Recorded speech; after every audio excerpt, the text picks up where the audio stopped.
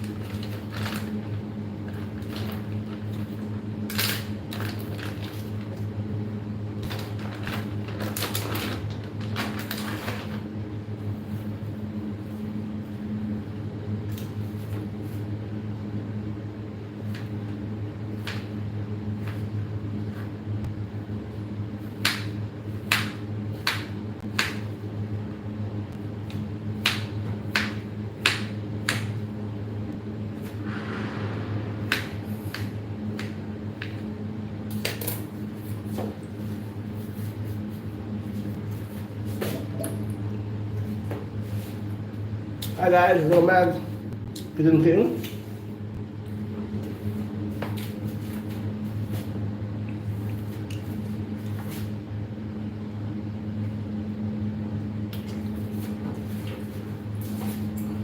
So to Yama Kari Semino, kino chicken malai si kebab.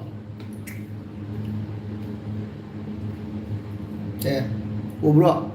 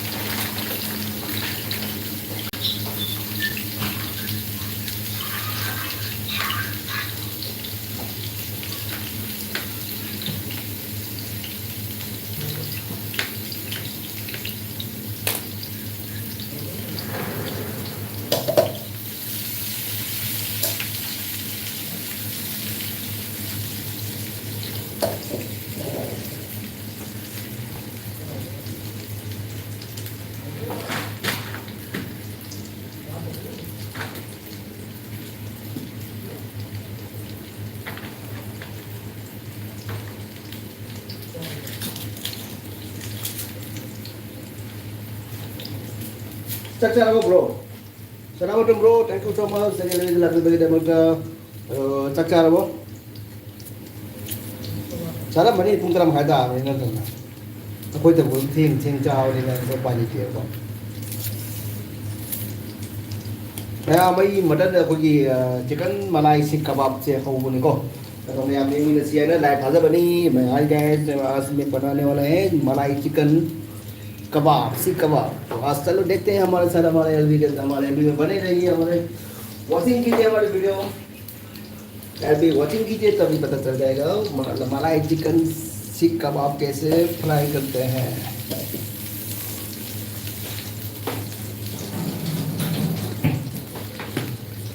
Fredo 2 Lighten daily export नहीं okay खगे bro खगे sister Fredo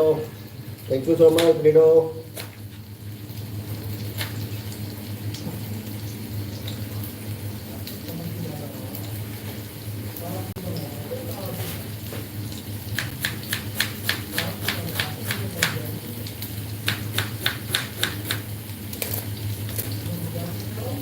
cây chả cái mặt này là thành phố số mà khi đó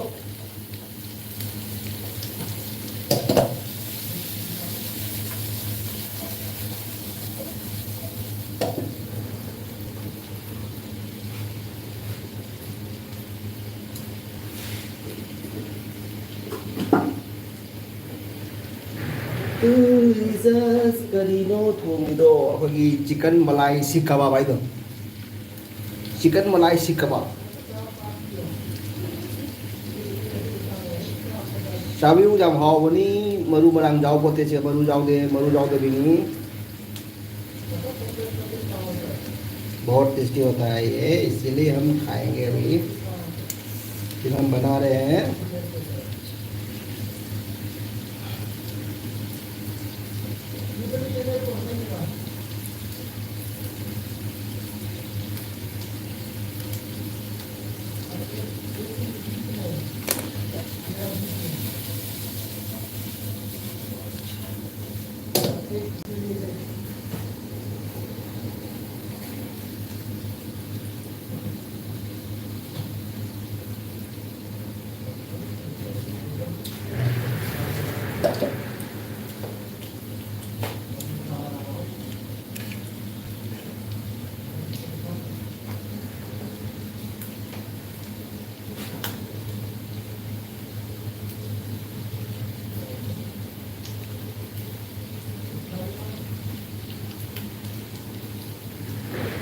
Ini thùng chạy ở chỗ kia này.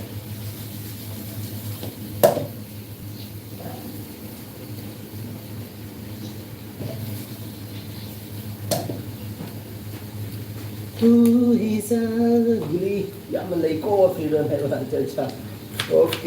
mình đi theo này. Asik saya nungguin dari pamu ini, saya nungguin dari bawa guli je cani buka lagi lagi nama ni kok. Kalau mobile hit oi na jangan modal tu automatic LV sebut kebetulan ni. Pamu mana? Atau घंटा button Thai अदो तुम 7K 6K की मैं तुम ला ले वो 6K का तुम ला लेंगे सही 1 घंटा तुम था होगा पामु बुरा नुंगा जो इन पुंगनी मुका थारा मदे कागम काजा करते नहीं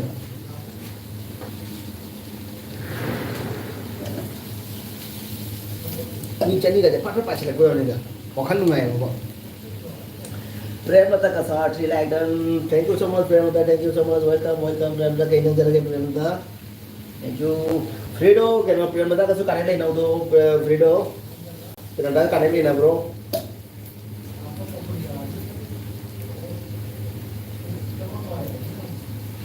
ये है मटन चिकन मलाई सीख कबाब एकदम सॉफ्ट है बच्चे के लिए बहुत अच्छा है बढ़िया है इसमें ना हड्डी होता है ना कुछ नहीं होता है एकदम बढ़िया बड़े के लिए भी ठीक है तू इजाजत में अगर थोड़ी सी मैं कर लूं जाने जा Sai. Kisah like dan freedom produk KFC C daily ni, okay daily ni ke export daily export okay kisah thank you so much like dan kisah thank you so much ELB de lagi bagi kisah thank you so much ngasai nung din ELB de mapamarang kamu cakare ko mobile hit ho ina dum automatic ELB mood khare ko mobile hit ho man ngi na ko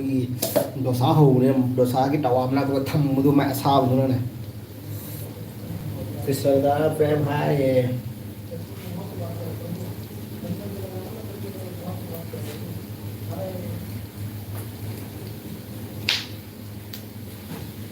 तू इजाजत में अगर थोड़ी सी मैं कर लूं जाने जा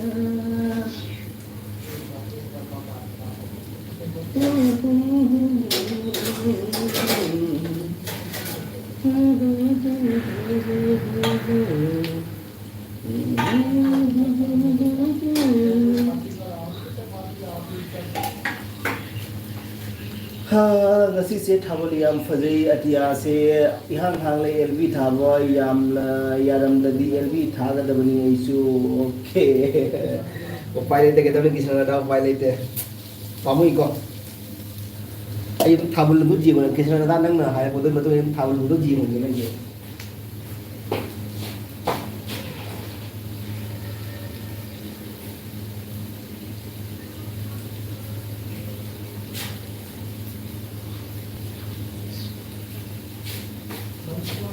कोई सिगड़ी थागा थोक दे लगा थागा वो दे ब्रो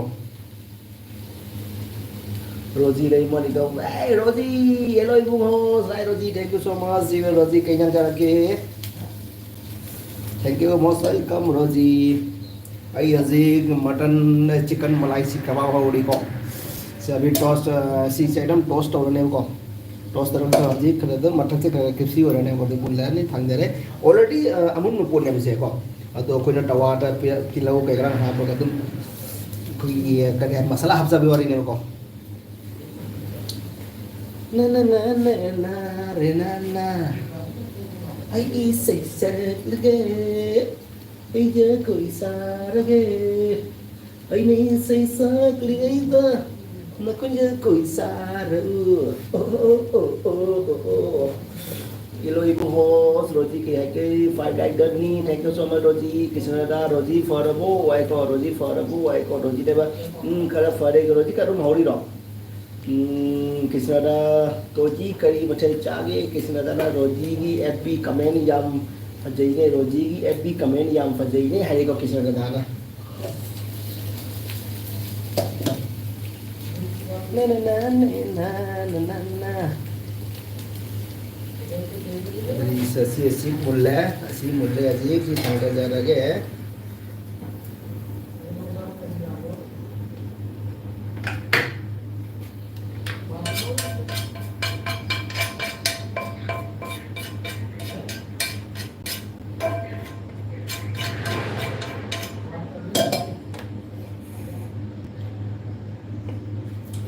इधर और जगह कृष्णा कोविड हो गया है को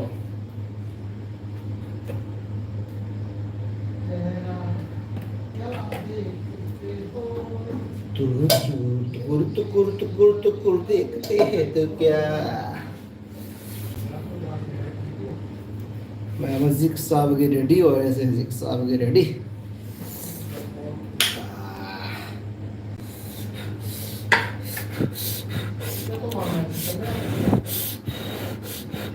saya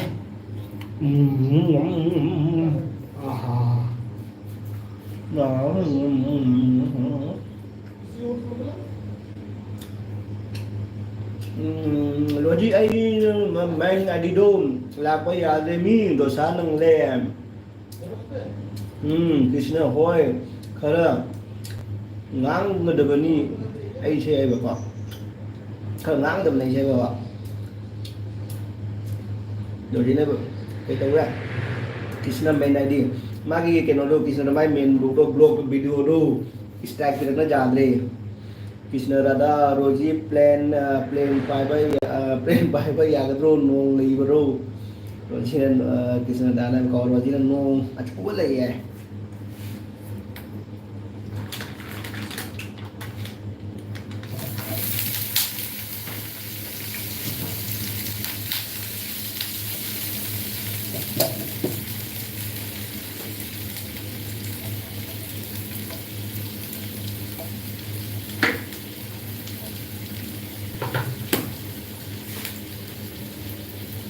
Ainda esse segredo ainda coisa com Sara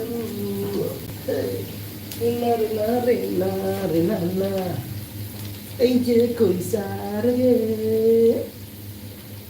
chúng có lấy rồi đi nấu sẽ lấy ngon đô sắc sắc chú thật là đi hăng là nè tia cái mà còn ở đâu hăng đấy đóคนละก็เลยไปใช้ลิ้มเลยนี่ก็คนละก็มหาสุนหอมนี่ก็คนละก็มหาสุนงูมันจุดก็ทาบลีมันตั้งมาตั้งยังไงปุ่นมุชีนั่นละตรงทางนั่นก็สุมังนั่นก็พัมมันก็ทามันก็เย็นก็จิกนั่นก็เลยปุ่นตั้งยังไงนี่เมรามันตั้งไม่ยำยังไงสักก็ทาบลีแต่พัมมันก็นุสารไม่ได้สุมังไม่ได้พัมมันก็ทาบลีเย็นก็เลยปุ่นตัวนี้มุชีด้ปักข้างหนึ่งนี่ยำตัวเลยด้อันที่ตั้งบุทาพอดีทาบลีมังงานมุชีมาใกล้ตอนที่ตั้งบุก็จะเกาเสลAda pakai mengenai tabel mengaji udah dimit lagi pirang cinta pasti kamu dia bang.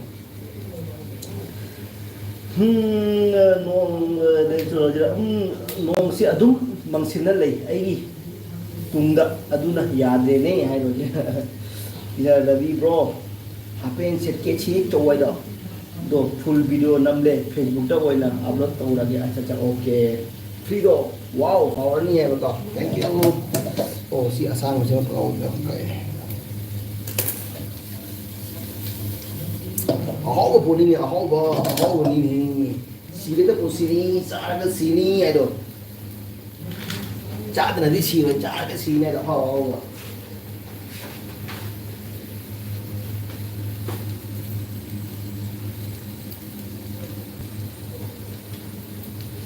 yummy thank you Fido thank you làm khai được phôi được đi chắc sao được luôn tập phôi bây giờ đi luôn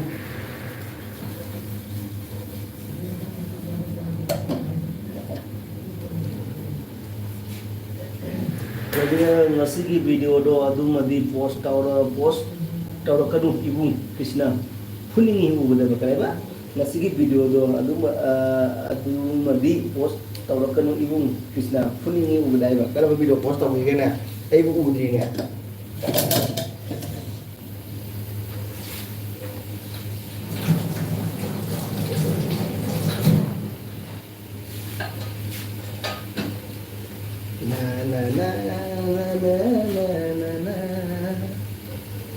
फ्रीडो everyone please support me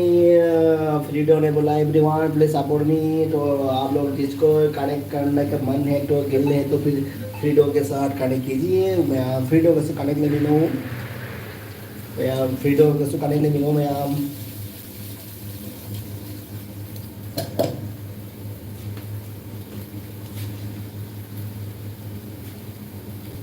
फ्रीडो से फ्रीडो कहीं S4 दूर करे अदुसु channel अनि सी S4 जो channel पाइली फ्रीडो जो पाइली अनि म पाइली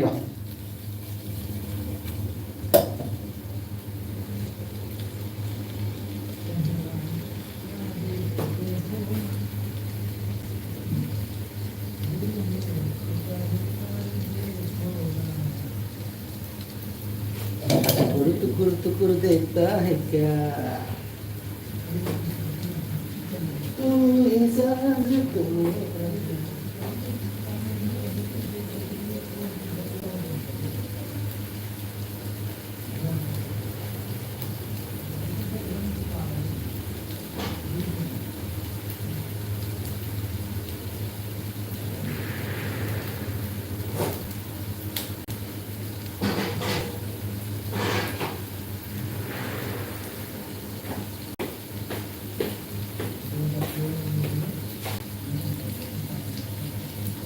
कृष्ण डाला होइलो जी होइलो जी आए के दाना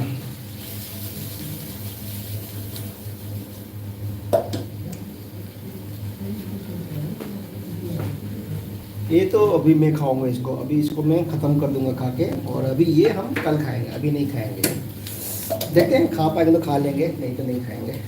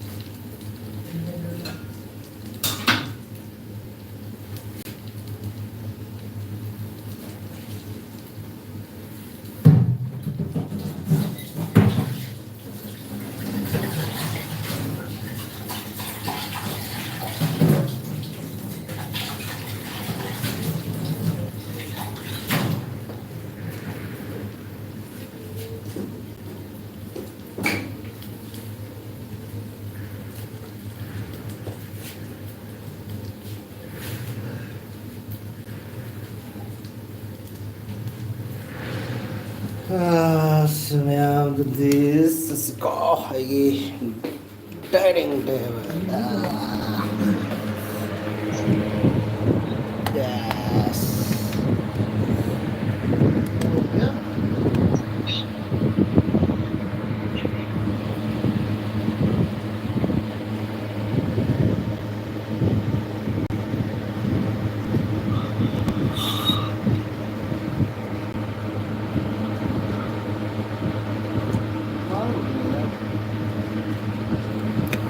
Ay, kami siya udre ni mobile mo jada re, adra kami siya udre, sine pan sina.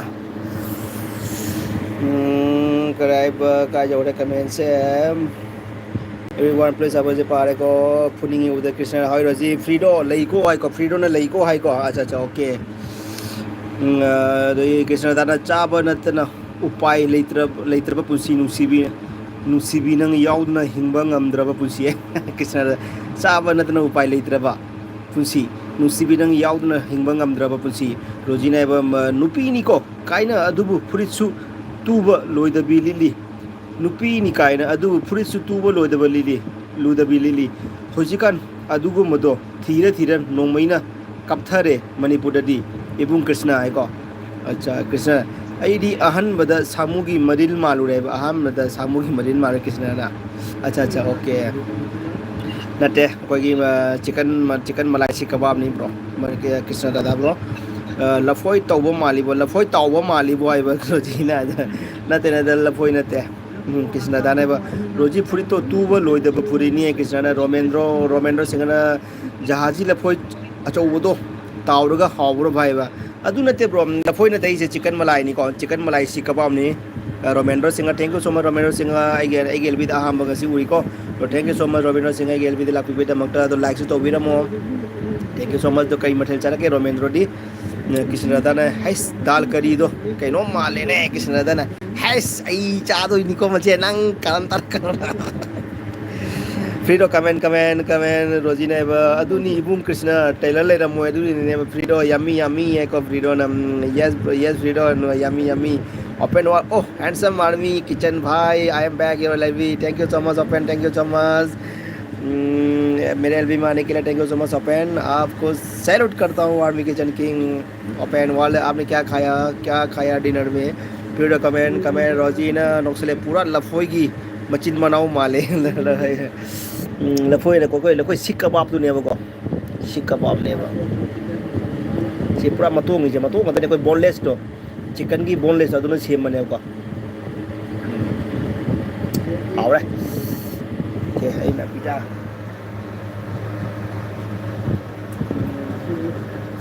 ओब्रो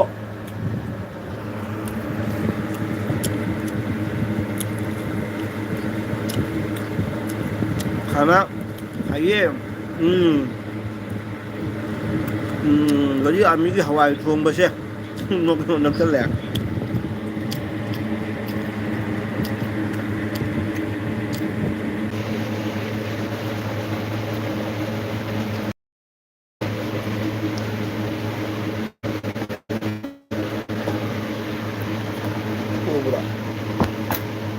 Sisi udah natra ꯑꯩꯒꯤ ꯁ꯭ꯇꯦꯟ ꯄꯥꯟꯗꯗꯤ ꯌꯥꯔꯔꯣꯏ ꯁ꯭ꯇꯦꯟ ꯄꯥꯟꯗꯗꯤ ꯌꯥꯔꯔꯣꯏꯀꯣ ꯁ꯭ꯇꯦꯟꯗ ꯄꯥꯟꯍꯟꯒꯦ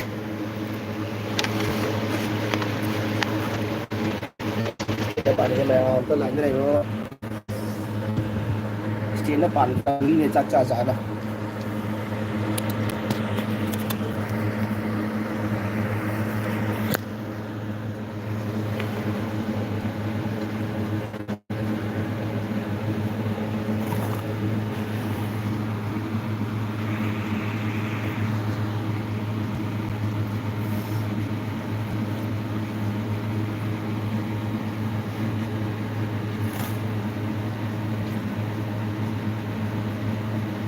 ꯎꯔꯕ ꯃꯌꯥꯝ रोजी नोक्सलैम अदगी कृष्ण रोजी नोकरे कृष्णना मचाद हवा रोजी आर्मी के हवाई थोंग बसे नोक्सले को रोमे नडो सिंगना भाई इरोन बचारे मसी दंगा अताव बो ओके ओके सिंगापुर का गिनो रोबेंडर सिंगापुर का गिनो कोई कसारो मिदि मालिको ऐसो कसार गिने इबुन कृष्ण खर माले रोजी कृष्ण नोक्सले रोजी अरगा अदगी रोजी ना मुक नोक्सले कृष्ण राधाना करेवा रोजी मान मने को आई चल जागे को bro I am coming thank you so much Victor coming thank you so much thank you Victor कई मटल चल के वेलकम रोजी ना इबुंग कृष्ण डायरेक्ट माले किना हवाई थोंगदो ममांग द थमनुने ममांग दा ममांग द थमदो हवाई थोंगमथिया अल्ले लौरा कैमरा तो ये हवाई से चानिंग दे हो के ले ये हुप का नंबर है मचू जी का लेडी फिल्म जी का बजन मानदार है मो ये हवाई ठोंगो तो ममांग तो मरे ngasi के चक चाप का पीरो को ngasi है को दा विक्टर है को तन ngरे दे हुप तो से हुप का सारे atang wari nungai le do no si ye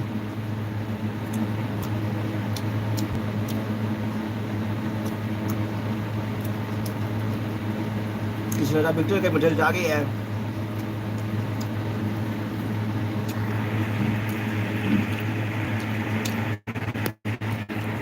रोजी के एमसी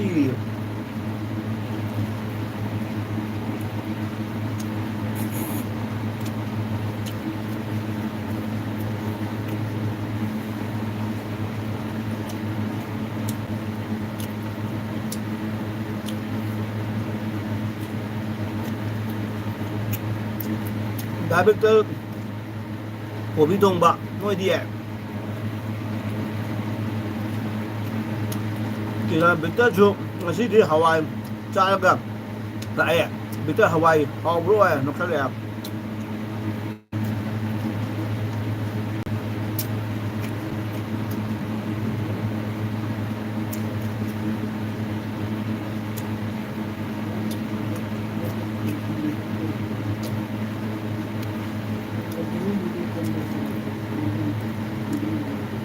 मोरोक से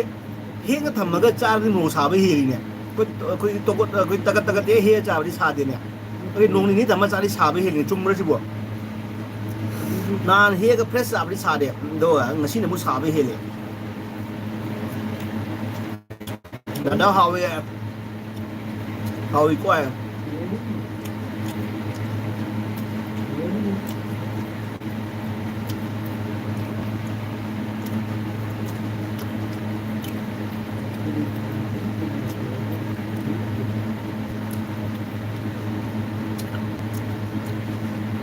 Chumbani ho sai ba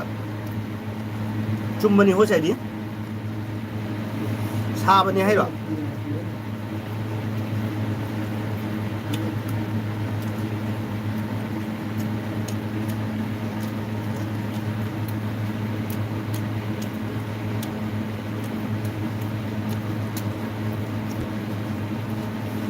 chăm mình hay rồi cái lấy giúp ở trên nào có đâu được bỏ tắc tiếc con nào hầu về bây giờ đây giúp ở trên nó có đâu được bỏ tắc tiếc con nó hầu này lẹ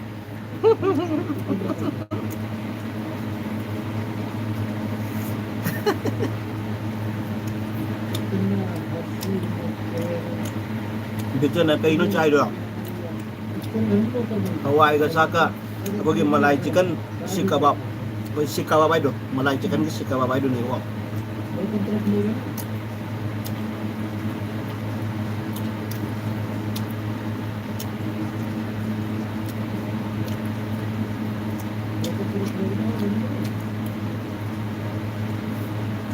Kasi hao ni ko packet de me packet jo ni ko to me kena chom cham di pi bani packet ta hao Tanto tiempo que tiene que venir.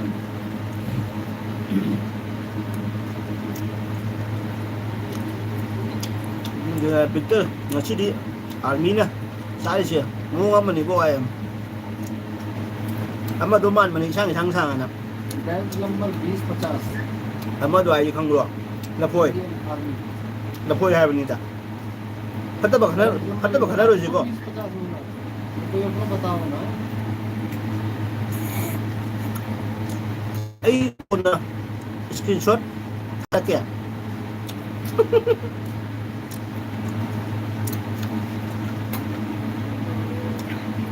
अरे पंछी मारे यहाँ उठाने से पहले मैं क्या करूँगा? एक दो महीना के साथ पहले फिर मर जाए।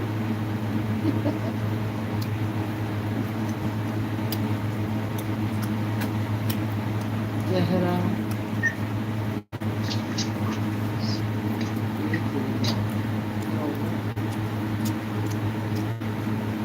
ada ko Victor na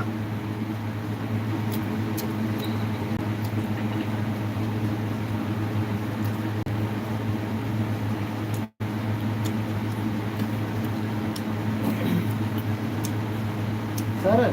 अपने कूलर में बताऊँ प्रॉब्लम क्या है? क्या प्रॉब्लम है? जो सेल होता है ना, सेल होता है, क्या बोलते हैं उसको? कैपेसिटर हाँ, हां इसमें दो का है ये, हां तो इसमें एक ही लगा, वो पुराना है,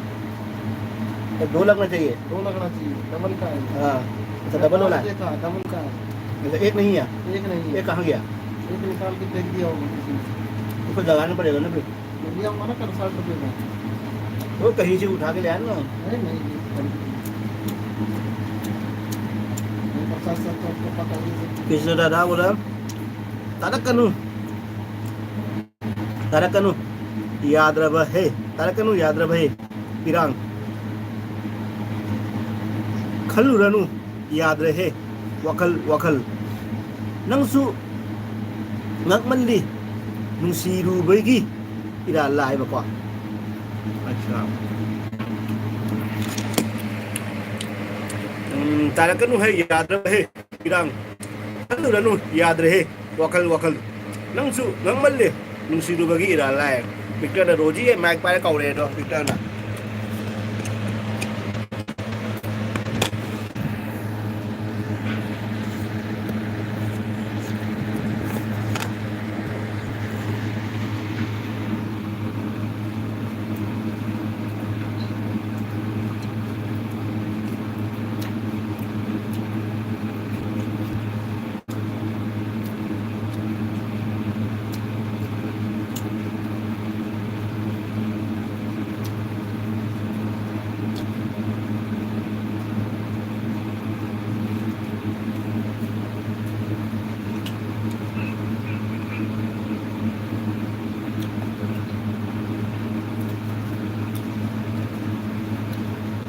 लाल पानी लीजिए,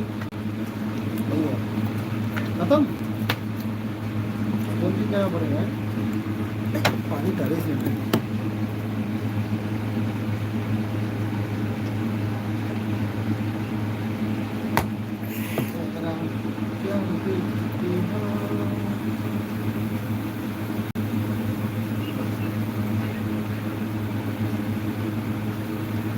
कितने महीने हो गए? हाँ रक्षा है आपका? मई में आए थे ना कौन आप? मई आप मेरे से पहले छुट्टी गए थे क्या? मैं 30 अप्रैल को गया था। सबसे पहले गया था हैं? मैं अप्रैल 8-9 को गया था फिर मैं 8-9 को आया 8 मई को आया। हाँ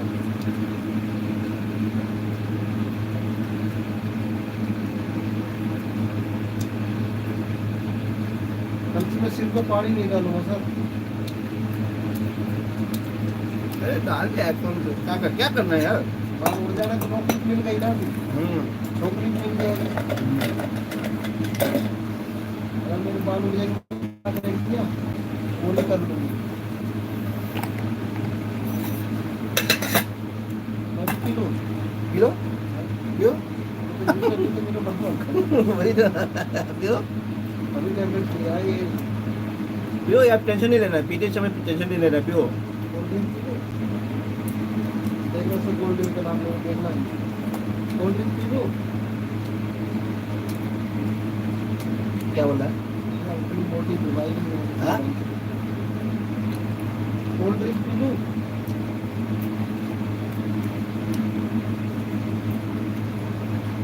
क्या नहा रहा है? अरे कान में बोला, कान में लगाओ मैंने। देखा अब लगाएगी पहले कान में। कोल्ड ड्रिंक पी लो। कमेंट इबा mấy lối nè, चला boy vào comment इबा mi lối nè, चला boy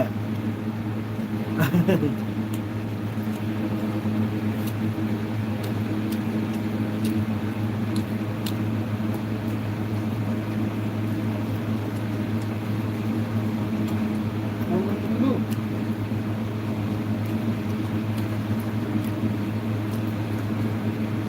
कोल्ड ड्रिंक पी लो। अरे यार सुनाई नहीं देता है क्या? अरे सुनाई देता है लेकिन आवाज कम है।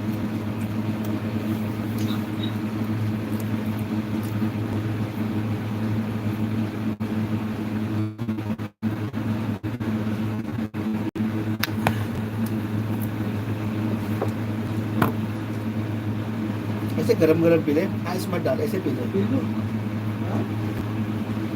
मुझे पूछ रहा इनको क्यों पूछ रहा? पी ले अपने। अरे तो मेरे को इतनी सी है। अरे तुम तो पी लेंगे। अरे गरम है, आइस आइस में डालूंगा ना। गरम पी ले, आइस मत डाल, ऐसे पी हाँ, ले। तो कितनी है नहीं सर? ठंडे से मतलब है, ठंडा से मतलब है, ठंडा से प्रॉब्लम है। काट दिया।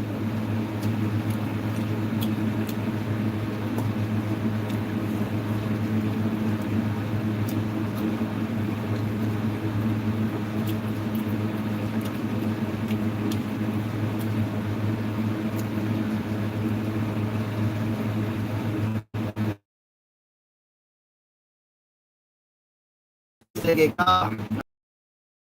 प्लीज बात कीजिए।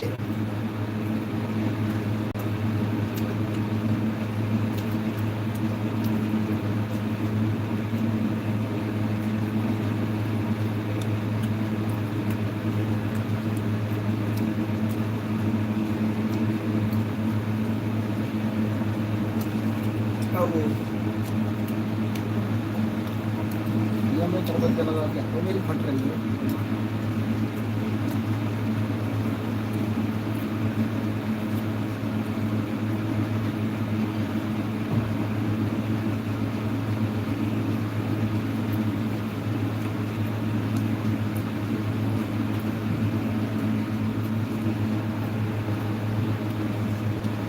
Only bro, real nami ebida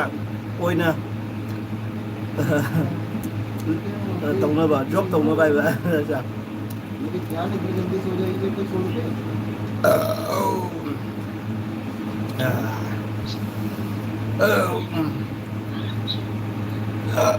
बेटा तू सोई नहीं ना। मेरी सिर की कसम है तो तू सो गई है। मैं देख भी पूरा रात जब बैठा रहा हूँ। पंखे के नीचे।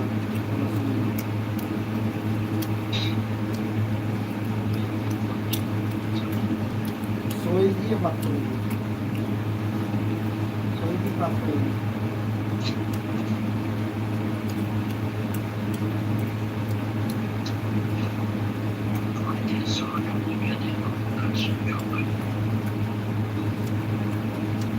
बात कर लीजिए, मैं इसको वेट कर रहा हूँ। वेट कर रहा हूँ, सोए नहीं तो बात कर लेना। लड़की छोड़ना।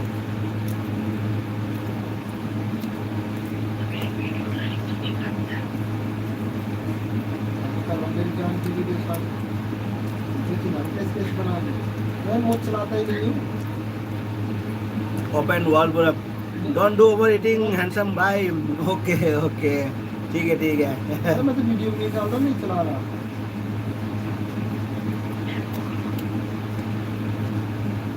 वो मैं तेरे को करूँ?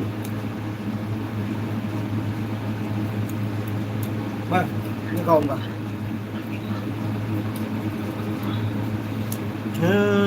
ngày 11:30 phao ấy duty khá là cầu kỳ kìa 11:30 đã lạc kìa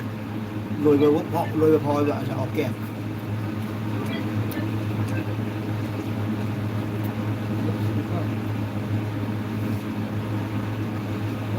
bắt cần gì đó.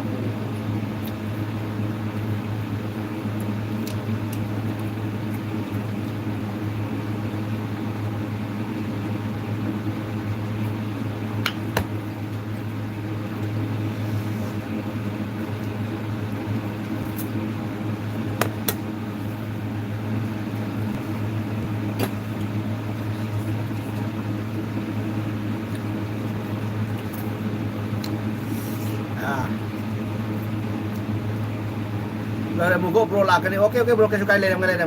làm ấy chúng thắt thôi ngay xong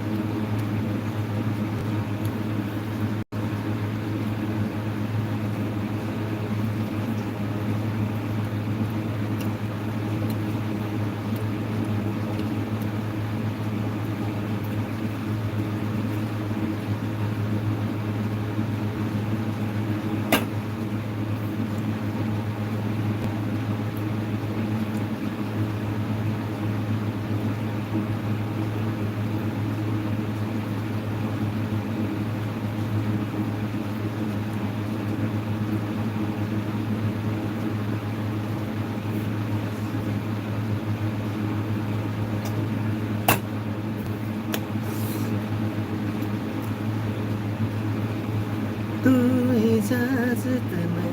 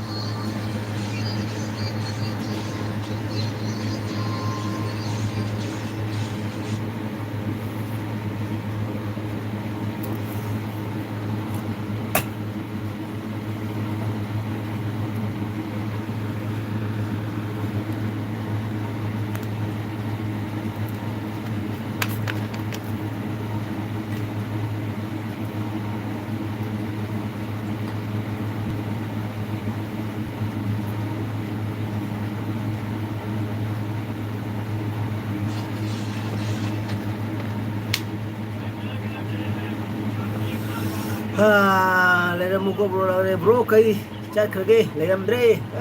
ꯑꯩ ꯆꯥꯛ ꯇꯣꯛꯄꯩ ꯀꯣꯟ ꯐꯦꯡꯉꯝꯕ Bala thank you so much Bala thank you so much ꯕꯂꯥꯒꯤ ꯑꯦꯜꯕꯤꯗ ꯂꯥꯛꯄꯤꯕꯒꯤꯗꯃꯛꯇ ꯑꯩꯅ ꯊꯥꯒꯠꯆꯔꯤ ꯃꯌꯥꯝ ꯄꯨꯝꯕ ꯂꯣꯏꯅ ꯀꯃꯦꯟ ꯇꯧꯅꯔꯝꯃꯦ ꯆꯠꯈꯔꯦ ꯂꯣꯏꯅ ꯆꯠꯅꯈꯔꯦ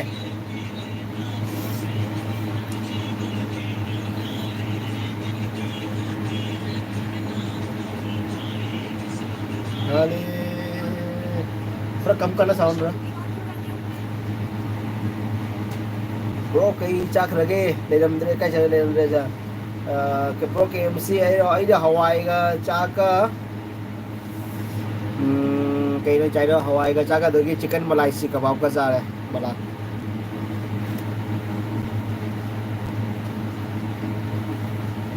तुझको ही दुल्हा बनाऊंगा तुझको ही दुल्हा बनाऊंगा कवारा मुझे रह जाएगी तू ही साज़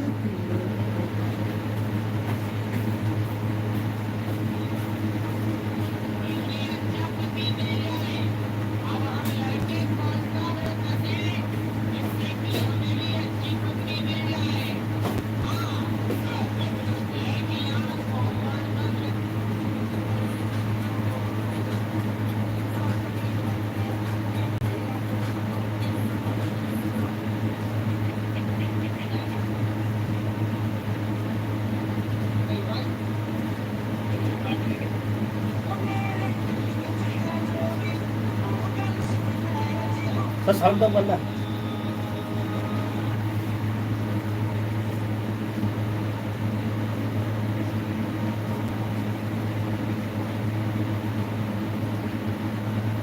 ओ ब्रोगी हौजिकता 74 काउबा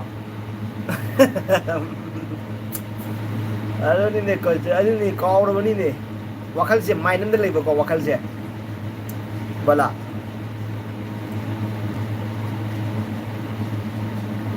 अरे ngasai nungthin ni ai achau keno LV view ma ngasi na tho khare aina kadai de gi mobile hit oi bro hit oi sandra LV thana thana ai wakhal se ja nungai de ngasi nungthin da ja nungai gi de ai LV se mathom da tat thi bra ni da mobile sagal laktana adu ngasi jam sounding mo wakhal se El Kasam bro saksar bro chare bro thank you so much bro Kasam bro thank you so much आई गेल भी तो लग भी बगे तो वही चक चार है रोटी चार बो कसम रोज चार बो Rajiv hello Rajiv bro hi hi Rajiv bro thank you so much welcome ये मोबाइल में से नेट से लोए रब खंडे यूट्यूब से लई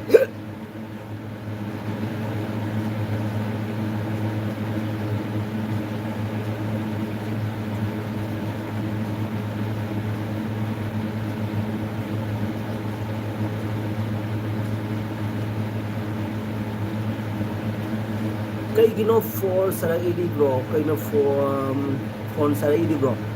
ए ngasai जो ai na koi chula mana rai na ngasai se ayuk ta nungthin da LV tha ba ko koi dosa ho na da tawa ma ho bu ne ba ko camera je tham ga adu ngasai ki camera ge tawa ge sa ba mobile na phang ba adu sa di mobile LV tha ba gi sagalak ba na ge tawa ge sa ba ne adu mana gi jason ni da pang sa ga ba sa ba hin ga ba adu gi matom da LV do mut khra ba एक घंटा मुड़े ना मतलब मुड़ खरे अदनो वखल लुंगाइत्रे असी से नतदि ngasi ai jamna ai gi ona WD phangjaga da ngasi se view su jam phangjaga da ne ba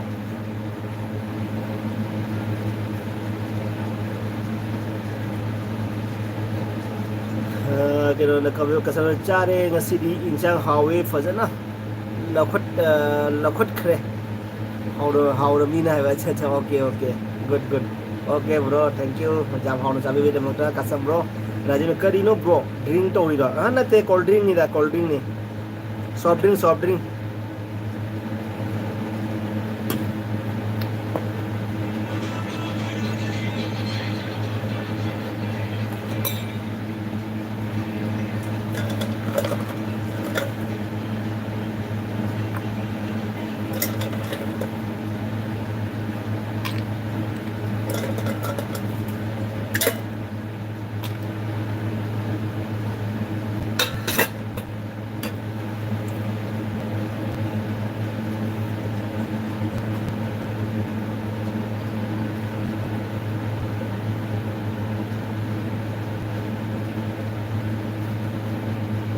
bro नुंगाइती bro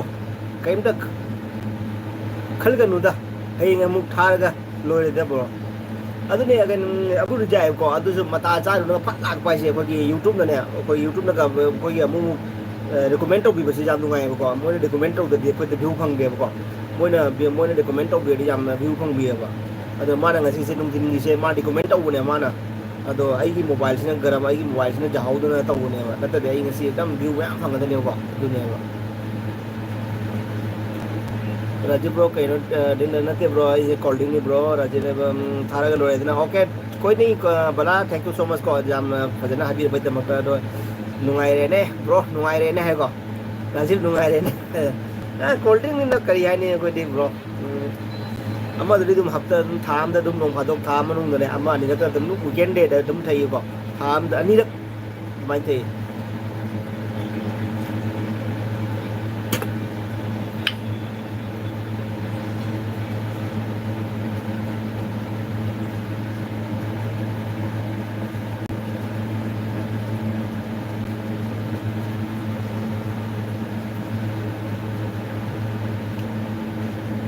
hello guys में hot drink नहीं है ये कोल्ड ड्रिंक है कोई बुरा नहीं मत मानना क्योंकि ये सॉफ्ट ड्रिंक है जो मेरे एलबी में जो देख रहे सभी लोग बुरा नहीं मानने का क्यों ये सॉफ्ट ड्रिंक है हॉट ड्रिंक नहीं है थैंक यू सो मच मैं हमारा भी बजा देखो आई किसे सॉफ्ट ड्रिंक नहीं को जूनते को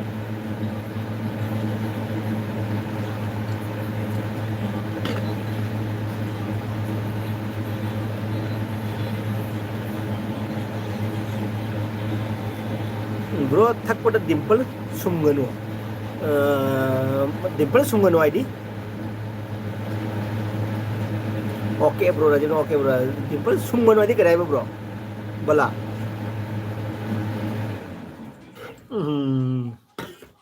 कारें जगह है ब्रो थक पड़ा डिम्पल सुमगनु खरी है ना सुमगनु जी बाप तादरे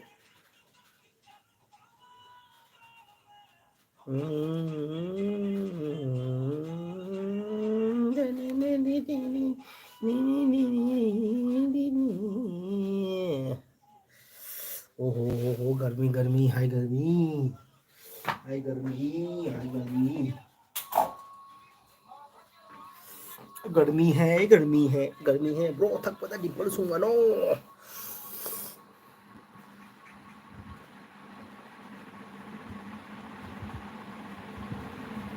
बराने थकपद नोफेट तौरगा डिम्पल दो याम कुत्ले हाइबनी ब्रो दा थकपद नोफेट तौरगा डिम्पल दो यामना कुल्ली अच्छा थकपद नोफेट तौरगा डिम्पल दो याम कुल्ली हाइबनी अच्छा अच्छा ओके आई समाय थकपा अच्छा समाय ना अच्छा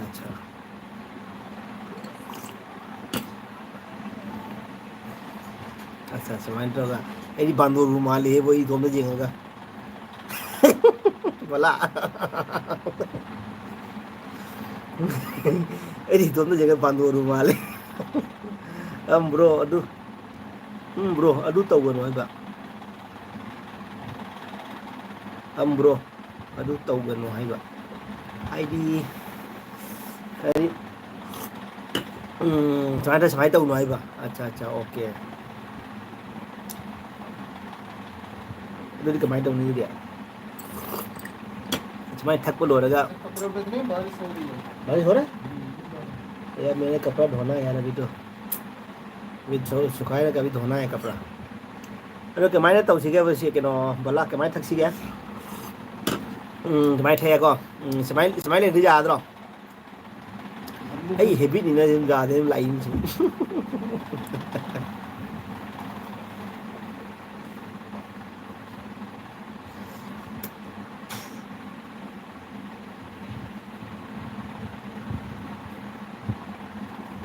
tâm ya đây à sao ok itu dia Zik samai tha ni ada lagi Sino ni apa samai tàu rồi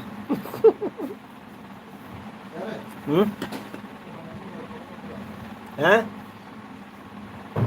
वो बाकी मेरे अंदर कर दे यार अभी कपड़ा धुलाई करना है, अभी एलबी अभी खत्म होने के बाद कपड़ा धुलाई करूंगा। ये बंदे बेचारे का ये बेचारा काम करता है पूरा दिन। कहाँ रख दिया? इधर रख। मेरे बिस्तर में, मेरे बिस्तर में नहीं नीचे वो साबुन लगा के धोता है या ऐसे ही धो के चले ऐसे जाते हैं? होता है, इसलिए लग रखा है नीचे। हाँ।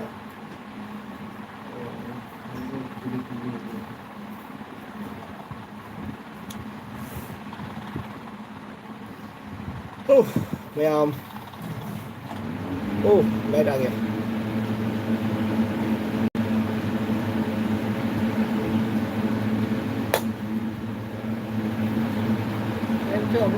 बिजनेस बना करेंगे क्या वाला हरियाणा वालों को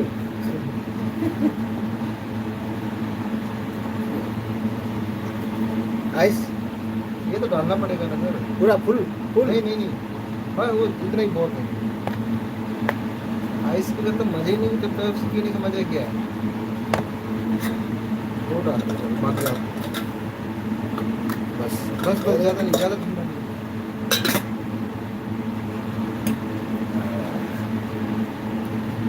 यारे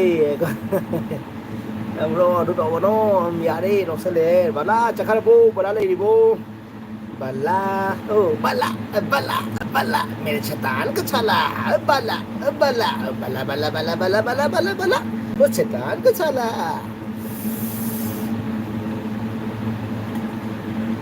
oh bala oh bala oh bala bala bala bala bala bala शैतान का छाला oh bala oh bala थोड़ा ठंडा करता थोड़ी देर रख के। अरे नहीं सर गर्म नहीं। तू इजाजत में अगर थोड़ी सी मैं कर लूं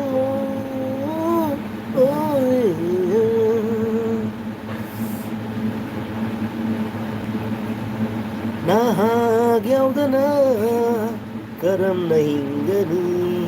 हिंगनी करम नाय तो मितंता सांglaba punsigi mamlaba lambisida सांglaba punsigi mamlaba lambisida वो करम खुदाया है खुदाया है परदेसी परदेसी जाना नहीं मुझे छोड़ के परदेसी मेरी यारा। कोल्ड ड्रिंक पी रहे हो? Yes bro Rohit Kumar, yes cold drink P रहे हम। परदेसी मेरी यारा वादा निभाना मुझे याद रखना कहीं भूले न जाना। परदेसी परदेसी जाना नहीं हमें छोड़ के मुझे छोड़ के भूले न जाना। ओ भूले न जाना। मैंने तुमको चाहा तुमसे प्यार किया ओ प्यार किया। मैंने सब कुछ छोड़ दिया है मैंने छोड़ दिया। दिल दीवाना दिल सजना दिल माने ना हे पगलाए समझाने से समझे ना। दिल दीवाना दिल सजना दिल माने ना है पगलाए समझाने से समझे ना। ओ धक धक करने लगा मैया चोर के। कोल्ड ड्रिंक पियो कोल्ड ड्रिंक। मैंने तुमको दिल दिया है ये भी न भूसा कौन हो तुम ये फैसला जो दिल ने किया है ये फैसला जो दिल ने किया है ये भी न भूसा कौन हो तुम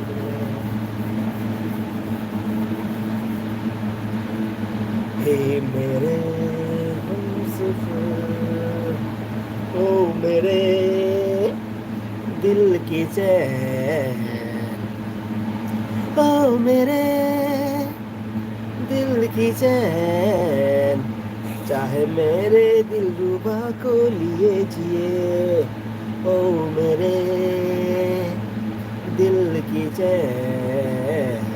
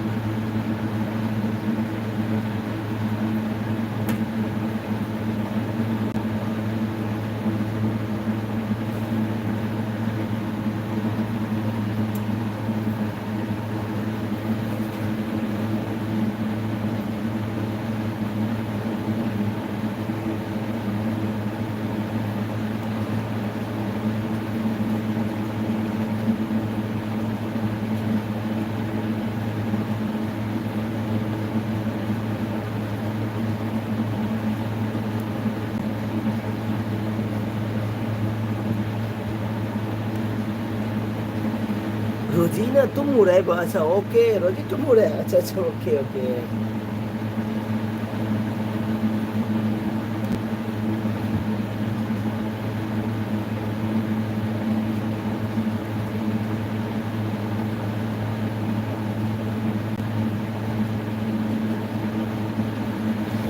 थैंक यू रोजी हमको बुला के बेटा मुझे thank you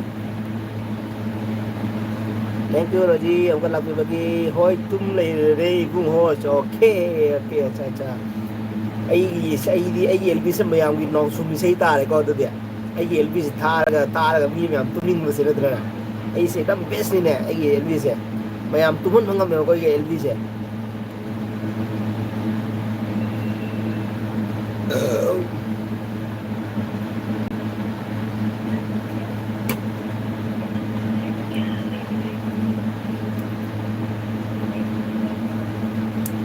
lấy răng nên lấy khúc tay kiếm đi ngay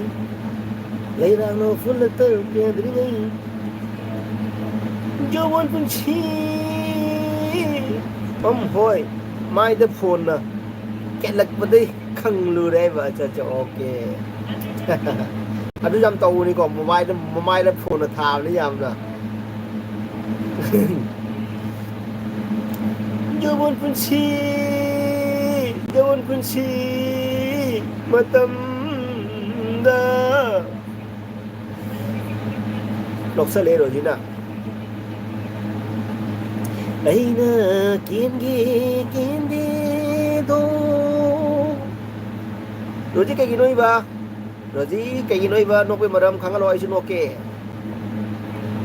đây na kiên đi do malang bana humbagi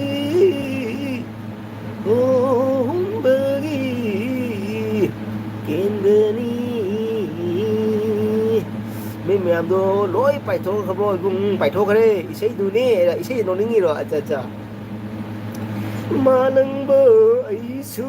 cây đâu thế malang bơ malang bana humbagi kendani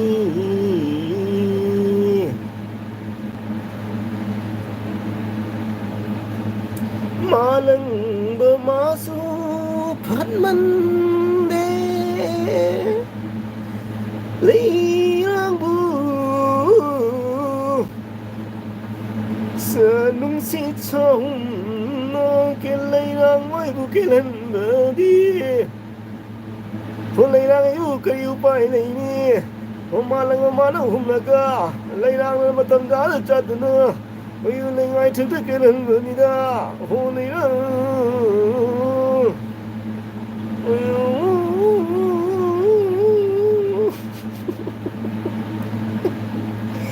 Rồi gì Rồi gì follow rồi hết rồi chứ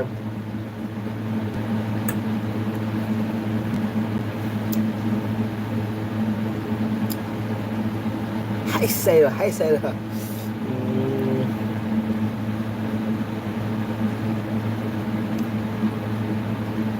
Hồ Chí Nghi chân nung xì bi Hồ nung thìn nói nằm mà đất ta nung băng sừng từ đây đầm mà đô Hồ không ai đi u bơ đơ bơ lấy tê đô mà nung cái đó mano lunglu cái đó manon lungilu अच्छा mano lungilu hello brother hi mano lungilu thank you so much मेरे LB मैंने के thank you so much Roji Noxale nè ấy khung như thế rồi ngoài bro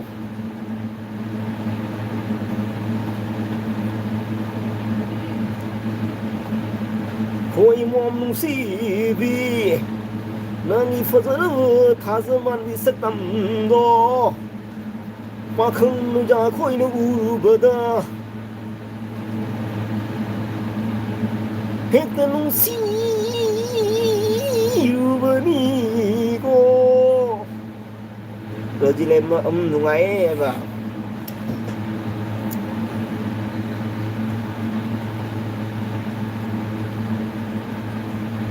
Imom nang isak tam du di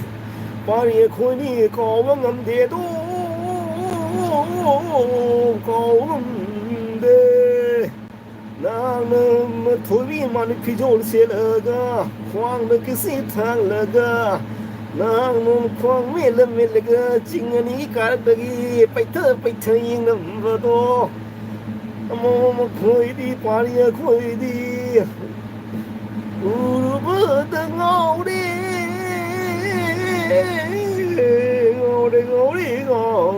bà đi ngô đi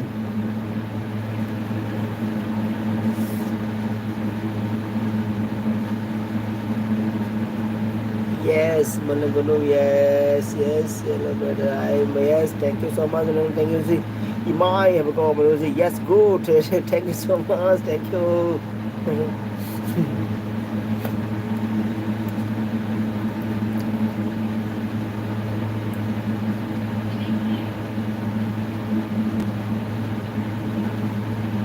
Hôn nung si vi nang isakam do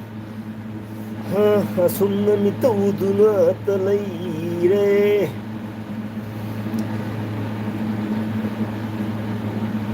Nung si hai raga Kari gay buko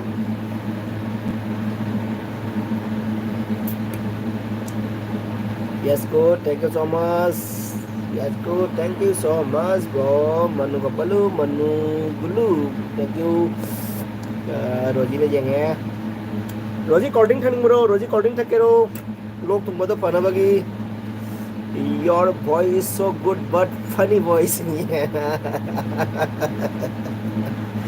Thank you Mongol thank you Malang vai su cây tâu ni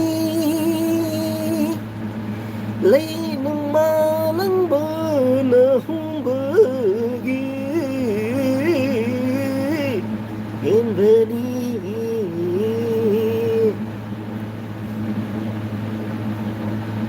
Lấy ra nó lấy khúc ti kiên đi ngay Lấy ra nó phun lực tư kiên đi ngay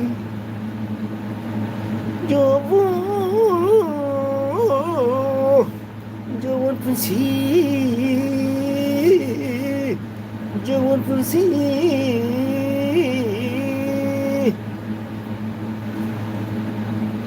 Where are you from brother? I am from Assam bro Assam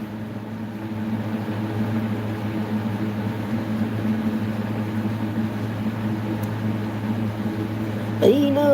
kendi do malang bana humbagi kendani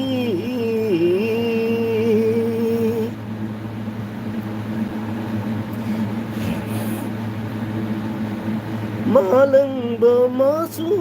phatmande Deepak Laikuram Assam कदाई द असम कसार bro कोई कसार गिनी असम मध्ये को हजाई दन ते को असा कोई असम कोई स्टेट असम अदुगा अबगी युम लेफम ना कसार thank you so much Deepak Laikuram गे एलबी लागबे बेटा मोटा हानि गारे थागे चरी तो मयाम आइगी एलबीसी तो जावी रो मयापुर बु हानि गारे तना आर्मी की संग किंग थागे चरी को सीब तारे ओ आइ को रोजीना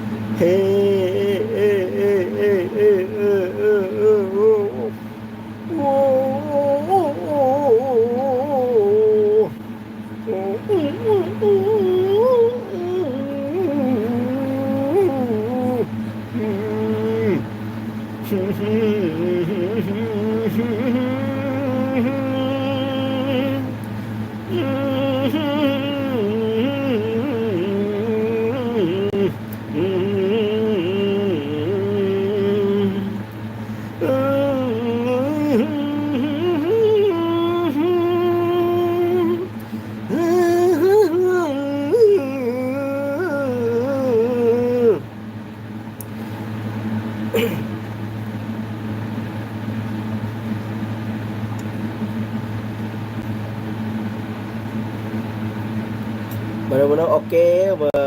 mono lungguliu oke bro oke Rozi Ismail Hindi oke Hindi oke परदेसी मैं परदेसी थोड़ा मेरा फेवरेट सॉन्ग है परदेसी परदेसी जाना नहीं मुझे छोड़ के परदेसी मेरी यारा वादा निभाना परदेसी मेरी यारा वादा निभाना मुझे याद रखना कहीं भूले न जाना परदेसी परदेसी जाना नहीं मुझे छोड़ के भूले न जाना ओ भूले न जाना ओ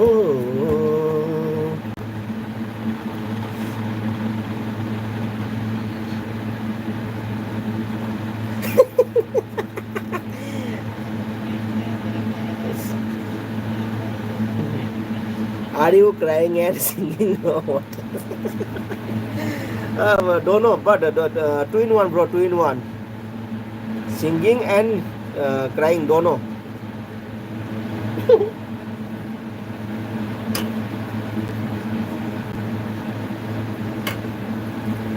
हर पल लम्हा तुमको कैसे प्यार किया तो प्यार किया मैंने तुमको सोच रहा है तुमसे छोड़ किया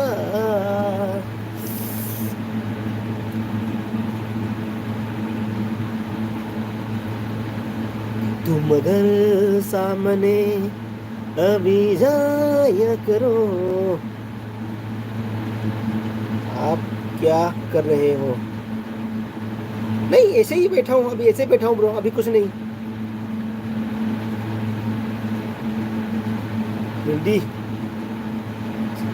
हिंदी अच्छा गाना मतलब हिंदी अच्छा गाना मतलब अच्छा से गाया या नहीं गाया ब्रो हिंदी अच्छा गाना मतलब हिंदी अच्छा गाना गाना ये बोल रहे हो क्या गुड बॉय अच्छा thank you bro thank you मोनन लुंगुइलू thank you so much bro आप किधर से हो आप कहाँ से हो वेयर यू फ्रॉम ब्रो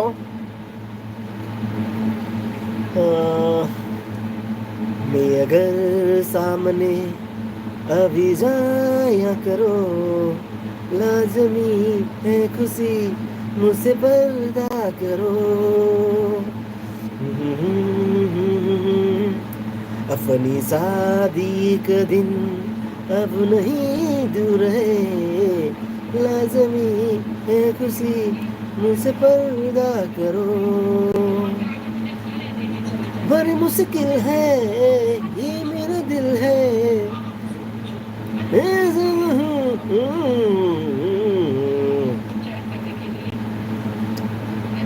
मैं दुनिया से चला जाऊं कभी ना छोड़ के आऊं मैं दुनिया से चला जाऊं कभी मैं दुनिया से चला जाऊं कभी ना लौट के आऊं डरोगी क्या अकेले तुम बताओ दिलरुबा मैं दुनिया से चला जाऊं कभी ना लौट के आऊं डरोगी क्या अकेले तुम बताओ दिलरुबा okay okay sir okay okay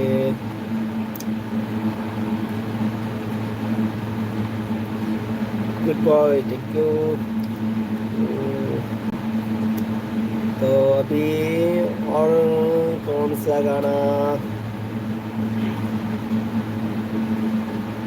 आपकी प्यार में हमसे मरने लगे आपकी प्यार में हमसे मरने लगे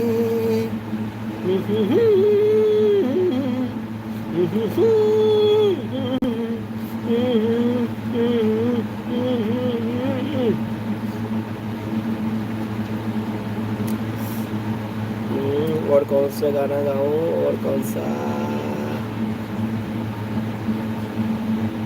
मनगुलो I am not boy and girl I am not boy and girl sir ये क्या है? ये सुअर है स्वर क्या? पोर पिक पिक पर मनगुलो I am not boy and girl अब बॉय भी नहीं है गर्ल भी नहीं है तो फिर कौन सा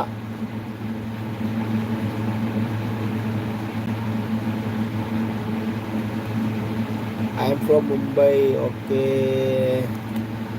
अच्छा ओके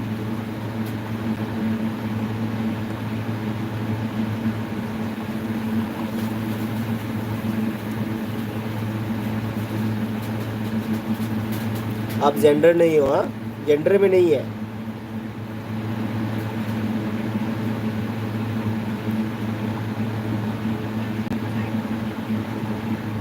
ओहो लाइट गॉन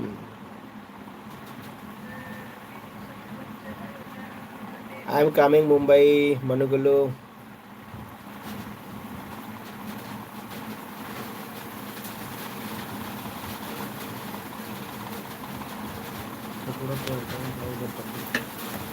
तो कितना करेगा आगे क्या पानी आ रहा है क्या अभी आ ही रहा है ये बात नहीं।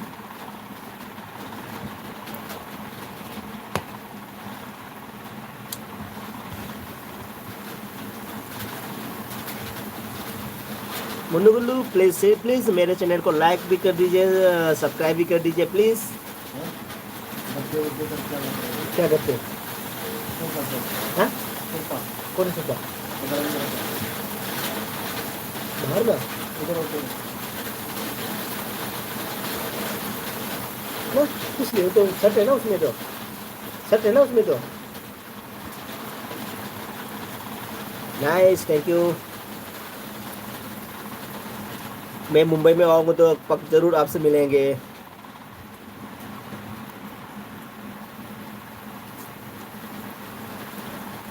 किसी ने कहा रोजी कोई हीरो लाए हीरो हीरो कोई कसान गोकुल लाए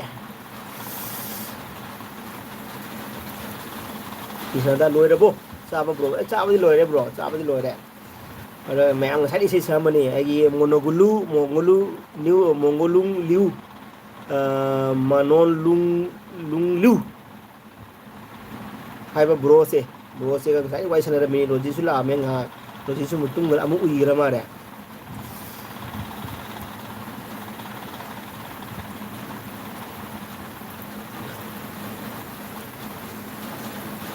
yes Monogolu bro yes okay thank you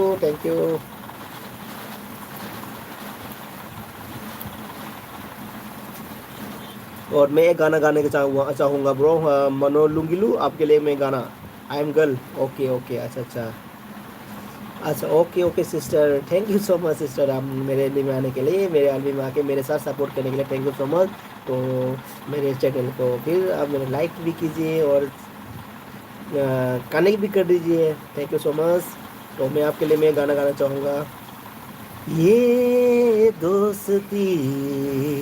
हम नहीं तोड़ेंगे, ये दोस्ती हम नहीं तोड़ेंगे, तेरा साथ ना छोड़ेंगे, जान भी खेलेंगे हो, तेरे लिए ले लेंगे, तेरे ले ले ले, ये दोस्ती हम नहीं तोड़ेंगे। Yes I love this song, thank you so much मनोगुलू, thank you so much. Krishna बाधा, वाह वाह, कृष्ण राधा, वाह वाह, थैंक यू कृष्ण राधा, बला, वाह ब्रो, वाह वाह bro, Bala, thank you so much Bala, and Krishna Radha and मोनोगिलू sis, thank you so much. आप सभी ने मेरे गाने को तारीफ किया है, आप सभी ने अच्छा अच्छा कमेंट किया है, तो फिर मेरा दिल खुश हो गया, थैंक यू सो मच। आ गया कूलर बंद करता हूँ। हाँ, कूलर बंद कर देता हूँ। कहाँ से कर रहे हो?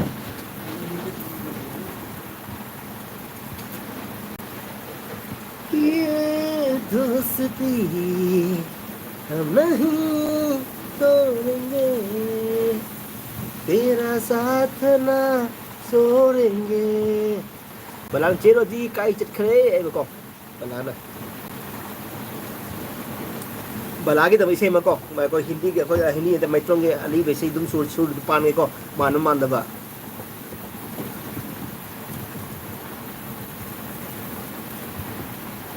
Aina kende do ma mang ba na hum ba gi. Tadi क्या वो हटाते हैं ना क्या गीत गाएंगे कैसे भेजेगा यार, किसने भेजेगा, किसी कैसे भेजेगा?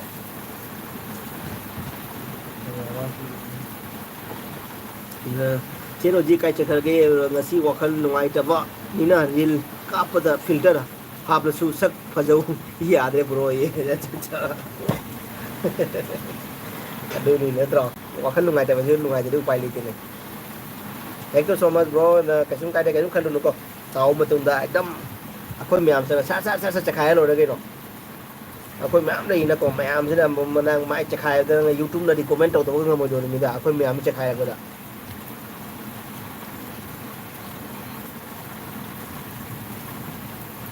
Pem Natanu Chakairакani, Adobe Rogin Chakairакani, Adobe Mam in a day to friend cannot kid Yamu Chakairакani, Mam Chakaira, Mam in a game at the Don Bro, Adobe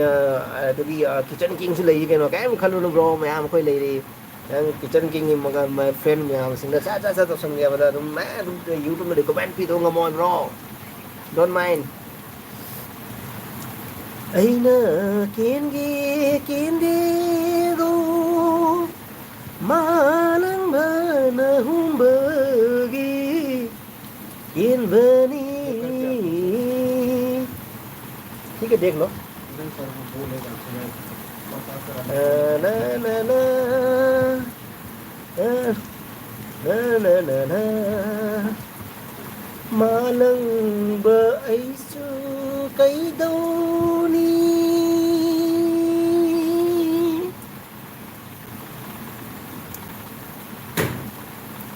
Malang ba ai su kai đâu ni malaya na humbagi oh my नहीं रे no सुर दो याद देखो bro नहीं रे नंग सुर दो याद देखो याव दे याव सुर नंग सुर दो याद देखो है बा अरे सक में तो है तो भी नहीं सक में है मुझे कहीं फजर दिनो ब्रो वाला अरे मैं नोनिंग में तापंग से को नोक से को फिर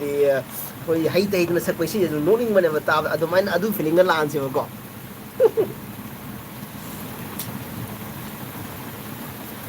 bala KMC Kisnadana bala KMC आएगा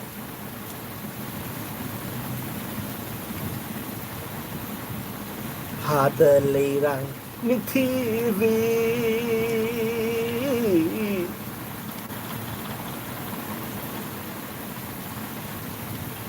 malang baisu kaidoni malang nami nungsit nami ba haba kana malang baisu kaidoni hap ibung Krishna ay iron bacai kamo Krishna ay balana le he hap ibung Krishna ay bako hap ibung Krishna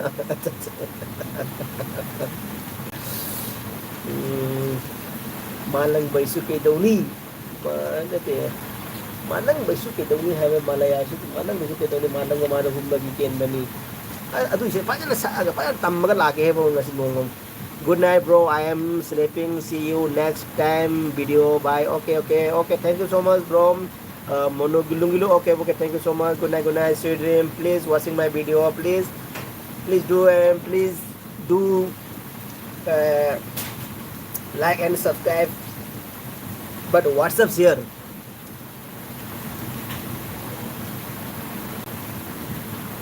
na na na na na na गया नहीं गया गया नहीं गया गया था क्या हो गया धक्या धक्या आ गया इधर क्या या इधर क्यों बोल गया उधर का दिख गया उधर वो भीगा कि नहीं भीगा ऊपर से करा के बोलता ना सोच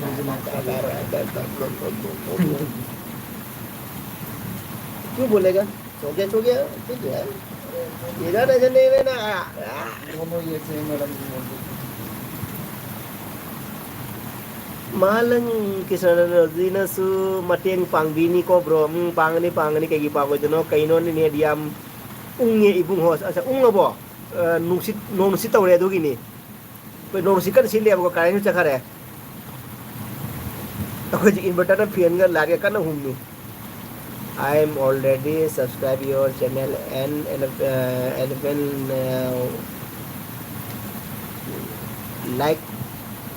but and like I said okay I am already subscribe your channel and like he okay bro please comment कीजिए आप मेरे चैनल में कमेंट कीजिए ना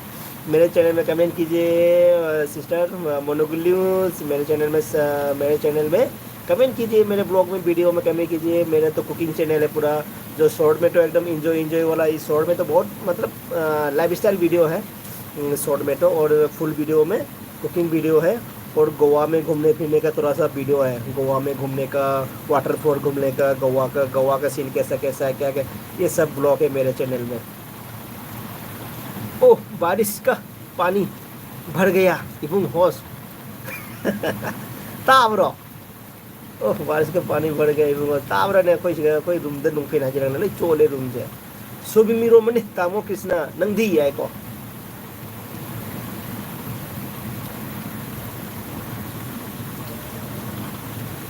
aduh kumbakan ada tumdri bo pepa ngangi do balana bro aduh kumbakan ada tumdri bo pepa ngangi do matum de tum balu ra bani hawala ni magi phamung do ko kiki manak ne ko kular thamu do kular gi kiki hangu do adu gi nu phenya hai mai phamung cho le ko adu ga ai manak long cheng lei ba tai bu ngai ko pala so bu ma yam pa me ai dia ko oh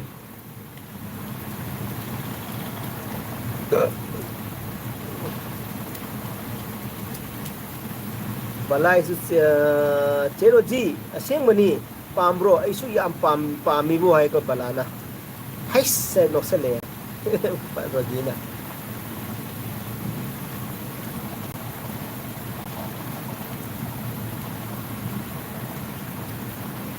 malang bayra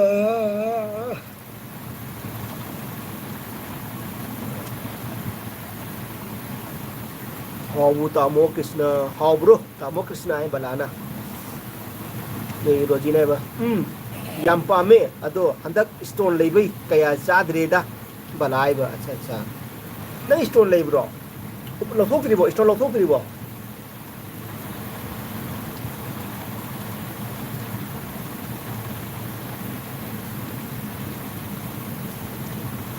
Hayma tumningabo ibung hos sa tumningri da dumai gidam heavy ni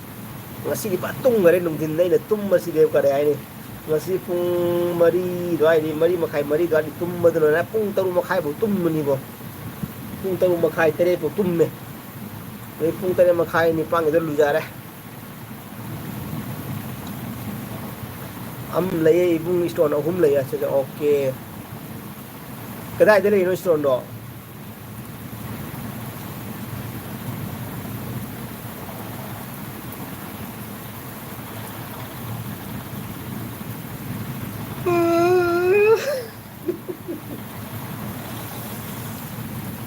Kisana bro one day loidri 89 days wali ngai bda wa do ade ne kari ai dilo bro to kaim kanu na bro kaim kana du khajilu no du khalla de mena kira nu ngai ba khalu do kaim khalu akoi tha mari manga chuti hande ba jaw ide ko kaim khalu de kini dai bung acha ja okay cái lô thuốc thì nó chỉ bỏ lô thuốc ra rồi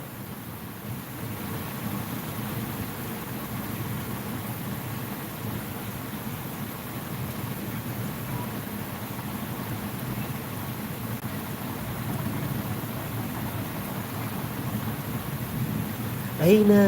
kindi bu malang bana humbagi Indonesia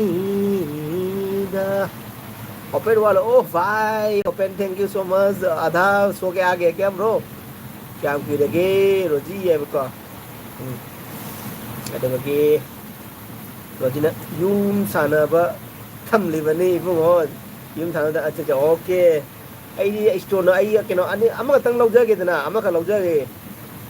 ai maya hu ba si hap ke jamang se hu ri se khara maya lalle mara si hap ke yum sana ma tham le nei bu ho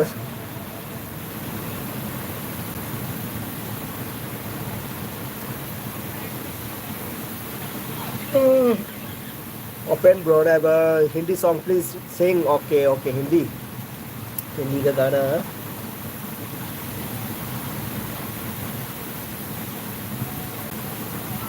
तू मेरे दिल में रहती हो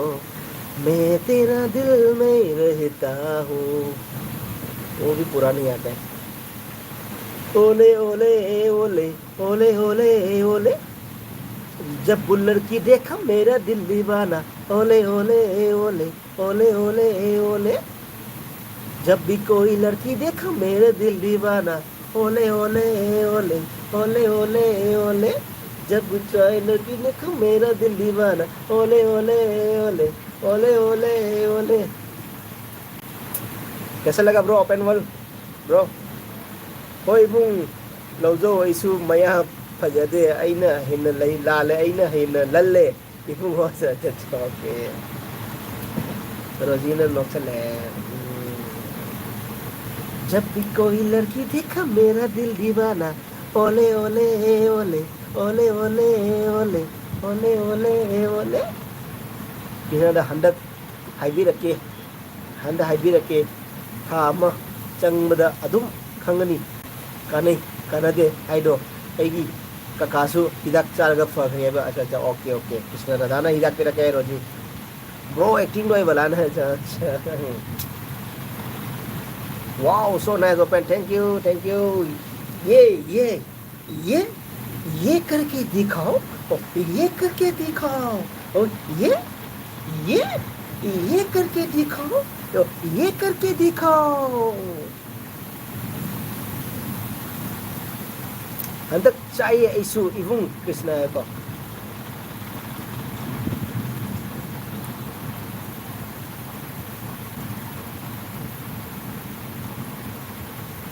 open वाला ढक्का करने तो रोई बुंग नहीं बरोजी ने वैसा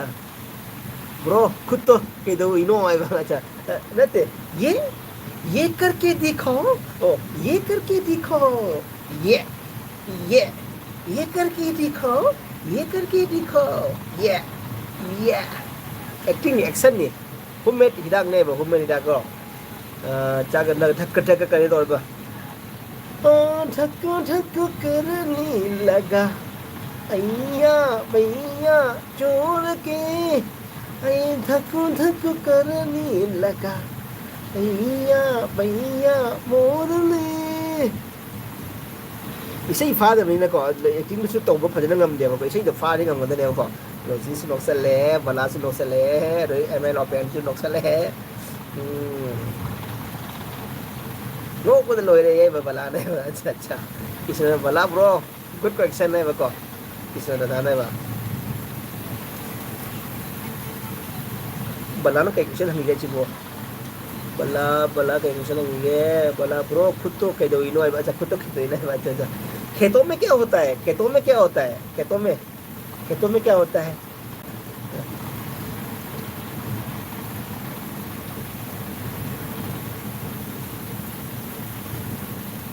स्मोक बदल लो रे अच्छा अच्छा okay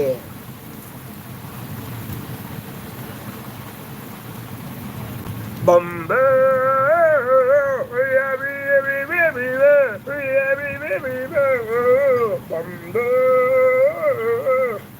Shakira Shakira oh Shakira Shakira Shakira mami oh Shakira oh Shakira Shakira दिल वाले फटा लगा कहाँ गया बला गुड क्वेश्चन आई शू नो को लगे रोजी ने को Romendra Singh Roy Romendra Singh thank you so much दिलवा फटने लगा धक धक करने लगा रोजी नोकले को रोजी ने नोक्सले कृष्णराधना ओह बला ब्रो आई नोक्सले को अदुगी बला ने हाइस ब्रो कई नो दुना है कोई सकीरा की से मफांग नुंग सकीरा ना ओले ओले ओले ओले ओले ओले ओले ओले ओ बम्बो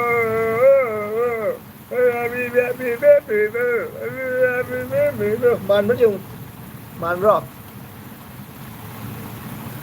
भला से रुने ब्रो नते को तामो कृष्ण है बा रोजी नोक्सले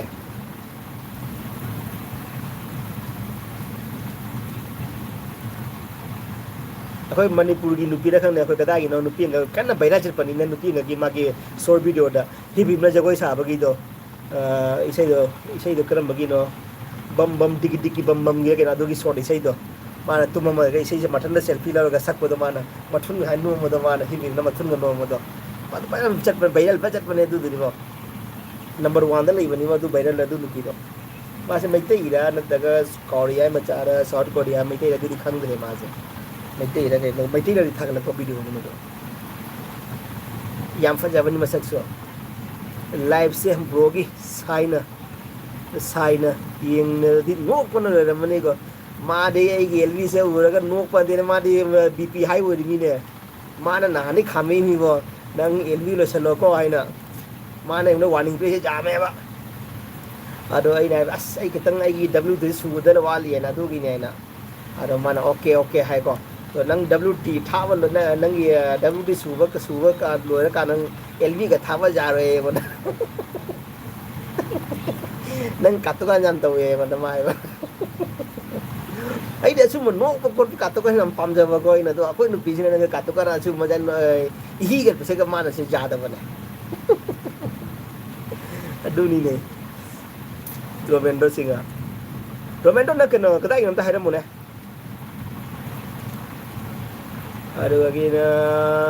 इमाई फिल्म मधु हाइदसु याइदा हो साइदा अच्छा अच्छा नोक्सले अबे खेती मयूं पुंग बारो तारे ब्रो आइबको अरे पलाने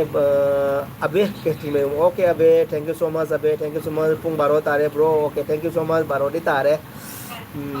अबे तो चैनल पाए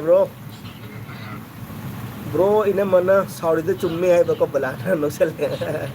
oh yam lam hinbra ibung hos nangbo ba oh yam lam hinbra ba ibung hos ai yam lam mele ai di ba lam mele ko mine di ai di ko nupi se lo de khara gyan tarak ba hai tare da ai haji ka pakhang oi ram de ba ai mai ma kada da ka mai kai wo de time khang bo te ko krishna da bro su warning star ba ba aduni warning star mi nei ai na cái nó coi malik की warning चाबा को नंग LV की YouTube की चाबा ai ना कोई gym की मालिक की चाबा रोमेंद्र से आई सिंगो में तुमने काई की रोमेन अच्छा रोमेंद्र नंग में तुमने काई की रोमेंद्र रो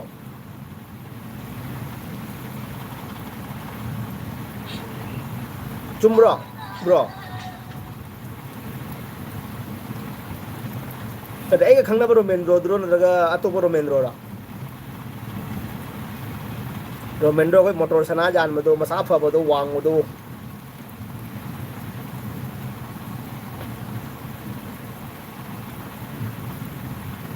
अबे खेतरी में पाई दी अच्छा अबे टेक अच्छा ओके ओके तुम सपोर्ट के तुम लाख सुबह को अबे खेतरी में थैंक यू सो मच अबे असुम सपोर्ट तो भी जाम नुगाए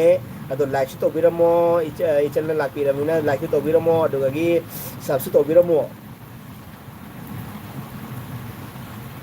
सब तो बिरमो सब्सक्राइब तो बिरमो बको मानदबो ब्रो खंगदे ब्रो नंगी फोटो जवाब दमिना खंगदे ऐदे अको ऐगे खंगनाबो रोमेंद्रो दर हाइबनिको अदो चुमी चुमने दा हाइरो ब्रो अको क्रिकेट का सानामिना बुदु लुआंग नै कैने को मैम हाइस ब्रो नागा पाखंग ओइरमदि युमदक लेरोय लेदोय मानदे स्वाइदा लेरमदुना स्वाइदा लेरमबदुना थबक चली खंदबो माले bro नंगसे the heights bro nanga sa nangna pakhang oiramadi yumda ka leiram moy bako leiram do man de bako swaida leiram baduna thabak chatli khumduba male acha thabak chatli khumduba male bro nang se acha acha aduni ai thabal chapi wari mi ge ko ai toni ma thabal chapi wari mi ge ko कायदे रोजना LB था बता सौवदी फटे दाई बुं हो चुमनगी अते एते हाइबदी कायदे हैबको अच्छा अच्छा ओके हंगदे मा गोंदने एलबी था बदने एकनो आइसे जाम काटुकान तौ हाइबने काटुकान तौ हाइबदी जाम नोक बा खेबा अदुगागी दि जाम उटा पटा फागी से तौ मा हाइसे फागी जाम तौ नु हाइबने मा फागी तौ से मा का हाइने दे माइ अकोइ नुपि से नोन दे जाम वाइ आइदि मा से फुनो मोकते आइने फागी सु पना तौ इको नो न बाइ मा से नोकन दे करा माने सीरियस तले बमीनेवा माने नोक तो से करी जे कोई तरक में तक उल्टा चश्मा बे सीरियल अदु जेंग दि नोई अतो कपिल शर्मा सो नगा जेंग गा मासो नोकते माने अदु वगे आइना कपिल शर्मा सो जम पाम जा बाइदा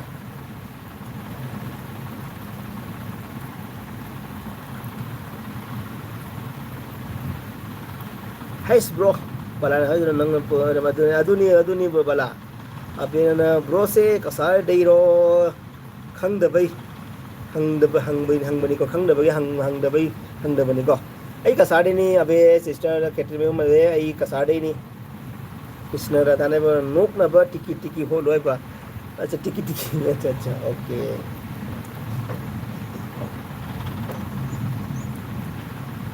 रोजिने ब इंटरनेट एंटरटेनमेंट तवबु काई गे बुंग होस्ट मसी एलबी नी मी पुमना मक तौरी मी उरी मी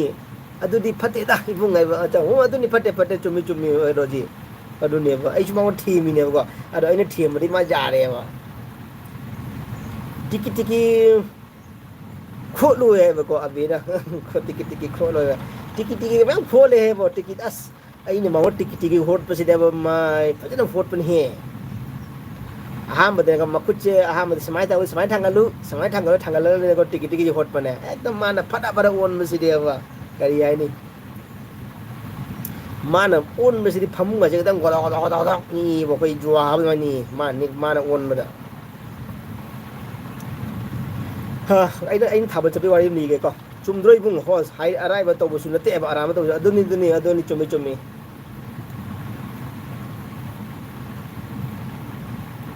अरे अभी ना जोम्बी नो तो सलो है अच्छा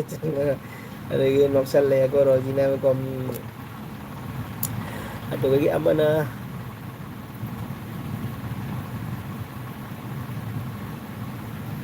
इन थाबल की दो इन थाबल चपे वाली दली रखे को थाबल चाहिए ने लुंग में से लुंग का चाहिए अम्मा नहीं की तो मतुंग दो मन दो मान लुंग का अतो ये तो का थाबल चट पको थाबल चट पसीगा कोई जिरीदा थाबल चलीने बको अखोई इमानब सिंगा जिरीदा थाबल चटपसीदा अखोइना लखीपुर चलीने हैरम बको लखीपुर थाबल चलीने हैरमीबा ꯑꯗꯨꯒ ꯖꯤꯔꯤꯗ ꯆꯠꯂꯤꯕ ꯅꯣꯡꯉꯥꯜꯂꯒ ꯑꯩꯈꯣꯏ ꯆꯠꯃꯤꯟꯅꯕ ꯑꯉꯥꯡꯁꯤꯡ ꯑꯃ ꯌꯥꯎꯔꯤ ꯑꯗꯨꯅ ꯂꯥꯛꯑꯒ ꯑꯩ ꯗꯣꯆꯥ ꯀꯀꯥ ꯄꯥꯃꯨꯗꯤ ꯉꯔꯥꯡ ꯁꯨꯃꯥꯏꯅ ꯇꯧꯗꯅ ꯉꯔꯥꯡ ꯖꯤꯔꯤꯗ ꯊꯥꯕꯜ ꯐꯖꯅ ꯆꯣꯡꯉ ꯂꯥꯛꯑꯦ ꯀꯥꯏꯅ ꯃꯥꯅ ꯉꯥꯡꯉꯥꯏ ꯇꯧꯔꯒ ꯊꯝꯕ꯭ꯔꯥ ꯃꯣꯏ ꯁꯨꯃꯥꯏꯅ ꯑꯩꯈꯣꯏ ꯅꯨꯄꯤꯗ ꯃꯥꯅ ꯗꯣꯆꯥꯒ ꯀꯧꯔ ꯋꯥꯔꯤꯒ ꯂꯤ ꯊꯣꯛꯈꯤꯕꯒꯤ ꯋꯥꯅꯤꯗ ꯑꯩꯅ ꯏꯍꯦ ꯃꯁꯤꯅ ꯍꯥ ꯅꯪ ꯂꯛꯈꯤꯄꯨꯔ ꯆꯠꯂꯤꯕ ꯖꯤꯔꯤꯅ ꯍꯥꯏꯔꯒ ꯍꯥꯏꯅ ꯑꯗꯣ ꯑꯩꯅ ꯑꯩ ꯂꯛꯈꯤꯄꯨꯔ ꯍꯥꯏꯗꯤ ꯑꯩꯈꯣꯏ ꯖꯤꯔꯤ ꯂꯛꯈꯤꯄꯨꯔꯗꯅꯦ ꯍꯥꯏꯅ ꯑꯩꯅ ꯍꯥꯏꯔꯛꯄ ꯖꯤꯔꯤ ꯂꯛꯈꯤꯄꯨꯔꯗ ꯆꯠꯂꯤꯃꯦ ꯍꯥꯏꯅ ꯊꯥꯕꯜꯗꯣ ꯂꯛꯈꯤꯄꯨꯔꯗꯤ ꯖꯤꯔꯤ ꯂꯛꯈꯤꯄꯨꯔ ꯑꯉꯥꯡꯗꯣ ꯅꯪꯅ ꯄꯥꯎꯗꯣ ꯇꯝꯕꯗ ꯃꯥꯅ ꯖꯤꯔꯤꯗꯣ ꯊꯥꯗꯣꯛꯑꯝꯃꯦ ꯀꯩꯅꯣ ꯍꯥꯏꯗꯤ ꯂꯛꯈꯤꯄꯨꯔ ꯊꯥꯗꯣꯛꯑꯝꯃꯦ ꯑꯗꯣ ꯖꯤꯔꯤꯗ ꯄꯜꯂꯝꯃꯦ ꯍꯥꯏꯅ ꯑꯗꯨꯒꯤꯅꯦꯅ ꯑꯩꯈꯣꯏꯅ ꯖꯤꯔꯤ ꯂꯛꯈꯤꯄꯨꯔꯗ ꯊꯥꯕꯜ ꯆꯠꯂꯤꯃꯦ ꯍꯥꯏꯅ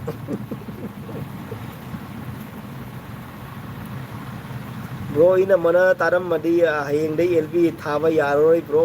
ꯌꯥꯅꯤ ꯌꯥꯅꯤ ꯀꯩꯝ ꯇꯧꯔꯣꯏꯗ ꯇ꯭ꯋꯤꯡꯀꯜꯅ ꯁꯥꯎꯔꯕ ꯑꯩꯗꯤ ꯋꯥ ꯉꯥꯡꯗꯕꯤꯗ ꯃꯃꯥꯡꯗ ꯑꯗꯨꯝ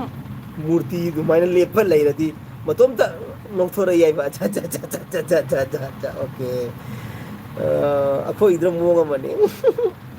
ꯕ꯭ꯔꯣ ꯑꯩꯅ ꯃꯇꯨꯝꯗ꯭ꯔꯗꯤ ꯏꯃꯥ ꯇꯥꯔꯝꯃꯗꯤ ꯍꯌꯦꯡꯗꯩ ꯑꯦꯜꯕꯤ ꯊꯥꯕ ꯌꯥꯔꯔꯣꯏ ꯕ꯭ꯔꯣ ꯑꯩ ꯊꯦꯝꯕꯁꯦ ꯌꯥꯝ ꯍꯩꯌꯦꯀꯣ ꯑꯩꯁꯨ ꯊꯦꯝꯕꯁꯦ ꯌꯥꯝ ꯍꯩꯌꯦꯕ ꯀꯩꯅꯣ ꯄꯜꯂ ꯑꯩꯈꯣꯏꯅ ꯊꯦꯝꯕ ꯈꯨꯊꯦꯝꯁꯤꯗꯤꯕ ꯑꯦꯛꯗꯝ ꯑꯩꯈꯣꯏ ꯇꯦꯊꯗꯣꯔꯤꯕ ꯑꯩꯈꯣꯏꯅ ꯊꯦꯝꯕꯁꯤꯗꯤ ꯑꯩꯈꯣꯏ ꯁꯪꯒꯣꯝ ꯁꯟ ꯐꯥꯔꯒ ꯁꯪꯒꯣꯝ ꯁꯨꯝꯕꯗ ꯃꯈꯣꯡ ꯀꯥꯎꯕꯒ ꯖꯥꯠ ꯂꯩꯕꯅꯤꯅꯦ ꯑꯗꯨ ꯃꯊꯥꯗ ꯁꯨꯝꯗ꯭ꯔꯒ ꯃꯊꯥꯗ ꯁꯨꯝꯃꯒ ꯀꯥꯎꯕ ꯐꯕ ꯖꯥꯠꯇꯣ ꯑꯗꯩ ꯁꯨꯝꯃꯁꯨ ꯌꯥꯗ꯭ꯔꯁꯨ ꯑꯗꯨꯝ ꯀꯥꯎꯕ ꯁꯟ ꯃꯌꯥꯝ ꯂꯩꯕꯅꯦꯀꯣ ꯑꯗꯨ ꯑꯣꯏꯔꯁꯨ ꯑꯩꯈꯣꯏꯗ ꯑꯗꯨꯛꯀꯤ ꯃꯇꯤꯛ ꯍꯩꯌꯦꯕ ꯁꯨꯝꯕꯁꯦ ꯐꯅ ꯁꯟ ꯀꯥꯎꯕ ꯍꯩꯕ ꯁꯟ ꯑꯣꯏꯔꯁꯨ ꯑꯩꯈꯣই ꯁꯨꯝꯕ ꯌꯥꯝ ꯍꯩꯌꯦ ꯑꯩꯗꯤ ꯃꯤꯅ ꯈꯤꯇꯪ ꯍꯥꯏꯕꯗ ꯌꯥꯝ ꯅꯣꯛꯀꯜꯂꯤ ꯏꯕꯨꯡꯉꯣ ꯑꯣꯀꯦ ꯌꯥꯝ ꯐꯩꯌꯦ ꯑꯗꯨꯗꯤ ꯔꯣꯖꯤ अरे ब्रोजी ने नौसले अब ये कहते हैं ब्रो चिराई उदिए अच्छा चिराई उद्रबो चिराई से उहंद्रो मयांग मम्मी सिंगल रिफ्लेक्शन होइने ने नुंधांग से कोई ट्यूबलाइट की मंगान से ꯑꯩꯒꯤ ꯂꯋꯥꯏꯁꯤꯗ ꯇꯥꯔꯒ ꯊꯛꯇꯣꯛꯄ ꯃꯉꯥꯜꯗꯣ ꯑꯩꯈꯣꯏꯒꯤ ꯑꯩꯒꯤ ꯌꯥꯎꯕꯤ ꯑꯩꯒꯤ ꯑꯦꯜꯕꯤꯗ ꯌꯥꯎꯕꯤꯔꯤꯕ ꯁꯕꯁꯀ꯭ꯔꯥꯏꯕꯔ ꯃꯌꯥꯝꯁꯦ ꯃꯃꯤꯠꯇꯣ ꯁꯣꯛꯀꯅꯦꯅ ꯑꯩꯅ ꯑꯗꯨꯝ ꯂꯋꯥꯏꯁꯦ ꯂꯣꯠꯁꯟꯕꯅꯦꯕꯀꯣ ꯑꯩꯒꯤ ꯂꯋꯥꯏꯁꯦ ꯈꯔ ꯂꯪꯉꯦꯕ ꯑꯗꯨꯅ ꯂꯥꯏꯠꯇꯣ ꯔꯤꯐ꯭ꯂꯦꯛꯁꯟ ꯑꯣꯏꯗꯅꯕ ꯃꯌꯥꯝꯒꯤ ꯃꯤꯠꯇꯣ ꯊꯛꯇꯅꯕ ꯍꯥꯏꯅ ꯑꯩꯅ ꯂꯣꯠꯁꯟꯕꯅꯦꯕꯀꯣ ꯀꯩꯅꯣ ꯕꯂꯥ ꯕꯂꯥ ꯌꯧꯔꯦ ꯑꯕꯦ ꯖꯅꯨ ꯑꯕꯦ ꯈꯦꯇ꯭ꯔꯤꯃꯌꯨꯝ ꯏꯆꯜ ब्रोगी चिन कुथी दो बला चल ब्रोगी चिन कुथी दो अदुनेबा याम नोकलबा काय जगने याम नोकलबा नोकलदबा मी लई कया ꯍꯩꯅꯗꯦ ꯏꯕꯨꯡꯉꯣ ꯑꯗꯨꯅꯦ ꯔꯣꯖꯤ ꯅꯣꯛꯁꯜꯂꯦ ꯑꯗꯒꯤ ꯕꯂꯥꯁꯨ ꯅꯣꯛꯁꯜꯂꯦ ꯂꯣꯏ ꯅꯣꯛꯁꯜꯂꯦ ꯍꯥꯏꯗꯤ ꯀꯔꯤ ꯃꯇꯥꯡꯗ ꯅꯣꯛꯈ꯭ꯔꯤꯁꯦ ꯑꯩꯁꯨ ꯈꯪꯍꯧꯗ꯭ꯔꯦ ꯅꯣꯏ ꯃꯌꯥꯝ ꯅꯣꯛꯂꯛꯏ ꯃꯌꯥꯝꯁꯦ ꯀꯔꯤ ꯃꯇꯥꯡꯗ ꯅꯣꯛꯂꯛꯏꯁꯦ ꯑꯩ ꯈꯪꯍꯧꯗ꯭ꯔꯦ ꯀꯥꯎꯊꯣꯛꯈ꯭ꯔꯦꯅꯦ ꯑꯩ ꯀꯔꯤ ꯍꯥꯏꯒꯦꯅꯦ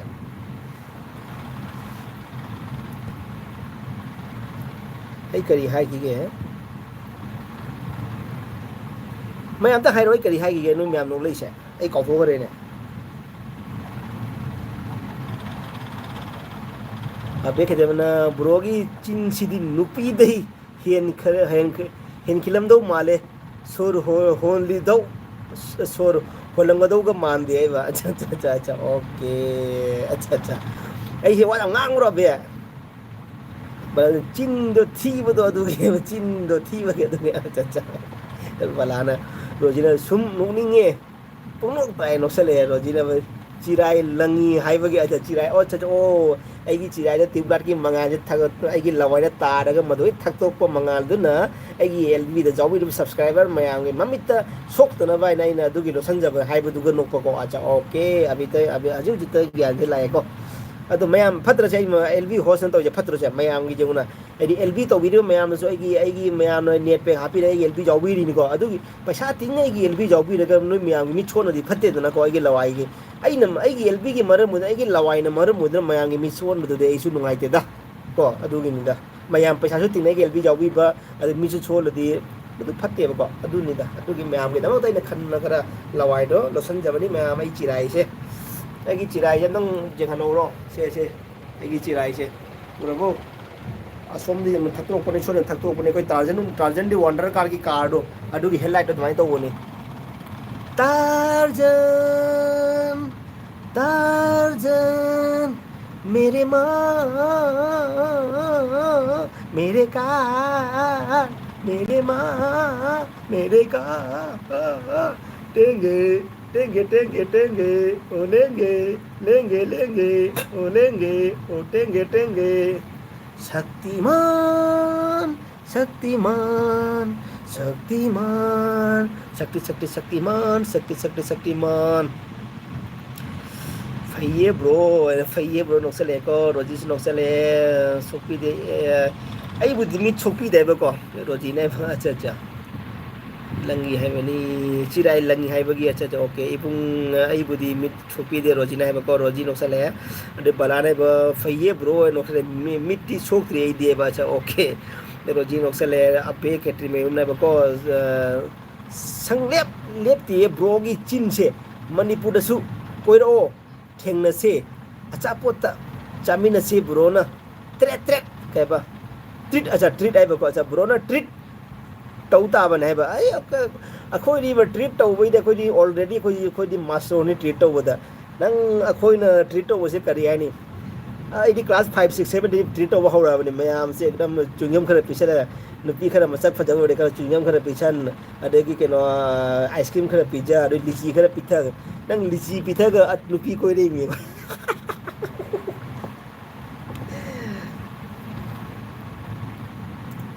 अखोई ने नुपी कोई रम स्टाइल दो कमाई तो ने खमरा कोई दे कमाई है नुपी कोई खमरा अबे रोजी नोक्सले अबे ने टेंगे टेंगे ओ टेंगे टेंगे दो नहीं दो टेंगे टेंगे हाँ लेंगे लेंगे दो हाँ टेंगे टेंगे पलाने बा सीगे एक्टिंग सीधी सीरे नो पता चाचा किसने लोई किसने दाना लोसन लगा थम्मू चिराई दो अदुने ब्रो रोजी ने ऐसु मम्मी छोपी दे दा आए को किसने दाना आईडी आइसक्रीम चारो को आए वो किसने दाना अदुने अदुने हाँ ना कमाई तो रहे को कोई ना नुपी को स्टाइल कमाई तो नुपी से आम ने खंगना रहने को कॉलेज जगह जब नुपी से कोई डायरेक्ट हाई देना है नंग सिलो काय कोई तो इसी को नंग सिलो काय कोई फाउ सा कोई रैगिंग स्टाइल दो एकदम मोंग ने कॉलेज जगह तो वजह स्टाइल दो नंग सिलो वांग के तो मुन्ना अमन रहा है दारा भी करी हाई देनो करी दारा भी करी हाई तो इनो हाई रो दुमाइना के कौरो कनु कीजी काय तो की बजा दे कई की दोनो आई वांग के तो एदा अबे तुमगे तो वने मीट का रोई सिंगलम ले डांस बु तौसिलक प हु चिंचु लेते हो हु चिंचु लेते को अरे हे न चलो दा लाई दा कई हाय तो दा ई की जे तो माने को कीरो चलो ई वाई के तो नंग नुपा ले ताई चुमरा नंग सो मखा ले के प्रेम तो नंग कोई नहीं है चुमरा है ना दा कना है न ई कोई न दे कना कोई न दे फरे ए दुदा खंग दे नंग प्रेम कोई न गरा कोई न नंग जहाज कोई न के ई बदु खंग दे ए नंग पामी नंग सी नंग यानिंग दे बारो काय ना अखोई न अखोई की ठप तो कॉलेज तक कोई स्टाइल दो मुझे नुपी ममित का तरंग तरंग चीली को अखोई की प्रपोज को दो अरे हाँ ना कॉलेज तब ये दे कोई ना एसएस फास्ट तब हम का बे कोई के बीए तब नुपी सी ने एंगोंडा को साव ना ने अखोई नानथबी खंगाव सेट मतम दो नानथबी खंगाव न ले रमने को सेट को कृष्ण राधा नोक्सले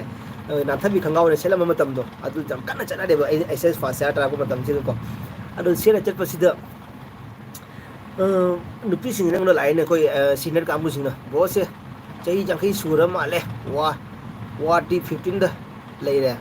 वा डी 15 सा ले रे अच्छा अच्छा okay thank you so much अदुने अदुगी करी हाय तारे कॉलेज का बसिदा वाई दो कौथो रे ने कमेंट पारु न लोय कौथो रे ने हाय ब्रो नहीं रे हे खुकाक तो आय अदुने कोई खुकाक तो नहीं बने अरे यमना नुपी सिंग लाए को बीए तम नुपी सिंग आई ममिंग दी पला रोय को आई ममिंग लोय खंगी को जिग नुपी सिंग दो अरे मोय ने स्माय हाय हम हे कोई जुमुर से कंगी नि को कंदा नंग के एसएस फासा नत्रा नोय जिग कई न कदी ड्रेस को से नो यूनिफॉर्म कई को से नो खंगाव दो आ दो रे मथुन ता दो रे ना अखोय जो मतन लमेन मतंग नि न को अखोय ना हाय रे को इचे सि जाद्रबा ने खंगाव यम नानथरबा ने ना अच्छा अरे खरा चिंगधरे को थुन जे अखोय ने सेदी दो आई तुम तमके को आई तुम तम ने को अखोय ने सेलम मी दो हाना सेलम दो स्वाय गुम दो सेट पने को अखोय ने सेट पसे अखोय की स्वाय गुम दो सेट पने को से पूरा अखोय थुन की समरेंग से खाइबोक लो उबी जातु ने को थुन खाइबोक से उबी जातु ने को अरे सेट में अच्छा दो फाफा दो इचे नो जाम प्रॉब्लम हो रे फाफा छे चिंगधरे को थुन जेंगन ने को मोदा अजी सीनियर काम गुदुगा मोय न दुगा आई खोय मनाबे पाइथो चीन ही उपाय लेते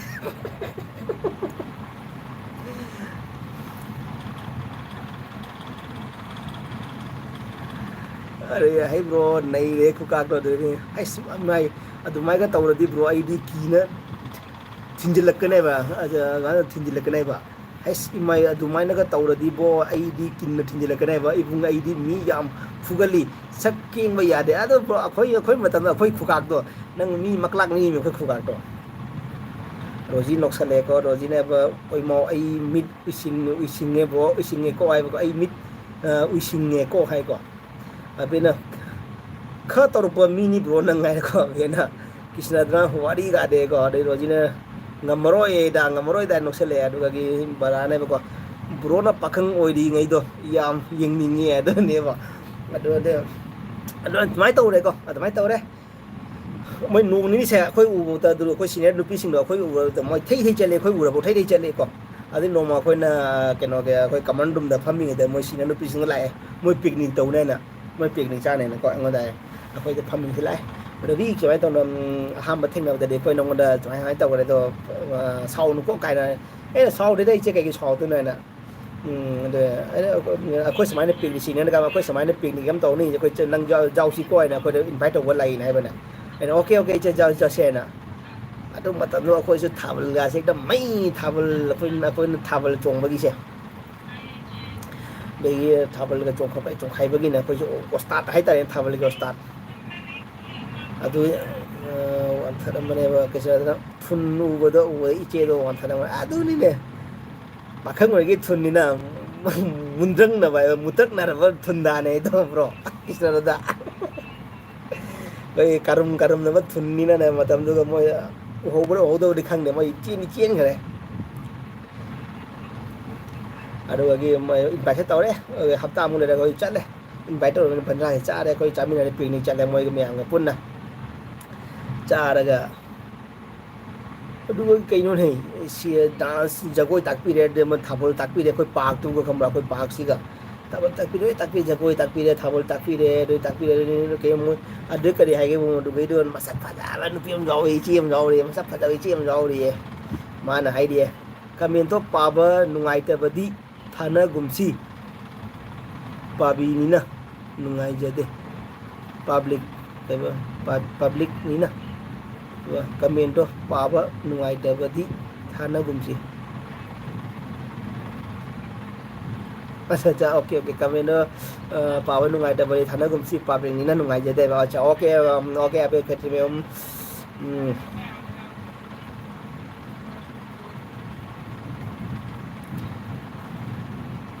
अदुने को अदुई मदुई मोना हाय कोइ नु को दनु पिस नै इचे मसक फजन फिल्म जय तुम हायदि मा सिरि तुम आइमु तुम खरा पामज ब हाय तारे को नुसी जब हाय तारे को अरे माने कोइ से मा एने रवि नंग एने जगोय ताकपि त जाते होय ताकपि गएना म करम जगोय ताकपि गएना हंगे बा थाबल लाइना नता कमिटी जगोय करम जगोय ताकपि गएना नते अखोय पार्टी दे जगोय सादने कोइ की मखवांग पाइरागा जगोय साना बदो अदु ताकपि वय गोंदा ऐना इचे दुदी काइजे हेमी म्याम ले हेना अदैना हाय इचे दुदी म्याम ले हेमी ना ऐ मु म्याम मा हेनो कमाइ ताक तु ना अदे वारी सेते मखा ता रोगे को वारी सेते मखा ता रोगे ऐ कमेंट पादा के को नमु बदो उदे इचे दो अंतर मने किसिना ता अच्छा ऐसे को आवे केते कमेंट पापा से ओके सिजु पारे बलाने प्रो इकाई द्रब्रा थुनुली दो सिरे नोपदा अदु मतम दुगदी इकाय बगा जे खंगदेदा खोइदे लम्मिन लपदिन दम इकाय ब खंगदेदा कनो बला इरा वखल नुंगाइ त बगा फैहे ब्रो आइ हन नक्सल ले कृष्णना बेस इज एवरी होस्ट की वारी लीव मतुंग इन हाइजे बने को कृष्ण राधाना कृष्ण अबे साउनु को कृष्ण राधा साउनु को मासु आइगी एलबी से मतुंग इन हाइजे बदु मासु हाइरक बने को मैम साउना रोइसी को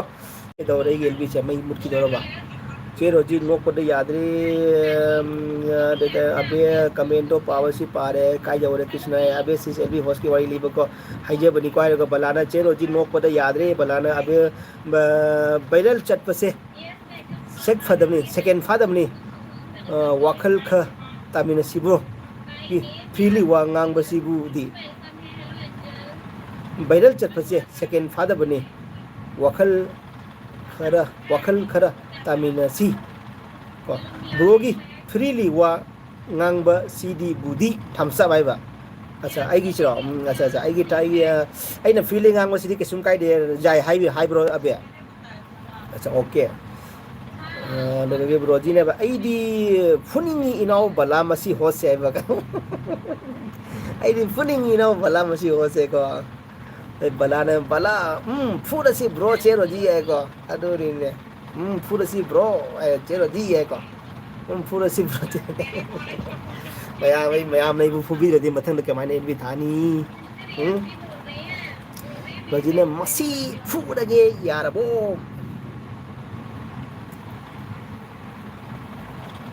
अस अखोई मोमो याम तौरैदा अखोइना कॉलेज कारिङैदना जा मोमो याम तौरैदा कॉलेज अखोइदी हाई स्कूल क्लास 8 9 गा याम लमे लेको लमेन मगने ओजाना गा से अखोइदा कौरो लाई ताई मिने अखोइना ओजा से अखोइना ओजा लाक्तोरे अखोइ मपान थोगा किनो कॉलेज अखोइ स्कूल दो बांग दौइबको बांग दौ अखोइ बांग दौ सिगा ओजा सिना मी छात्र कौरै मी को छात्र मरी मंगा थालक दिनि को ai रवि कौरो वाइना सोना अखोइना कान फमना लेना वाई सना लेने को ngong लेने को दुगा ओजा थालक दिनि को छात्र मरी मंगा थालक दिनि पुला वाइना ना चेरोजी मसम ओइना फोइसे को बलाना बा कृष्णदान अबेसिस की वारी अंगांग मचा ताये अबेसिस की वारी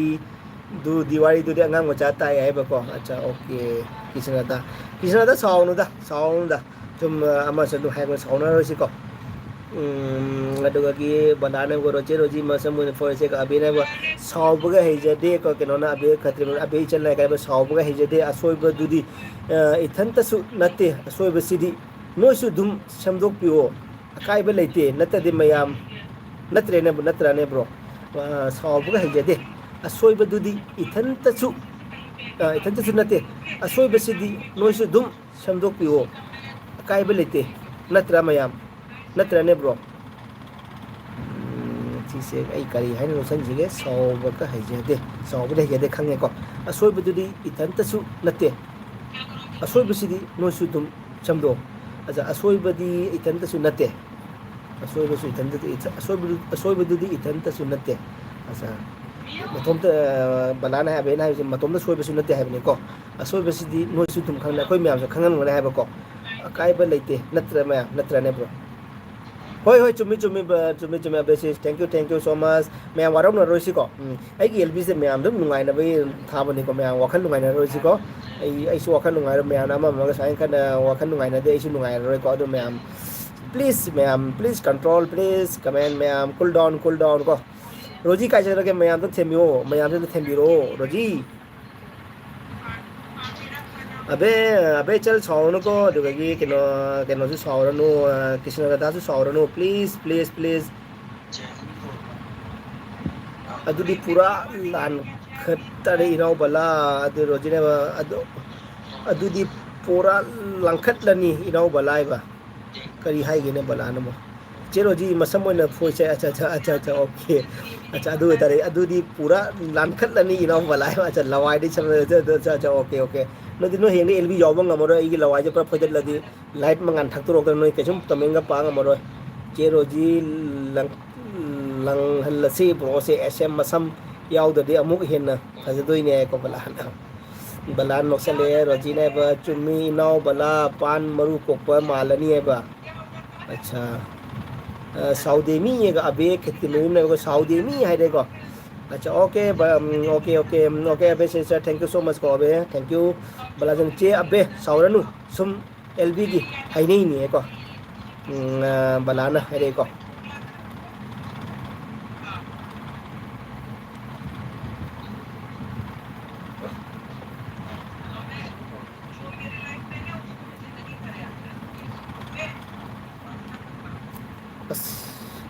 मोबाइल से ऊपर जाऊँ एलबी मैम से परेंग मैम ले एलबी मैम से एलबी कहते नहीं एलबी ओ माय पे इश तौड़ी से बला से नोक से ले चे अबे साउनु सुमे एलबी गाइनी को बला नोक से ले रोजिस नोक से ले को एलबी में करम एटिन तौदने को का सारे इशू ज्ञान में तादरे इशू ज्ञान में मम में जो कना के एलबी सपोर्ट तौदने कन्नोदा अमदा तवरे अमना वारौने अमदा तवरे अमना वारौने अदुना सुंजाव जाव Tumin फम लेबना फारद्रा खंजले तामो Krishna नंगसु ngak kanu ko taba nungai tabdo ai ba ko okay balana hai ba ko so roji leima na ba abena hai se sawbnate host hujikan mi yam phate aduna viral chatkani hai bani wani acha acha okay okay acha acha okay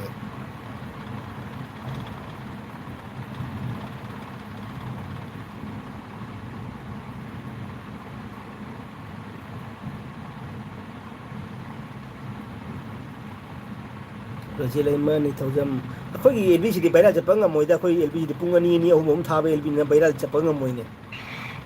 nata marak te thatlaga viral chala do jala duga bro se champraga chubiro mitu yam sinisibu tungsiga iba aja bro se champraga saru beiro mitu yam sinisebu pungsiga iba aja kino abe se sai tummagi matam jawni da adugi ni da ai dinga sai pung mari dei tumna pung tare makai tare ta hawgali ni tummaga ano ne ai di bung thang theng tumgal le ko ai pung theng ai di pung ani makai ahum da dum du jai da lu jalo daga mo tummane lu jalo daga tummane ada ram pung ahum makai ahum da tummani ada pung tare makai ni pan hawgalani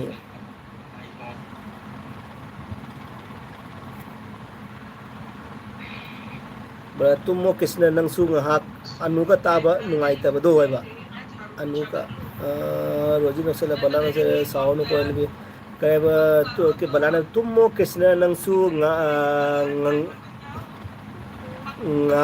ngahak ai da ngang kanu ko ba sa tumo kisna nang su ngang kanu ko taba nungai taba do ngang kanu ko taba nungai taba do ba ko abina hai cha roji na chumi ko roji god sabas अबे कहते हैं bro से चंपरागा सी जो पारे को अबे रोजी money ज्ञान ताब मीदी अइन हाई से याम लाइना खंगबा ngam बा मने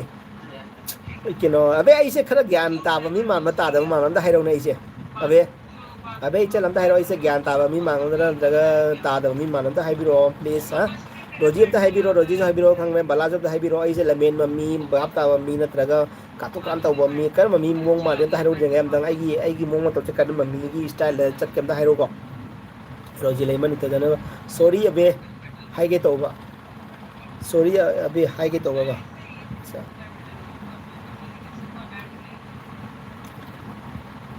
नंगी समृदुसु मगुलै मल्ली आइगी थमोय वहली आइगी पुकनिंग वहली नंगी समृदुसु मगुहे मल्ली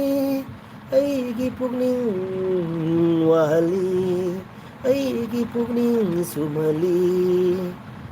अमत लैबदा पेलबदा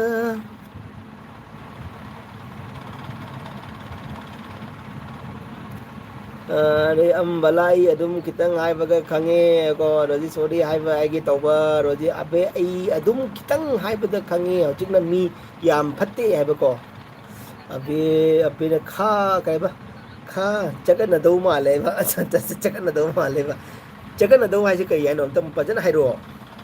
खरा जगन दौ हाइसे कई नो याम सक तखत पम माले बु हो जा ओके को सब रोजी तखत पम मा म जगन दौ मान को बलाने बा ज्ञान ताब माले अदुबु पाखंग ओरि ngei दुदी काई को ब्रो न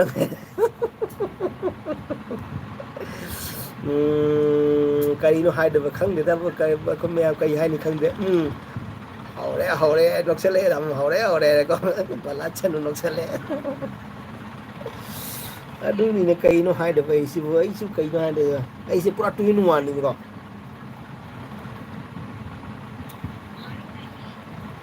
अदो आई नेचर से कई मा खंबा आई नेचर से आई सावगन दे खरा नोकली अदुगा अखोगी करी हातरे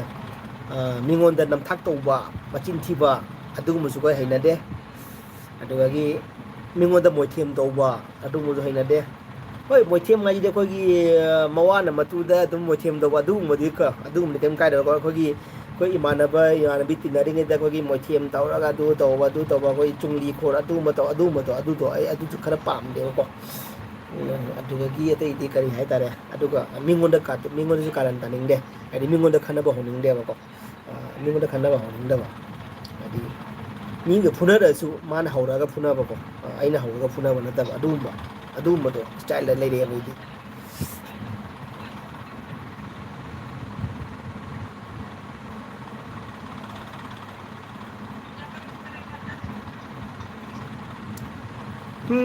ꯒ꯭ꯌꯥꯟ ꯇꯥꯕ ꯃꯥꯜꯂꯦ ꯑꯗꯨꯕꯨ ꯄꯥꯈꯪ ꯑꯣꯏꯔꯤꯉꯩꯗꯗꯤ ꯀꯥꯏꯀꯣ ꯕ꯭ꯔꯣ ꯅꯪꯁꯤ ꯄꯥꯏꯀꯣ ꯔꯣꯖꯤꯅ ꯍꯧꯔꯦ ꯍꯥꯏꯔꯒ ꯕꯂꯥꯔ ꯅꯣꯛꯁꯜꯂꯛꯑꯦ ꯕꯂꯥꯔ ꯆꯦ ꯑꯄꯦ ꯀꯦ ꯑꯦꯝ ꯁꯤ ꯔꯣꯖꯤꯅꯦꯕ ꯄꯥꯈꯪ ꯑꯣꯏꯔꯤꯉꯩ ꯑꯣꯏꯔꯝꯕ ꯍꯣꯁ ꯅꯪ ꯀꯤꯟ ꯄꯤꯖꯗꯣꯏꯃꯤ ꯑꯩꯅ ꯍꯥꯏꯕ ꯄꯥꯈꯪ ꯑꯣꯏꯔꯤꯉꯩ ꯑꯣꯏꯔꯝꯃꯕ ꯍꯣꯁ ꯅꯪ ꯀꯤꯟ ꯄꯤꯖꯗꯣꯏꯃꯤ ꯑꯩꯅ ꯑꯗꯨ ꯑꯆꯥ ꯑꯆꯥ ꯑꯣꯀꯦ ꯔꯣꯖꯤ ꯕ꯭ꯔꯣ ꯅꯪ ꯇꯨꯝꯃꯨꯔꯣ ꯌꯥꯁꯦ ꯁꯨꯝ ꯍꯤꯒꯠ ꯂꯩꯗꯧꯔꯦ ꯍꯥꯏꯕ ꯑꯆꯥ ꯑꯆꯥ ꯑꯣꯀꯦ ꯑꯣꯀꯦ ꯑꯕꯦ ꯆꯦ ꯔꯣꯖꯤ ꯕ꯭ꯔꯣꯁꯦ ꯍꯧꯖꯤꯛꯀ ꯄꯥꯈꯪ ꯑꯣꯏꯔꯝꯃꯗꯤ ꯆꯦ ꯌꯥꯝ ꯆꯥꯅꯅꯤꯀꯣ ꯕꯂꯥ ꯕꯂꯥ ꯅꯪꯒꯤ ꯋꯥꯔꯤ ꯂꯩꯔꯦ ꯅꯪ ꯀꯃꯦꯟꯁꯦ ꯑꯃꯨꯛꯀ ꯄꯥꯔꯛꯀꯦ ꯑꯃꯨꯛꯀ ꯍꯟꯅ ꯄꯥꯒꯦ ꯁꯩꯗꯅ ꯁꯥꯈꯤꯕ ꯏꯃꯥꯔꯣꯝꯗꯒꯤ ꯄꯣꯔꯣꯟ ꯇꯔꯦꯠ ꯏꯄꯥꯔꯣꯝꯗꯒꯤ ꯄꯣꯔꯣꯟ ꯇꯔꯦꯠ ꯕꯂꯥꯒꯤ ꯀꯃꯦꯟꯁꯦ ꯑꯃꯨꯛꯀ ꯔꯤ ꯄꯥꯒꯦꯕ ꯍꯟꯖꯤꯟꯅ ꯄꯥꯒꯦ ꯑꯦꯒꯦꯟ ꯄꯥꯒꯦ ꯆꯦ ꯔꯣꯖꯤ ꯕ꯭ꯔꯣꯁꯦ ꯍꯧꯖꯤꯛꯀ ꯄꯥꯈꯪ ꯑꯣꯏꯔꯝꯃꯗꯤ ꯆꯩ ꯌꯥꯝ ꯆꯥꯅꯤꯀꯣ ꯍꯥꯏꯔꯤꯅꯦꯕꯣ ꯑꯣ ꯍꯣꯏ ꯏꯍꯦ ꯑꯩ ꯀꯃꯦꯟꯁꯦ ꯑꯣꯟꯅꯔꯝꯃꯦ ꯇꯧꯔꯤꯁꯦ ꯑꯩꯗꯤ ꯆꯦ ꯔꯣꯖꯤꯒ ꯌꯥꯝ ꯆꯥꯟꯅꯔꯝꯒꯅꯤ ꯆꯥꯅꯩꯀꯣ ꯍꯥꯏꯅ ꯍꯥꯏꯗꯣ ꯑꯣꯏ ꯃꯥꯅ ꯍꯟꯖꯤꯟ ꯍꯟꯖꯤꯟꯅ ꯄꯥꯔꯤꯃꯦꯕ ꯂꯥꯁꯇ ꯆꯩ ꯑꯣꯏ ꯂꯩꯔꯝꯃꯦ ꯇꯧꯔꯤꯁꯦ ꯏꯀꯥꯏꯔꯦꯗ ꯇꯧꯔꯤꯁꯦ ꯀꯃꯦꯟ ꯄꯥꯕꯒ ꯑꯕꯦꯅ ꯕꯂꯥ ꯁꯧꯒ꯭ꯔꯤꯒ ꯉꯥ ꯑꯇꯥꯎꯕꯒ ꯆꯥꯏꯌꯦ ꯅꯣꯏꯗꯤ ꯀꯩꯀꯩ ꯃꯊꯦꯜ ꯆꯥꯅꯔꯒꯦ ꯍꯥꯏꯀꯣ ꯑꯕꯦꯅ ꯑꯁ ꯑꯕꯦꯁꯤ ꯀꯃꯦꯟ ꯏꯕ ꯌꯥꯝ ꯍꯩꯅꯦ ꯑꯦꯛꯗꯝ ꯁꯣꯔꯠꯀ ꯁꯠ ꯁꯠꯀ ꯇꯧꯁꯦ ꯌꯥꯝ ꯏꯕ ꯍꯩꯌꯦ ꯑꯩꯈꯣꯏꯒꯤ ꯑꯕꯦꯁꯁꯦ ꯂꯩꯁꯥꯕꯤꯔꯣ ꯃꯧꯔꯣ ꯀꯃꯦꯟꯗꯤ ꯐꯖꯅ ꯏꯔꯛꯄ ꯃꯥꯜꯂꯤꯀꯣ ꯃꯦꯁꯦꯖꯀꯗꯤ ꯐꯖꯅ ꯊꯥꯅꯔꯛꯄ ꯃꯥꯜꯂꯤꯀꯣ ꯀꯃꯦꯟ ꯈꯨꯏꯁꯦ ꯕꯂꯥ ꯐꯖꯅ ꯆꯥꯗꯣꯏꯃꯦꯀꯣ ꯐꯖꯅ ꯆꯩ ꯆꯥꯗꯣꯏꯃꯦ ꯕꯂꯥ ꯐꯖꯅ ꯆꯩ ꯆꯥꯗꯣꯏꯃꯦ ꯕꯂꯥꯅ ꯏꯆꯦ ꯑꯕꯦ ꯑꯩꯗꯤ ꯏꯔꯣꯟꯕ ꯆꯥꯏꯌꯦꯀꯣ ꯕꯂꯥ ꯅꯣꯛꯁꯜꯂꯦ ꯕ꯭ꯔꯣ ꯍꯥꯏꯔꯒ ꯑꯗꯨꯅꯦꯕ ꯑꯩꯗꯤ ꯕ꯭ꯔꯣꯁꯦ ꯄꯥꯈꯪ ꯑꯣꯏꯔꯤꯉꯩꯗ ꯆꯦ ꯔꯣꯖꯤꯒ ꯆꯥꯅꯩ ꯍꯥꯏꯗꯣ ꯃꯥꯅ ꯍꯥꯏꯔꯤ ꯈꯟꯅ ꯍꯟꯖꯤꯟ ꯍꯟꯖꯤꯟꯒ ꯄꯥꯔꯤꯅꯤꯀꯣ ꯂꯥꯁꯇ ꯆꯦꯔꯣꯖꯤ ꯆꯩ ꯌꯥꯝ ꯆꯥꯅꯤ ꯍꯥꯏꯕ ꯑꯣꯏꯔꯝꯃꯦꯕ ꯋꯥꯅꯤꯗ ꯑꯁ ꯅꯣꯛꯄꯗ ꯁꯤꯅꯤꯀꯣ ꯑꯗꯨꯒꯤ ꯕꯂꯥꯅ ꯕ꯭ꯔꯣ ꯍꯥꯏꯅ ꯅꯣꯛꯁꯜꯂꯦꯀꯣ ꯕ꯭ꯔꯣ ꯍꯥꯏꯔꯦꯀꯣ ꯑꯗꯨꯒꯤ ꯑꯕꯦ ꯈꯦꯇ꯭ꯔꯤꯃꯌꯨꯝꯅ ꯃꯣꯏ ꯑꯦꯜꯕꯤꯁꯦ ꯑꯩ ꯄꯣꯄꯨꯂꯔ ꯑꯣꯏꯔꯛꯇꯣꯔꯦꯀꯣ ꯍꯥꯏꯅ ꯅꯣꯛꯁꯜꯂꯦ ꯈꯔ ꯇꯧꯕ꯭ꯔꯥ ꯍꯥꯏꯕ ꯈꯔ ꯇꯧꯕ꯭ꯔꯥ ꯍꯥꯏꯕ ꯇꯧꯋꯦ ꯑꯕꯦ ꯈꯔ ꯇꯧꯋꯦ ꯅꯪꯒꯤ ꯀꯩꯅꯣ ꯀꯃꯦꯟ ꯐ꯭ꯔꯤꯁꯦ ꯑꯦꯛꯗꯝ ꯂꯩꯁꯥꯕꯤ ꯑꯣꯏꯔꯒꯅ ꯂꯩꯁꯥꯔꯤꯉꯩꯗ ꯌꯥꯝꯅ ꯈꯤꯇꯪ ꯀꯃꯦꯟ ꯀꯥꯏꯁꯦ ꯌꯥꯝꯅ ꯃꯦꯁꯦꯖ ꯌꯥꯝ ꯇꯥꯏꯄꯤꯡꯁꯦ ꯅꯩꯕ ꯋꯥꯅꯤꯗ ꯕꯂꯥꯆꯅꯨ ꯕ꯭ꯔꯣ ꯑꯃꯨꯛꯀꯁꯨ ꯅꯣꯛꯑꯦꯀꯣ ꯑꯃꯨꯛꯀꯁꯨ ꯍꯟꯅ ꯅꯣꯛꯁꯜꯂꯛꯑꯦ ꯕꯂꯥꯗ ꯑꯖꯤꯠ ꯑꯣꯏꯅꯥꯝ thank you Ajit bro thank you ꯑꯩꯒꯤ ꯑꯦꯜꯕꯤꯗ ꯂꯥꯛꯄꯤꯕꯤꯔꯝꯕꯗ ꯍꯌꯦꯡ ꯊꯥꯒꯠꯆꯔꯤ ꯋꯥꯔꯤ ꯇꯥꯔꯤꯀꯣ ꯊꯦꯡꯛ ꯌꯨ ꯁꯣ ꯃꯆ ꯑꯩꯒꯤ ꯋꯥꯔꯤ ꯇꯥꯕꯤꯕ ꯑꯩꯒꯤ ꯋꯥꯔꯤ ꯇꯨꯃꯤꯟꯅ ꯐꯝꯗꯨꯅ ꯃꯣꯕꯥꯏꯜꯗ ꯌꯦꯡꯉ ꯅꯣꯛꯅ ꯑꯩꯒꯤ ꯑꯦꯜꯕꯤ ꯌꯦꯡꯕꯤꯔꯒ ꯅꯣꯛꯅ ꯑꯗꯨꯒ ꯋꯥꯔꯤ ꯇꯥꯕꯤꯔꯤꯕ ꯑꯖꯤꯠ ꯑꯣꯏꯅꯥꯝꯕꯨ ꯊꯥꯒꯠꯆꯔꯤꯀꯣ ꯔꯕꯤꯅ ꯊꯥꯒꯠꯆꯔꯤ ꯑꯗꯣ ꯀꯩ ꯃꯊꯦꯜ ꯆꯥꯒꯦ ꯑꯖꯤꯠ ꯑꯣꯏꯅꯥꯝ ꯔꯣꯖꯤ ꯂꯩꯃꯅ ꯀꯩ ꯅꯣꯛꯄ ꯂꯣꯏꯔꯦ ꯇꯨꯝꯃꯒ ꯏꯕꯨꯡ ꯀꯣꯛ ꯉꯥꯎꯔꯦꯕ ꯅꯣꯛꯄ ꯂꯣꯏꯔꯦ ꯅꯣꯛꯄ ꯂꯣꯏꯔꯦ ꯇꯨꯝꯃꯒꯦ ꯏꯕꯨꯡ ꯀꯣꯛ ꯉꯥꯎꯔꯦ ꯑꯣꯀꯦ ꯍꯥꯏꯐꯦꯠ ꯈꯤꯇꯪꯅ ꯃꯧ ꯃꯥꯟꯕ꯭ꯔꯣ ꯂꯩꯁꯥꯕꯤ ꯃꯥꯟꯕ꯭ꯔꯣ ꯑꯩꯈꯣꯏꯒꯤ ꯑꯦꯛꯁꯄꯤꯔꯤꯌꯦꯟꯁꯀꯤ ꯃꯇꯨꯡ ꯏꯟꯅꯗꯤ ꯃꯧ ꯃꯥꯜꯂꯦ ꯀꯣ ꯑꯩꯈꯣꯏ ꯔꯥꯏꯇꯤꯡꯁꯨ ꯇꯥꯏꯄꯤꯡ ꯈꯨꯇꯧ ꯀꯣ ꯑꯗꯨꯗꯒꯤ ꯑꯦꯛꯁꯄꯤꯔꯤꯌꯦꯟꯁ ꯂꯩꯔꯛꯄ ꯃꯥꯜꯂꯦꯕꯀꯣ ꯑꯗꯨꯅ ꯃꯧ ꯃꯥꯜꯂꯦ ꯆꯨꯝꯕ꯭ꯔꯥ ꯏꯆꯦ ꯍꯥꯏꯕꯗꯤ ꯑꯕꯦ ꯏꯆꯜ ꯆꯨꯝꯕ꯭ꯔꯣ ꯕꯂꯥꯅ ꯆꯦ ꯑꯕꯦꯁꯦ ꯂꯩꯁꯥꯕꯤ ꯃꯥꯜꯂꯦ ꯑꯩꯗꯤ ꯍꯥꯏꯕꯀꯣ ꯕꯂꯥꯅ ꯍꯥꯏꯕ ꯑꯠꯆꯥ ꯐꯣꯇꯣꯁꯦ ꯑꯝꯇꯪ ꯌꯦꯡꯒꯦꯅ ꯑꯝꯇꯪ ꯐꯣꯇꯣꯁꯦ ꯑꯗꯨ ꯐꯣꯇꯣꯁꯦ ꯌꯦꯡꯉꯗꯤꯀꯣ ꯑꯗꯨꯝ ꯏꯔꯥꯡ ꯑꯃ ꯈꯪꯒꯅꯤꯀꯣ ꯐꯣꯇꯣꯁꯦ ꯍꯧꯖꯤꯛꯀꯤ ꯐꯣꯇꯣꯔꯥ ꯍꯥꯟꯅꯒꯤ ꯐꯣꯇꯣꯔꯥ ꯑꯩꯒꯤ ꯃꯣꯕꯥꯏꯜꯁꯦ ꯌꯥꯗꯕꯁꯤꯗꯅꯦ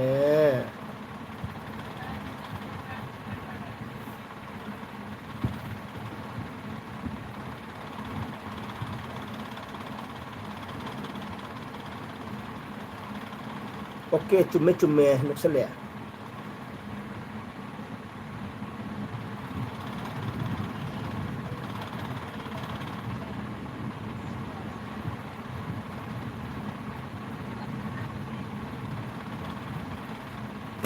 ꯑꯁ Wala che abe se le sabi male de abe khetri me mi chal di asa di phajai he sathi na ekdam dp bo di nai re bo abe khetri me mi chal dp ga di nai ekdam khuti am ni bo nai re phajana ai jam thi na phaja bai do sini ko bagi maite gi fijol da bagi khut masa se tak no li thora ga koi gi sari gi phi de khut se tak li thora ga khu ke no bagi ke no haidare khudop ko utpodo ko maite khudop utpodo sai li thora laga khudop ko utpodo ko nupi na luhong ma chalam dar photo ka pase sangai thang ala sai ka pa ne ko ani khudop masa manga ala si ra jengan bagi sa jengan ma do taw ho ni tro nupi na luhong ma chala di adugai karai bako adugai ape channel le sai mare okay chumme chumme ko ape na noksale balana bro yengo yengo mit to khara changchil lo ai ba din ta changchil lo ai ba cha cha ai jum to ro ji ngi ni bala ai jum to ro ji ngi ni ko masak to lam na u bo do ka nungai te na jum to ri ne ajin na noksale ape mau ni ko adu su mau na wai ba cha mau no bi ne ko acha okay mau no bi acha okay thank you so much mau no bi ape thank you so much banana broche abe blue pi wo sa blue pi ke ko blue pi ke blue kino abe to su blue pi re ko ada lagi abe na mau ni ko to su mau no ko pare broche abe to su blue pi wo pi de bala blue pi re ada lagi roji na ba hekre pone mase ai ba abe na bro kai no khudop advertise tawba nati photo copy ni ai ba cha adu je photo di copy ni khang khoi gi le sa bi sin na khoi mo sin na khoi gi lu hong ma cha lu ma cha lo ko photo ka pa je akoi swai si lik se lak dan lik hum ma ni ko akoi napak pi ai ba ngapak pi ai ba ken lik lei mani ne tam na pi ada cikli ka nam lei mani ne ada amana kai nong matum ga lei ba koi gi hairu pa ding kai na lei mani ne koi motor dumai to lei mani pa ja matang jan jan lani ko ada ai khudo se mangsa manga si jan lani ko chahol laga se khudo sai thangal la photo kap te ne spina jangal la kap te ne ko masam masam koi jon china dumai na ka jon china gi makhu tan to bu to jon china la le le tho kap te ne ko ade amar su amar chon si lu adu hon du ni ko adu namu smai na pai to sai pai to lep te ne sa to lep kap te ne ko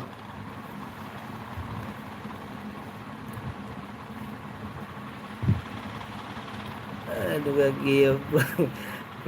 blue pi re ko higre poni mase da bi na bro king no ko to advertise to banate photo copy ne acha okay ko jai ja be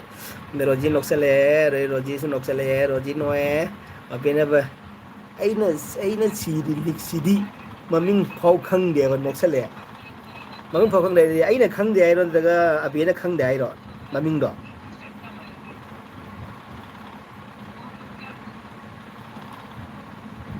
akhoi makut ka si jama akhoi makut makan natun daga machin daga pai ri ko no se abedi photo si da ko akhoi khutta si da ko besil se asi si uhal li ne ko amaron da haira ga di besil ke bedas ta uri ne ko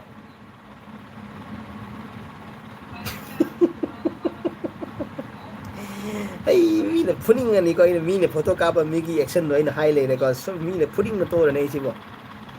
abe adu phang sao no dum phagi to mi na nong na bai na azit oina am noksale ade tummage ibung bai oirage asa roji okay to bon bala bro su dimple so to idu di ai ba asa ai dimple so ai na ko ne ai dimple se adi si ka ai heng kamai to ni di ai dimple se lo sel di kamai to ni kamra ke mai lb tha ni ai samai to lb tha ta ko natraga makhajai ni sticker ni ka nap tai se si ka sticker ni ka natraga napsal ba du lb tha ta ba Krishna da bro bai oirage bro ke dro ke comment ga lak de ne wakhal ngai dro bro bala se noksale good night ma'am Krishna da good night bro bai oirage Krishna da rojina good night ma'am okay ma'am good night pung ni pung baro khai hele ama ta do re he pung an do re abe ke ai isa khangje de haibani yam jum tawnu mai gi daguni acha ai sa khangde haibani yam jum tawnu mi gi dag mai gi dagune ba acha okay haji ka ni dag le bi yam phajar bani ko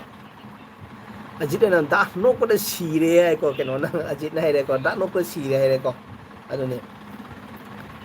ꯑꯩꯈꯣꯏꯁꯤ ꯈꯨꯗꯣꯞꯀ ꯁꯤꯔꯗꯤ ꯈꯪꯕ꯭ꯔꯥ ꯑꯩꯈꯣꯏ photo ꯀꯥꯞꯄꯗꯅꯦ E ꯀꯥꯏ ꯇꯧꯔ ꯈꯪꯕ꯭ꯔꯥ ꯁꯣꯝꯗꯁꯨ ꯈꯨꯗꯣꯞ ꯁꯤꯔꯗꯤ ꯁꯣꯝꯗ ꯁꯨꯃꯥꯏꯅ ꯑꯅꯤꯃꯛꯀ ꯁꯨꯃꯥꯏꯅ ꯇꯧꯅꯦꯕꯀꯣ ꯑꯩ ꯀꯥꯏ ꯇꯧꯔ ꯖꯣꯟ ꯆꯤꯅꯥꯒ ꯁꯥꯔ ꯁꯨꯃꯥꯏꯅ ꯇꯧꯔꯒ ꯑꯩꯈꯣꯏ ꯈꯨꯗꯣꯞꯀ ꯁꯤꯔꯗꯤꯅꯦ ꯈꯨꯗꯣꯞ ꯁꯤꯗ꯭ꯔꯒꯅ ꯑꯩꯈꯣꯏ ꯐꯣꯇꯣ ꯀꯥꯞꯄꯗ ꯁꯤ ꯑꯃ ꯈꯨꯠ ꯅꯝꯁꯤꯜꯂꯅꯤꯅ ꯑꯗꯣ ꯐꯣꯇꯣꯒ ꯈꯥꯎꯗ ꯈꯨꯠꯁꯤ ꯅꯝꯁꯤꯜꯂ ꯐꯣꯇꯣ ꯀꯥꯞꯇꯣꯏꯅꯤꯀꯣ ꯈꯨꯠꯁꯤ ꯌꯥꯎꯗ꯭ꯔꯒꯅ घड़ी का जाओ तो तौरे वहाँ तो खाए ना फोटो अपने को खुद घड़ी से जाओ ना खुद जाओ ना तो सामान लो सल नहीं को सामान खाओ रंजन लगा फोटो काप तो नहीं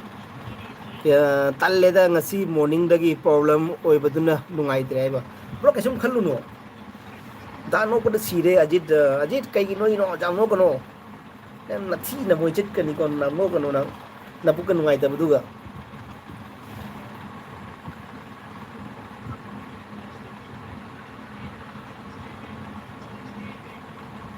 bro nairiba hero sariba bro nairiba hero sariba aduni hero sari ne noksale jiro na no mo kisna dana hayeng amuk phangarasi bro bye good night okay bye good night क्या cricket चल रहा है क्या live है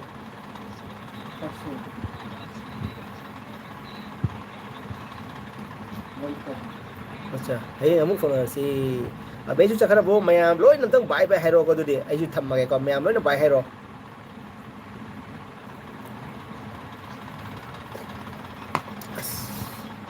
loi ice ka loi tummam me tawi ya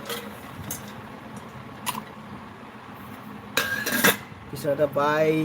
abe kede laiye hai acha okay thank you so much abe ado toy na lakpi ko abe su jam wari jam nungai wangang wajam haye fagi jam haye toy lakpi abe thank you so much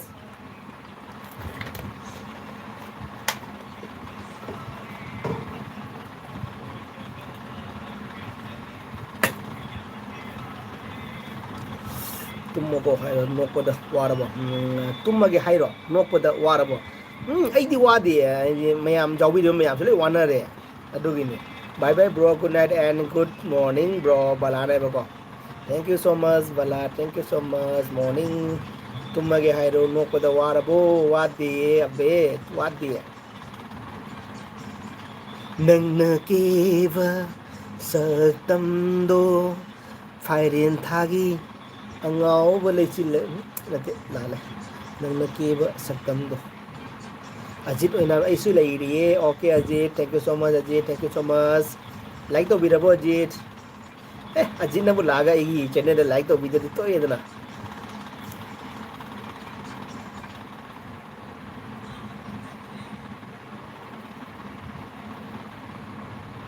dialogue को तो सुनो Ajay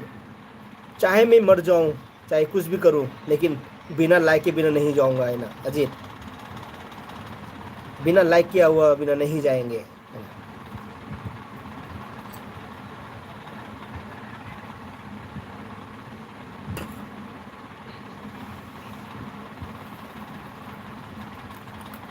bro हयंगनी पुंग खरा ngane elbi hauchi bro pung tara do thingman leiba ai je pung tara se gi dum fix sama time ni ko gi aduna ne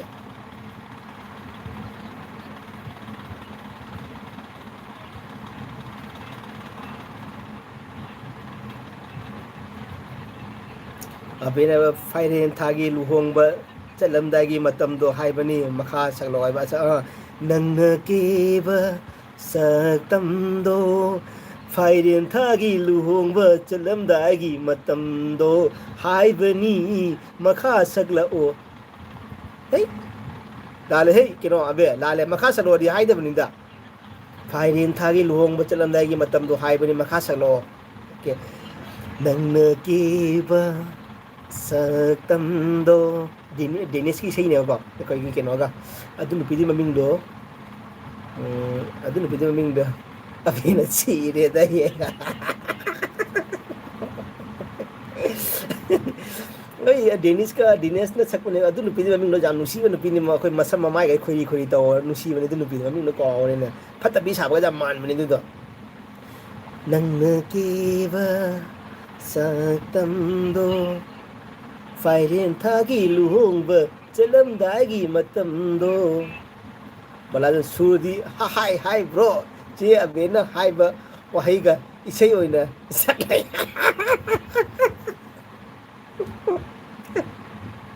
nok da si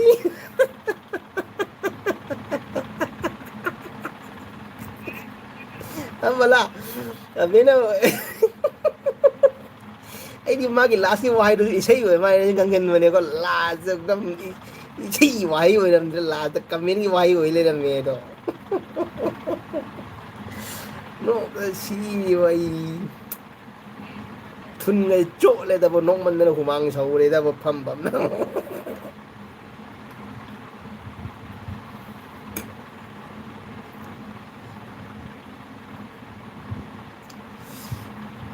Ajit ने तौखरबने thank you Ajit thank you Ajit एक इसे तारीबो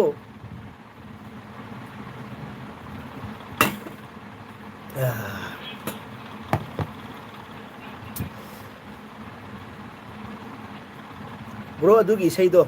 याउरिबा नुपी दो the काइकोगी नुपी ने हा अदु काइकोगी नुपी रो दो ए काइको दे हलंग मने दु नुपी दु दे नंग के सकतम के दिनेश के अदु फिल्म दु दिनेश अदु एल्बम दु दिनेश के नो जो अदु दिनेश लग रम ओइबनी को अदु एल्बम दु दिया नंग के सकतम दो माने दब सरा लोपा का सीरा के बदो फाइरेन था के मित नाचोम नाद नाचोम मित नाचो नदे मित नकाजल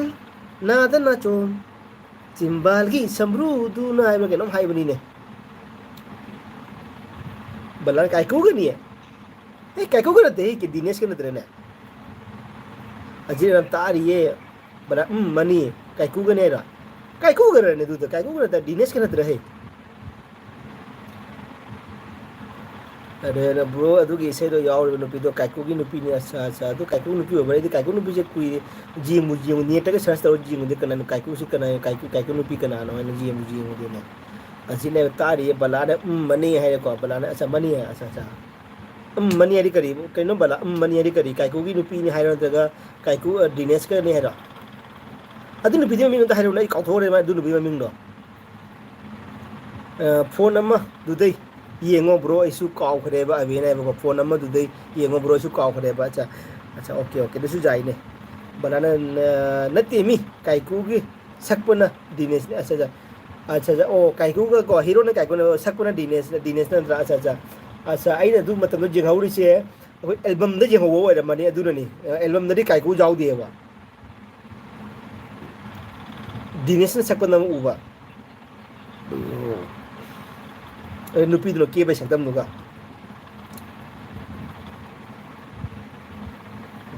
तो जेंगे को अदु बिरम जेंगे को अदु बिर जाम आइना सु जाम पामजबा नुपी ने अदु एक्ट्रेस ने जाम पामजबा एक्टर ने सदुसु करी हारे थी से दुदी नंग केब सकतम नंग केब सकतम नंग केब दिनेश नंग केब सकतम दो रोजी दी तुम घर माले रोजी तुम घरे मोबाइल का पाएगा मोबाइल की फैमिली येंगो अच्छा काइको की फैमिली दा येंगो अच्छा काइको की फैमिली येंगो नंग केब सकतम दो फाइरिन थागी लुहोंग चलमदागी मतमदा मित काजल नाद नाचोम चिंबाल्दी मयाद न समरू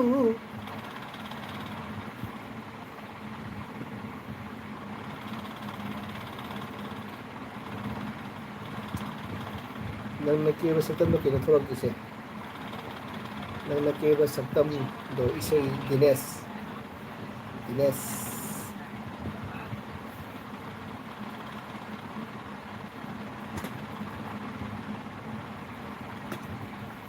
नंग केब सकतम फुल बस Manipuri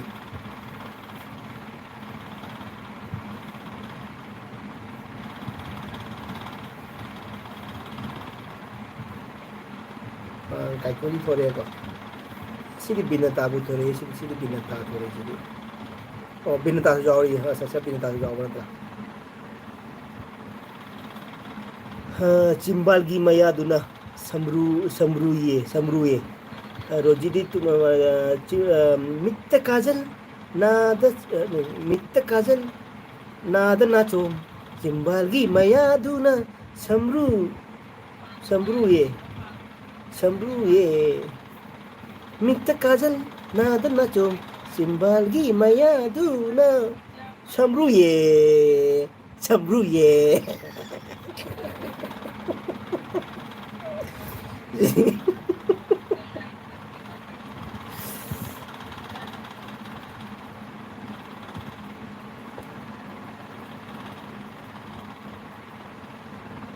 tamlo na phado male tumo na phado male अच्छी नुपी से मम्मी जी मैं डिस्क्रिप्शन लगा जाओ दे हाथे मम्मी हाथे माँ के नो बड़े सी है अरे मैं आलो तुम ना करा मारे तो हुई है भला का तुम बच्चा करा तो हुई है कंग दे वे नंग तुम मजा दो रिबो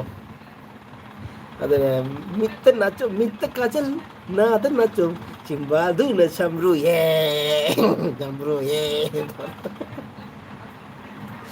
टेंगे तो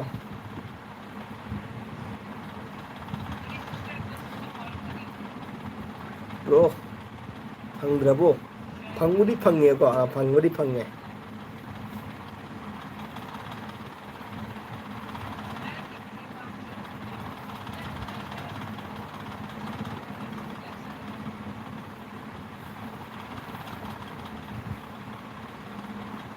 ไม่เกี่ยวกับdescription แล้วก็ชุ่มฮับเด็กก็ description ให้พวกเขาเห็นตัวตัวเฉยไม่ตัวจะปามันยิ่งนะแต่ใช่ที่ไม่ตัวจะว่าจะต้องนั่งมันนี่นะ description ให้พวกเขาเห็นตัวเฉยมาได้จะบังเนาเลย description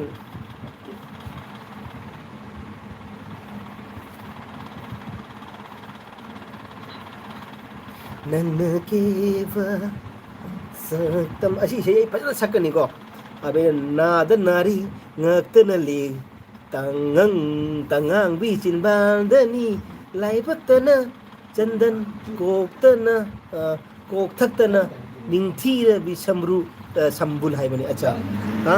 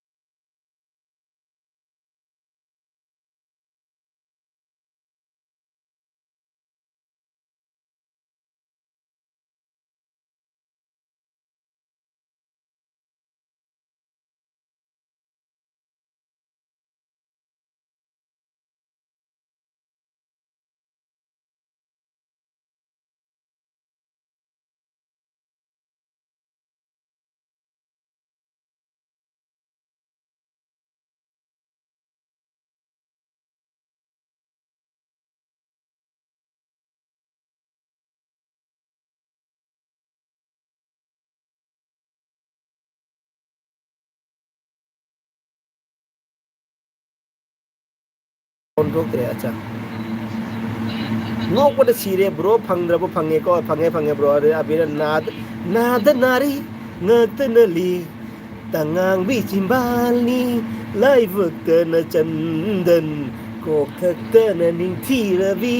sambul haibani balana adu do kai ko gi magi nupine adu hojeti hura hanura bani kai ku dagi henna oke abina kokthakta ningthira bi samru ye acha samru ye hai bako ko para ke ko nad nari ngaktenali tangang la bicimbali laibakna chandan kokthakna ningthira bi samru kokthakta samru kama idino bro kino abia kokthakna ningthira bi samru ye kini pa ngam dre da sei sam ngam dre sei ye balana thok tre sound acha jo sound thok re bana sound thok tre acha okay color thare duno rangoni ko bala chanu ta dre ba bala ta dre no sele acha abe tare acha tare okay bala hai bani do bro isai mayek nati sire no ko da hai bani ba ko acha hai bani do bro isai mayek nati acha okay si ri no acha acha okay ai di isai me ko ma kan sakchal li ko du so samdul bala samdul sambul lai ro sambul hai bani acha okay abena sambul hai bani acha okay acha abena sambul hai bani okay हमको पढ़ा के हमको सलाह के दे नंग के व सतम दो फाइरियन था की लुंग ब सलम दागी नुमी तो नात नारी नत नली तंगांग बिचिमाली लाई भक्त न चंदन कोक थक न संबुल हाय कोक थक न निंगथीर भी संबुल यार बा bala hendak kena kai hayak tu ba sambulai bane ko kada hendak kena kai hayak tu ba bala an chale abe bro se chep pajana chei pajan ni re ko abe na acha bro chei pajan ni re no chale ajib na nok chale ko ba ka jai re ko si re no ko de bala na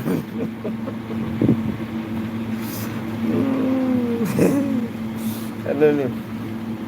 Dicung kok tagit nambaga nangi magun kangi he lai bakta nambaga nangi magun kangi he akan ba solam dau ason ba kalan dau nang tholag libra o nang polag libra dicung tu sẽ ta đâu mày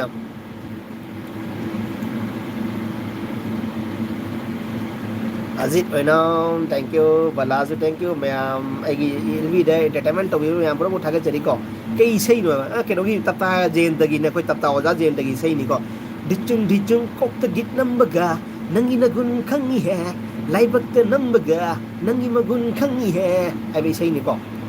Kay say no, I go. They are been of Sale. Balana, Kay no. How Bagido bro. Dicung tadri aja duduk ke nongin balam tap taje o taje degi sini go dicung au kok te git nambaga nangi magun kangi he lai bakte nambaga nangi masa kangi he akan ba solan do ason ba kalan do nang polang librai kay say no abena no sa leko balana ba kay no aho bagito bro dicung at tadri aja bro Korean maro nama loli ko ay ba bro nang tapta ole ba acha okay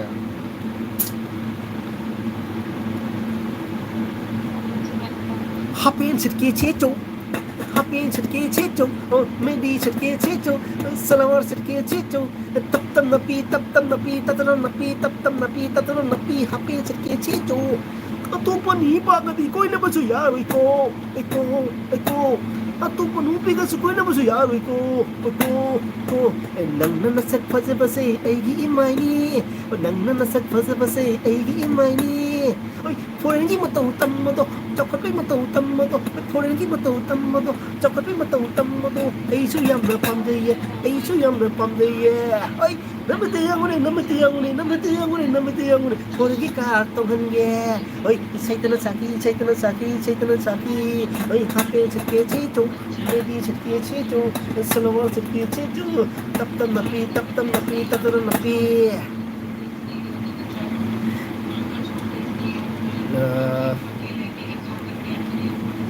paano pisang ba pili pa galing ba saitana saki paano pisang ba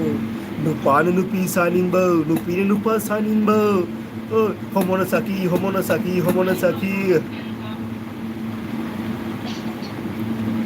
asi sai se amum kau thu amum phai ko adunia bro nang tap ta ole abena lon la o hai bani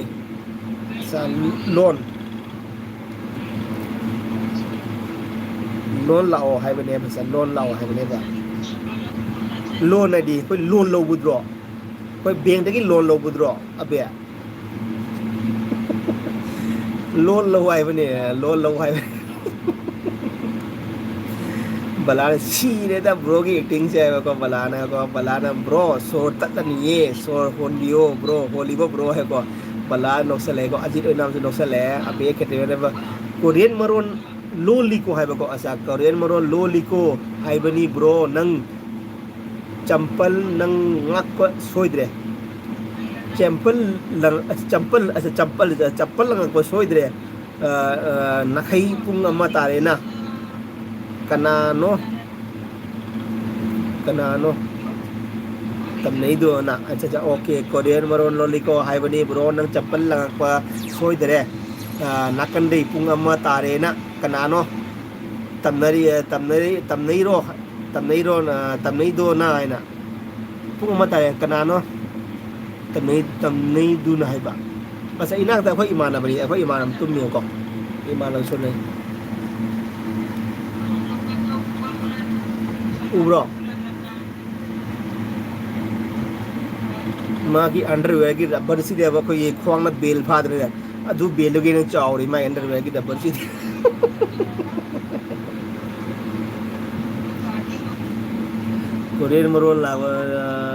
Korean मरोन लोलिको हाय बनी bro नंग चंपल lung पजोय दरे चप्पल lung पता जो अनि लंगो को अदु पटा कंपनी के लंगो को अतोप कंपनी लंग आईदी पटा चप्पल द पटा कंपनी की टोंगी अदो पटा के लंगो को लंग पता सो नाम नते जोड़ा नहीं लंग तो कोरिया मरोन दो लोल लई को हाय बनी चे अबे गिसे अच्छा बलाने कोरिया मरोन दो लोला ओ हाय बनी चे अबे गिसे अच्छा कोरियन मरोन लोला ओ अच्छा कोरियन मरोन लोला ओ हाय बनी ब्रो नंग अच्छा कोरियन मरोन लोला ओ हाय बनी ब्रो नंग हाइबा कोरियन मरोन जी कमाई लोन दुरी ने ओंगा यो इन्या यो ai yo ye ya ai यार वो फजन कमेंट पाओ याम खट कन हो इंग न तब न पाओ ai जो सन हातम दुंगा ai को खट बजे पे खट लेना था सन हातम में खट पदो अगोई सन हातम में खप पदो पर खप पनी बस जोंग जोंग उसो तुम खप पदो मोय ना खप पदो कोरियन मरोन को बलाने कोरियन मरोन लो लो हाय बनी जे बेगी से है बलाने ओके बला खंगे को अबे फजना कमेंट पाओ याम खट कनो इन तब न पाओ है बस ओके इबा अम्मा पाथोरक इबा पाथोरक अरे इसे इबना मा सलक बना मा हां इबना मा पाथोरक बना मा को असीम लेरे को अदे अमना इसे सलक बना इसे वाय अम्मा इबना वो इसे वाय अम्मा दे सलक बना इसे वाय अम्मा मो नि ताऊ इसे बला जर सी रे नो को करी नो प्रो है ओ यो यो इन्या ना इन्यो ये न्या यो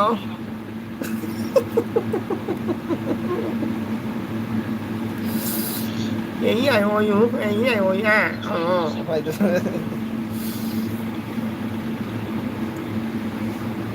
पुगा मता रे हे बो मैं पुगा मता रे लो सला zero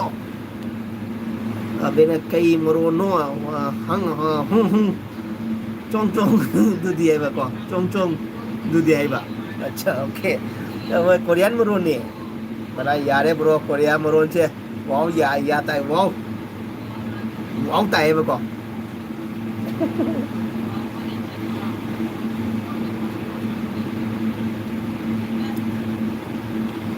ai hẹn nâng na kia bác tâm mai bây giờ adu to phải rất tâm nghe có hẹn em biết sắc cái có abe chân hẹn adu sẽ đồ hẹn phải sắc cái này đồ đặc biệt có hẹn ai adu sẽ đồ hẹn ayuk tên tin phò tâm nghe tôi sẽ đồ nâng na kia bác sắc tâm đồ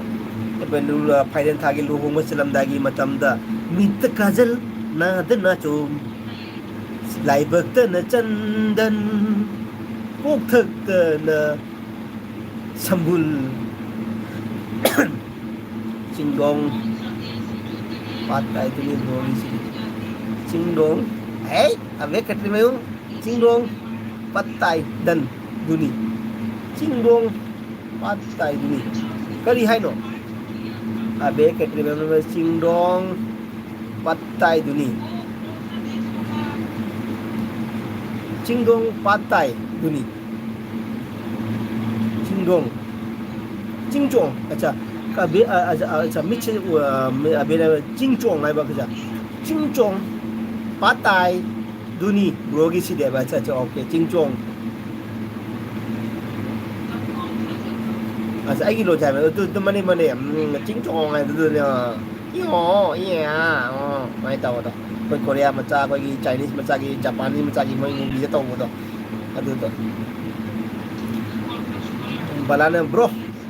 ชี้จอป่าให้ดูมาเลย bro กีมารุนเช่จ้ะ bro ชี้จอป่าให้ดูมาเลยบก็อ่ะดูนี่ bro บาลามาโนมาเลยนั่งยี่เลยเช่ชี้จอป่าให้ดูไอ้มาเลย bro มารุนเช่ bro กีโลนดูให้บนี่ไอ้บก็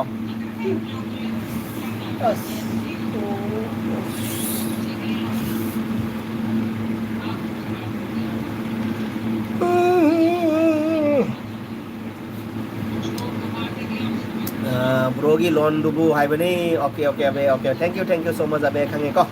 bro khwang na dribu na ri mi ne khwang na ri mi ne aduni sakira gi jagoi sajira ne nga khwang ji tingong na bagi som na mu taw na do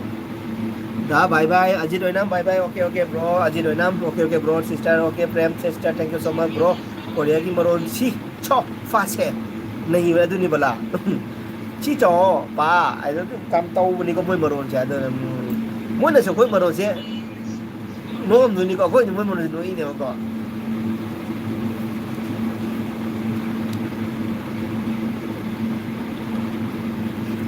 brogi wife thì cái để lấy ra cái brogi wife thì cái để lấy cái đó cái để lấy ra cái hay nó lấy cái đó brogi wife thì cái để lấy cái đó ai cái đồ pì đi zoom đã liều đấy ai là gì mà phong đã thắp phong đã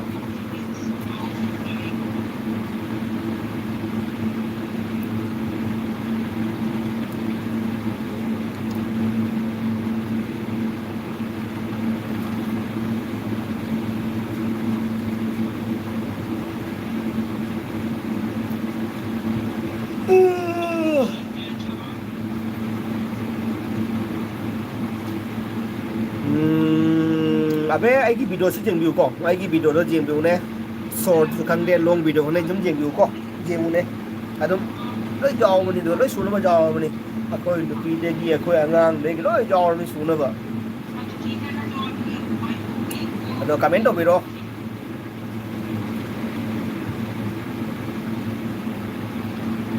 nang na ki ba sa tam no ai ta bang toy no lv ahanba sa panida khandi asa kai thabak taw no lv ahanba sa pani khandi acha okay acha okay ai no auto thau ba ko ai no auto thau ri ba ai na ji goa da le ga auto thau ri akoi no pina jin da le ri ai na se gi paisa ta laga paisa tha ri ba jin da abe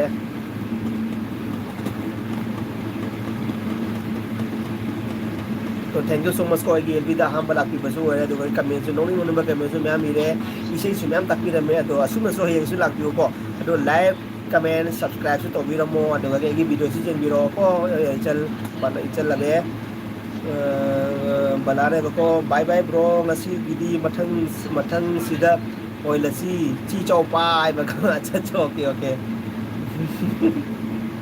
अबे ना मालिको है बा अबे या मालिको है बा या मालिको है कहीं ना ऐसे आई सही दरो आई मरोन दरो अबे ना खेती में नक्सल ले बना ब्रो नंगू ऑटो थौबा बला ने ब्रो नंगू ऑटो थौबा नकले ने अदुनी ऑटो आयुम दिन ऑटो थौरे को अदुगी आयुम दिन दुगी नुंथांग ने एलबी दा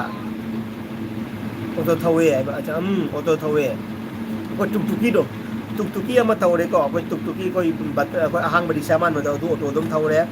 dum sanda kai grang dana de kar asang bena ko auto asang beti ga do tawre ko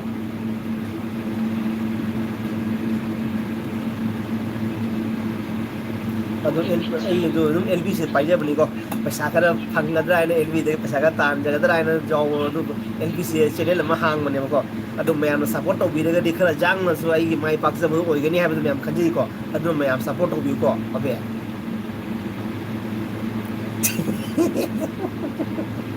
Amira eso aeroplane thawe deu ko nang aeroplane thawan na tan na chum chimbal gi na tan na chum liki ngaksam dan lik ngakter lik adu kelauni ko nang aeroplane da thawada mali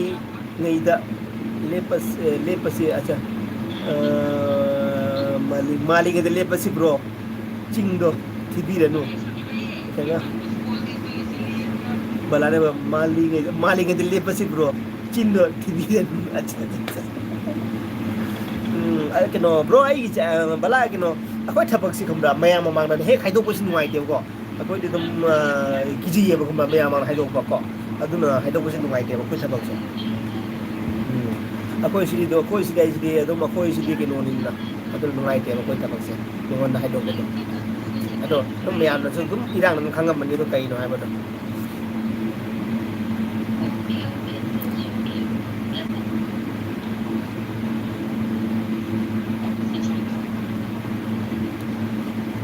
ai do chin thi ban te ba ko sum ai di ai na hai ba do ja da bai hai da ba ne ko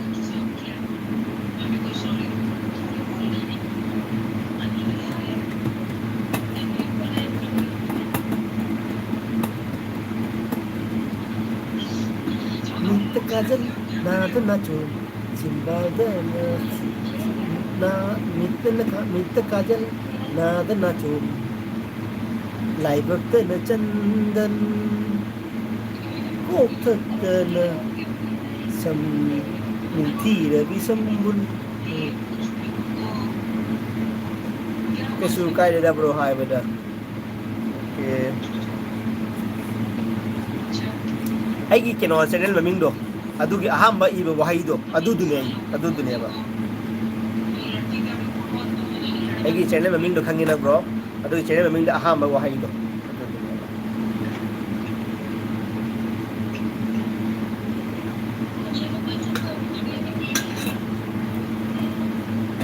kajal nada na chum chimbal ki sambu ko thakana min thira bi sambul adu ni ba bro na ngamda ba khum me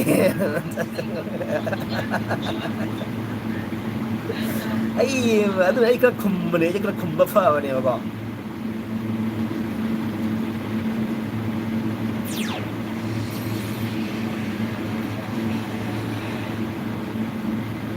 abe lai dibo abe chakra bo abe su aeroplane thau de ma aeroplane do ma ke no garage da thamba chakri mare mai ma aeroplane da kaw na no da thamba ma jala khang de ma garage da pusin ma changri jala khang de abe do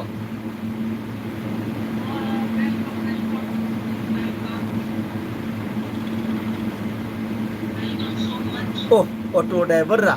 ado ngasi dei khangna ni icha isu da tambi rage icha isu da tambi rage oh auto driver ra acha okay ko adu ngasi dei khangna ni icha isu da tambi rage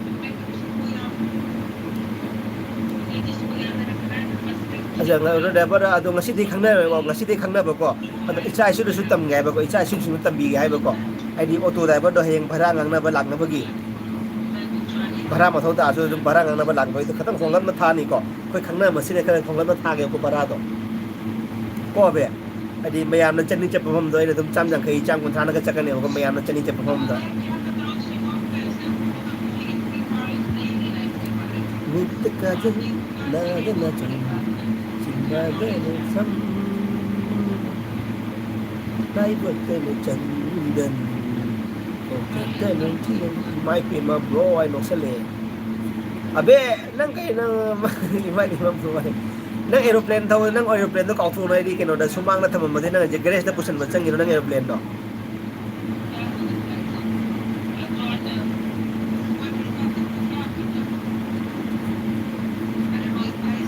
na daga aeroplane do garage da pusan na bagi jeki sarap kausi ro border da thousand mo da airplane thousand mo da garage da pusan mo do adu mai na mane army hai se auto thobani na icha da तंबीरदबनेबा अच्छा ओम money money army है जे auto थोबनी ना चार तंबीरदबनेबा अच्छा अच्छा अच्छा okay okay या भैये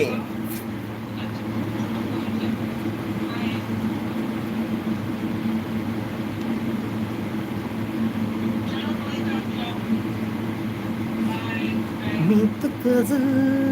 नादना जो थोंगाई दे सुमांगदा थोगलबनी थोंगाई दे थोंगा ले सुमांगदा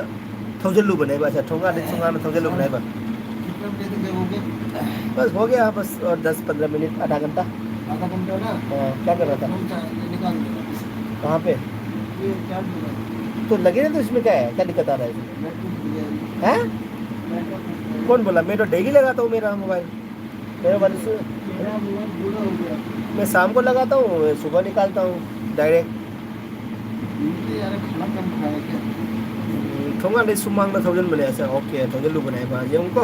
सोई नाम तो नहीं जाऊँ मताई मताई के कोई थोंगा की बेरा दो खेत के नहीं जाऊँ होय ना सिटी बेरा दो लेते बिना कोई वाल खावा दो वाल वाल खेत के नहीं जाऊँ क्रैश का नहीं जाऊँ एरोप्लेन दो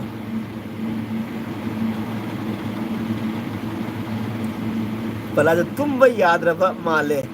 खुम्ब करन कर खूब खूब खुम्ब करंदो करंदो करंदा भला तुम भाई याद रखा माले तुम भाई याद रखा माले खुम्ब करंदो करंदो तुम लाओ है रे अखोई दी तुम रो ला है रे अंदे तुनी तुम लाओ है रे नाकन ले दुना अच्छा अच्छा अच्छा तुम रो है रे नाकन ले दुना तुम रो है बनते मागी मोबाइल लो चार्जिंग थम मी बा दु दो रे नाइन चांग कुई दुना हंगी बको अदु लथोक बिरा मोबाइल बा इन कुदु के दरो गे ना दुगो मा पोखाई ने मोबाइल कुंभ कारण हाय बनी ब्रो अच्छा कुंभ को पारा की दे तुम भाई याद रबा माले कुंभ कारण दो अच्छा ना तेरे ते मा तुम ज्यादा बनते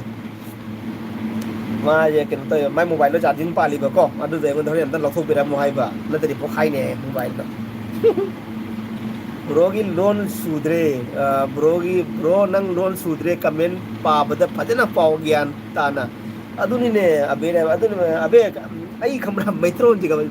जो पसंद मन गोगी मैत्रों जी तोतला होय चले तो होय जम जुम पसंद न हमरा अरे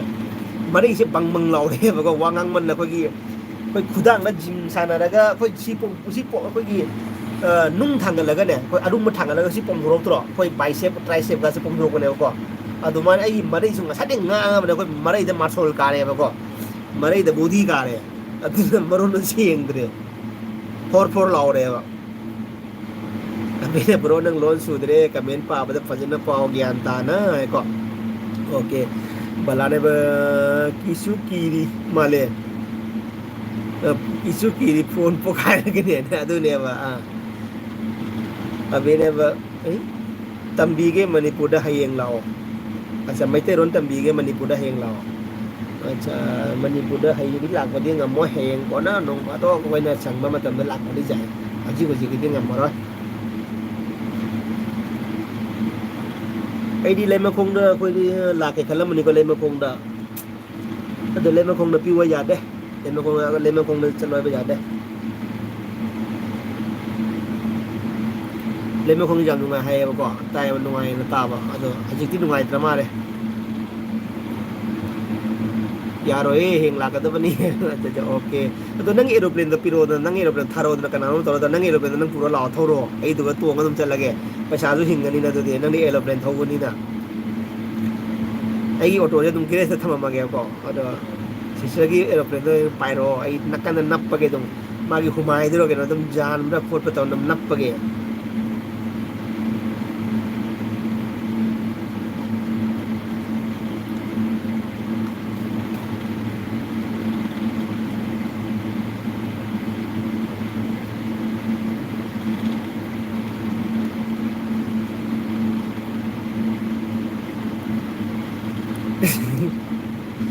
วิ่งหับเส้นเลยก็ไปโรตัวตัวไอ้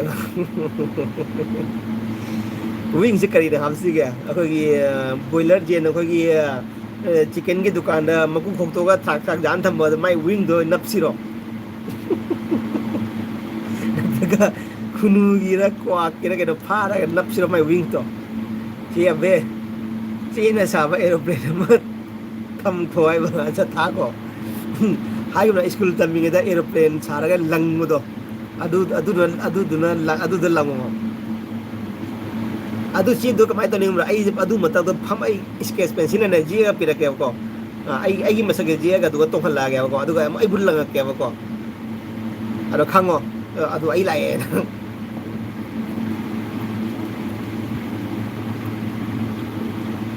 minta gazal nada nacho simbal de na so tangang la simbal de na lai bực de na chân de na ko ka na sambul ning thi la sambul dang na ki ba sa tam do fire bana này yam ye ni bro nang na banina yam yani bro nang na banina yam yani bro nang na banina nok sale da balana yauni bro yauni bro yam yani bro hai bro yam yani bro hai bro balagi sa yauni बेने bro booster कापो बला बेनीगी नते दी aeroplane थारा ओयबा bro booster कापो बला बेनीगी नत्र दी aeroplane थारा ओ bro booster कापो ओ बला बेनी करानो बला बेनीगी नत्र दी aeroplane बला बेनीगी नत्र दी एरोप्लेन थारा ओ ब्रो बुस्टर कापो बला बेनीगी नत्र दी एरोप्लेन थारो यारो एरोप्लेन थारो याय ब्रो ब्रो बुस्टर कापो बला बेनीगी नत्र दी एरोप्लेन थारो याय ब्रो को अदु रुंगनी को अदु हाय ब्रो मनीरा अदे को मखा ताबे कमेन अबे किस अबे ना ओ थारो याय ब्रो को अच्छा अच्छा ओके ऐसा बूस्टर कापागना एरोप्लेन थारो तो बस ओके बूस्टर से करम बूस्टर कापोगे कोरोना मतम दा को डोज 1 डोज 2 न कापरे को अदु का मतलब कोई बूस्टर डोज है लाख दो बूस्टर 2 3 करम थारो गए कोई कोरोना की बूस्टर 2 3 करम थारो गए बे थारो ओ है को बनाने जाऊ नहीं है बस जाऊ नहीं है को याम जाऊ नहीं bro yam yauni bro yam yani bro yauni bro jauni hai bala ibani gi hai bane asa bila ban asa ja okay bala ibani gi hai bane asa bala no sale abine oh bro chai dia isini chai dia bro yauni hai bane asa yauni hai asa bala asa yauni hai bane asa okay अच्छा aeroplane यौनी है भाई यौनी है aeroplane lung पदो अदो जौनी है बको अदो आई नमु अदो मथक दो एरोप्लेन पलाना थारक एरोप्लेन दो आई नमु इरक आई मसक से जेलक के बको ड्राइंग ड्रॉ के अदो मथक दो एरोप्लेन दो आई मु फिसला लंग के बको अदो आता जरक ने अदो दुने बको यौनी को हाई तो का अच्छा ओके बाप तारे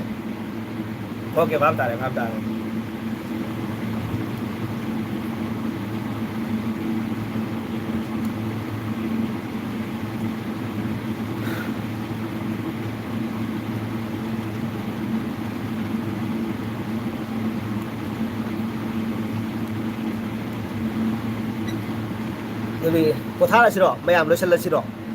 bala en abe lo sel siro ichel ni lo sel siro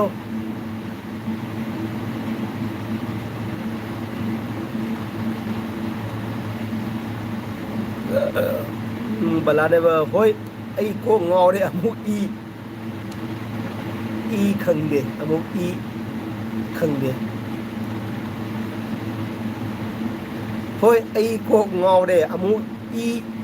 khang de amu i khang de amu i khang de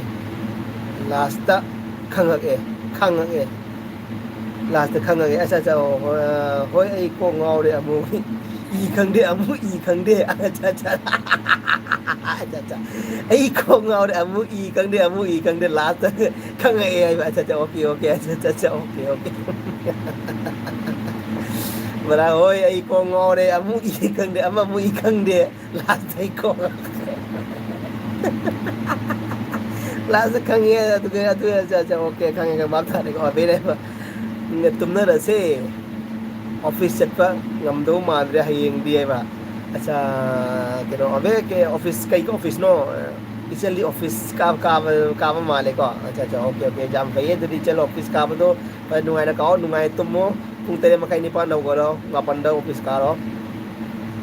bala yao you see the khang a yao you see the khang a ba see the khang a yao you acha why yao see the khang a ba cha see the khang a nói mẹ ấy nó comment nó nói nó comment là quay nó pa nó phơi vào gọi nói nó gì là quan năm ấy nó pa là quan năm mà gọi ai boy cái chết lên là nu có thể vào bắt ai này vô yêu gì đó không nghe mà chả yêu gì đó không nghe mà chả okay okay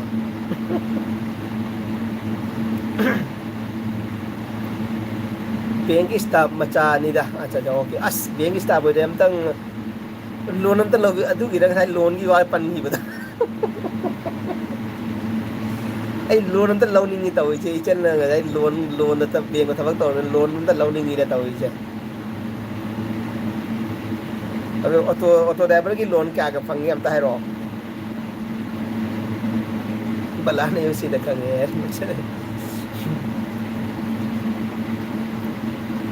बस वैसी दी no ये फजना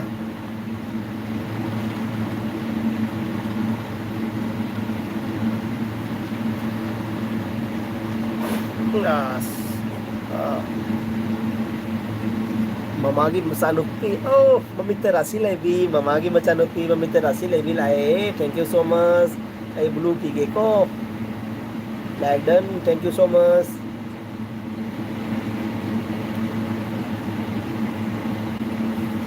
mamagi chan thank you so much kai nyang chara ke kai no sire da ai ba kai no sire da ye no ise kai no ai na mu thok ta ri do ta bra ne ai na son da nu sit khai bra ta bra ai tara mo de karen ta phok rabo sana mo rang them mama gi majan be khange ai chal khange mama gi sana mo rang them khange ai mama gi sana be ha ai no sele nok ta di bro na pa ba da soi ra gai ba acha nok ta di bro na pa ba soi ra gai ba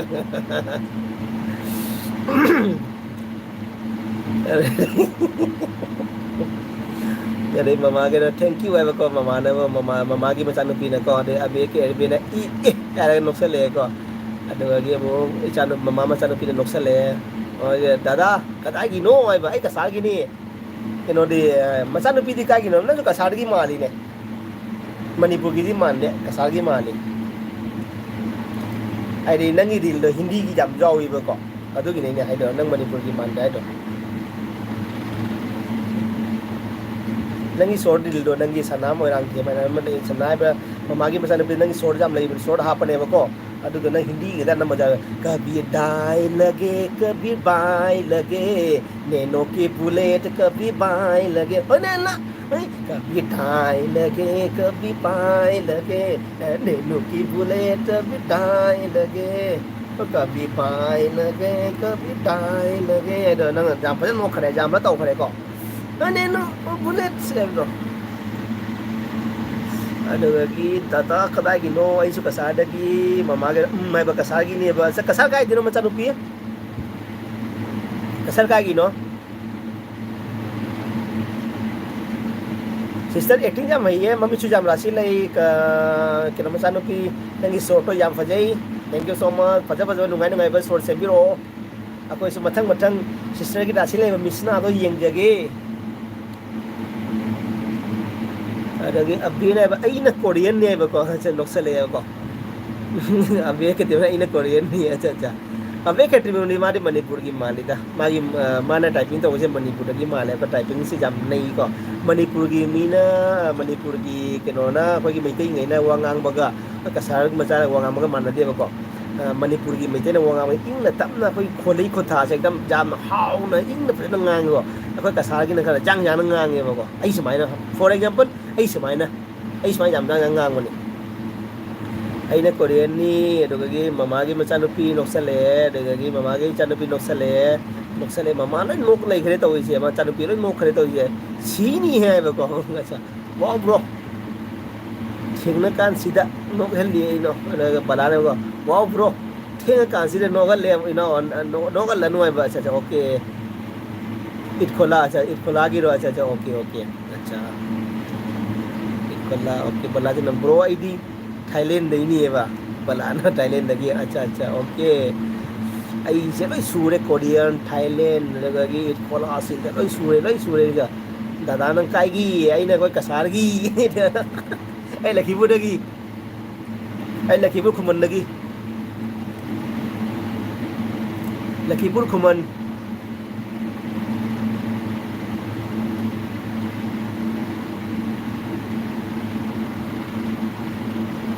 sister Yama release Yama same है यम फजन है मामा चतुबी sister यम same ओ है अबे चखरबो अबे लेरिबो बलासु लेरिबो okay okay खंगेबा से खंगेबा ब्रोदी America दईनी है अबे न मने अमेरिका दईनी यूएसए दगी मामा की मचनुपी असेंग ब्रो है असेंग मने ना अखोई सोमदा खंगनबा मी लेब्रो लेरे हाइरो कना कना खंगी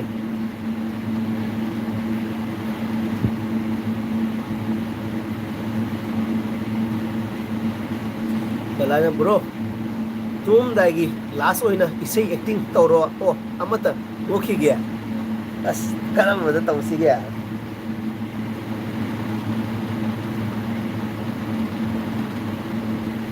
ये बड़ा ब्रो तो अजी की केनोगे मामा की मचानुपी से मागी दिल की से जो तौर से को कभी डाई लगे कभी बाई लगे जो तौर से को अबे ना लास्ट की वो जो तौरो निखाई वीडियो आए बको बला जो निखाई वीडियो आए बा ओके ये तौर के को कभी बाई लगे मारा का फिर उड़े तौर से को अरे कभी डाई लगे कभी बाई लगे नैनो की बुलेट कभी डाई लगे ओ कभी डाई लगे कभी बाई लगे कभी बाई लगे कभी डाई लगे नैनो की बुलेट कभी डाई लगे कभी बाई लगे कभी डाई लगे और नैनो की बुलेट कभी डाई लगे ओ राजा यार वो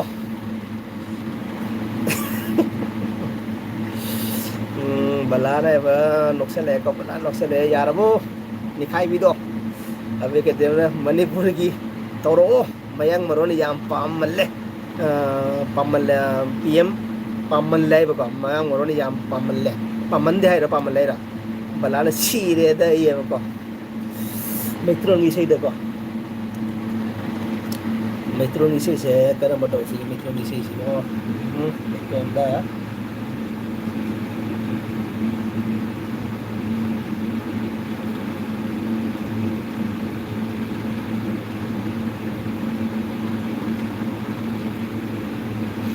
मेट्रोंगी से फजा फजा मैम ले कौथ्रो करे ने ता सेवरागी से के लई ता सेवरागी नोनिंग बे से के लई बनी ने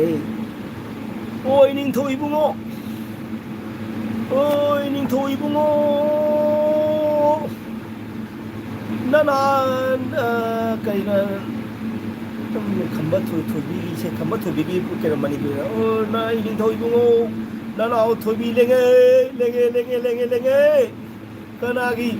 ngang ta ngang ba hai phe ngang ba khara ngang ba ngang ta ngang ba hai phe ngang ba khara ngang ba ngau ta ngau ba hai phe ngau ba khara ngau ba pu ngau ba sang ta chang ba hai phe chang ba khara chang ba pu chang ba Kanagi ngangbo api ngangbo sengot sabon pareng tong laga sa thoi bi leng le ning thoi bungo kaina male bro sire dai bako ja bro be sire dai male bro ai bako acha okay nusina ba hairunu ita khaina raga ka hairunu ita kaina raga wabani tumduna mang tumdana mang bani nungsi wakalda ngawbani adu isai sa wai bro nungsina ba hairunu ita roy kaina raga wabani tumdana mang bani nungsi wakalda ngawbani nungsina ba hairunu ita roy kaina raga wabani tumdana mang bani nungsi wakalda ngawbani abena sire dai tum jau ra gai ba da bala no se le ba kadi ro dai si kai si ba ja dri mayam kai si doi no nungsina ba hairunu itaro haiba yaude itaro nungsina ba hairunu itaro yaudra itaro haiba yaude yaubuni da nungsina ba hairunu ita acha ita nungsina ba hairunu itaro acha nungsina ba hairunu ita kaina raga wabani tumdana mang bani nungsi wakalda ngawbani nungsina ba hairunu ita ay baba cuma bo thamoi siang na nungsina si hai du na nungsina raga kaigi ay bumi mangga nungsina hai bakini ba bala ibani tang ngai de kamen sia mani no khoni tang ngai de na khoi ni ngasi ge LBC pura ngalal lagi pura pungan ngalal lagi LBC thank you so much ko thank you so much sai ngai ta thagat chari bala ga ora abega na khoi ni ma thagat chari aro theng na su theng la khoi gi lakwi de bai chal ma sa thoi bi khoi gi bullet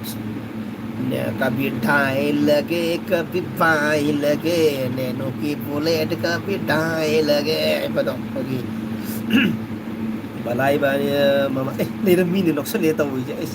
राशि ले mummy से नगर नौसा लग बस करे आए नहीं LB हो सको दी अस एलबी रे थोर लगा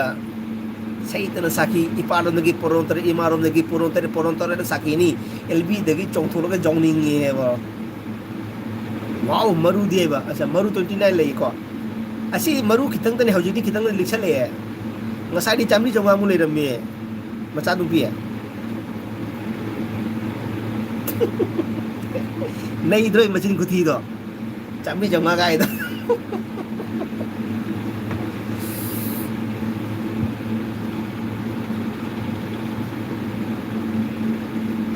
अबे अतई दी एलबी चंगा लोई तुम खरमा एलबी चंगा लोई तुम खरमा ले अरे बलाना ब्रो हा नोक्से ले को ममा की से नोक्से ले अदुगी एंते अतई दी अबेरे अतई दी एलबी दे चंगा लोई तुम खरमा ले को बदने अच्छा वाओ मरुदी है को ने बराम ब्रो बुलेट तो बै सही दो संगलो अदु फा दे ब्रो बुलेट नोई मरु बुलेट ai be dro अदु दो फा दे ब्रो अदु सही दो अकोइना एकदम थबक त चंग्रा बतुम द थोलक प सही ने वा अदु सही दो फा बंग नमदरा बुलेट दो अनो बै सही गतने अनो बै सही ng फा बंग नमदे को अकोइ मतम द ना हा जाउ द ना ai ba du बै सही को lamna tamnaraga heli nunsiba kuina una draga heli nunsiba he ba che adu muado wow मरुदी को सी पारे को मरुदी पारे को बला पूरे बुलेट दु तो बैसे चलो अदु फादे बला ब्रो नंग सनाई लिक अमा सीरे सनाई लिक अम सीरे सनाई लिक अमा अच्छा बता चकरे मांगरो सीरो ऐसे एडवर्टाइज तौरगे मसाई इचे गनाई केनोना इचन खुद सारी दगी लिथोगा खुद मसा उत्पद दुमाइना इसु फुरित तगी लौथोरे फुरित नोंदे लौथोरे आइसो दुले ब्रो नंग सनाई लिगमा सीरे सिन नोसेले को बलाने ब्रोगी चिंदी फदिगोम थाली फजनदी हौनी को ब्रोगी चिनचे अदुनी ब्रो केनो जोन सिरो फदिगोम करवा तौरो सिरो को बाइनी पुल्लगा एकदम फदिगोम हे गाई ऑटो मनिंग दा हापो जोला लोरे केनो चल्ला लोरे मो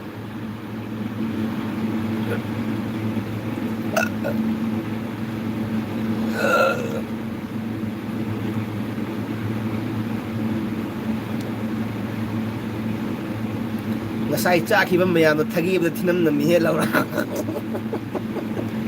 bala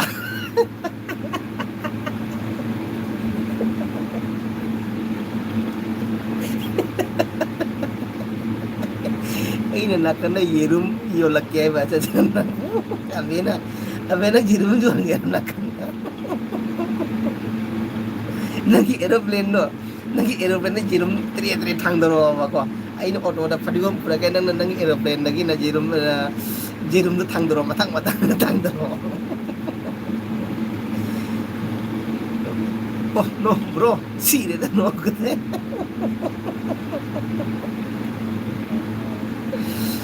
as mamite mapita re jo na no ko da mamite mapita re jo na mamite tai misang la mami la mapi da khang da tare je la da misang ram po ko ni ko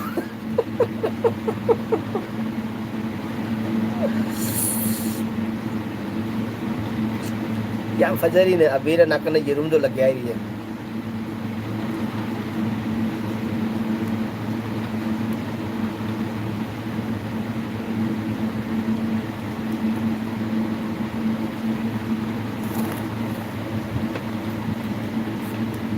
mamit nate imit hai wai ba sa imit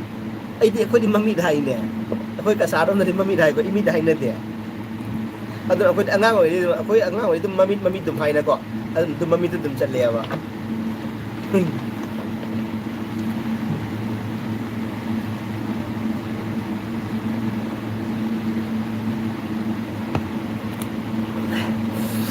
ai aki arum se lawai daga थमगे एगी अरुम से लवाइदगा थमलदी अनौ सोइदना own खरनी अनाउ एगी आई कोकी अरुम से करी हाज मुसिबो आई ngaki अरुम से आई ngak आई अक्की अरुम से लवाइदगा थमलदी अनाउ सोइदना कोन खरनीना तो दोनी कालेनिना ए अक्की room से ए करी हानो सिबो पे ए अक्की रूम से लवाई दका थमलदी ए कोकी रूम चाइरा ए कोकी रूम से लवाई दका थमलदी अनाउ सोइदना कोन खरनी अच्छा एनाउ सोइदना अच्छा ओके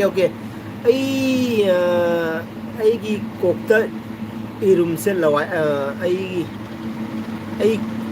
येरुम से बला अबे येरुम से लवाई दगा थमलदी एनाउ सोइदना ओन खरनी ना तो दोनी कालेनी ना अच्छा काले नुसा साबनी ना अबेगी कोकता थमदा येरुम ने थमदा कोई एनाउ ओन गने हाइबा को अदु हाइब्रा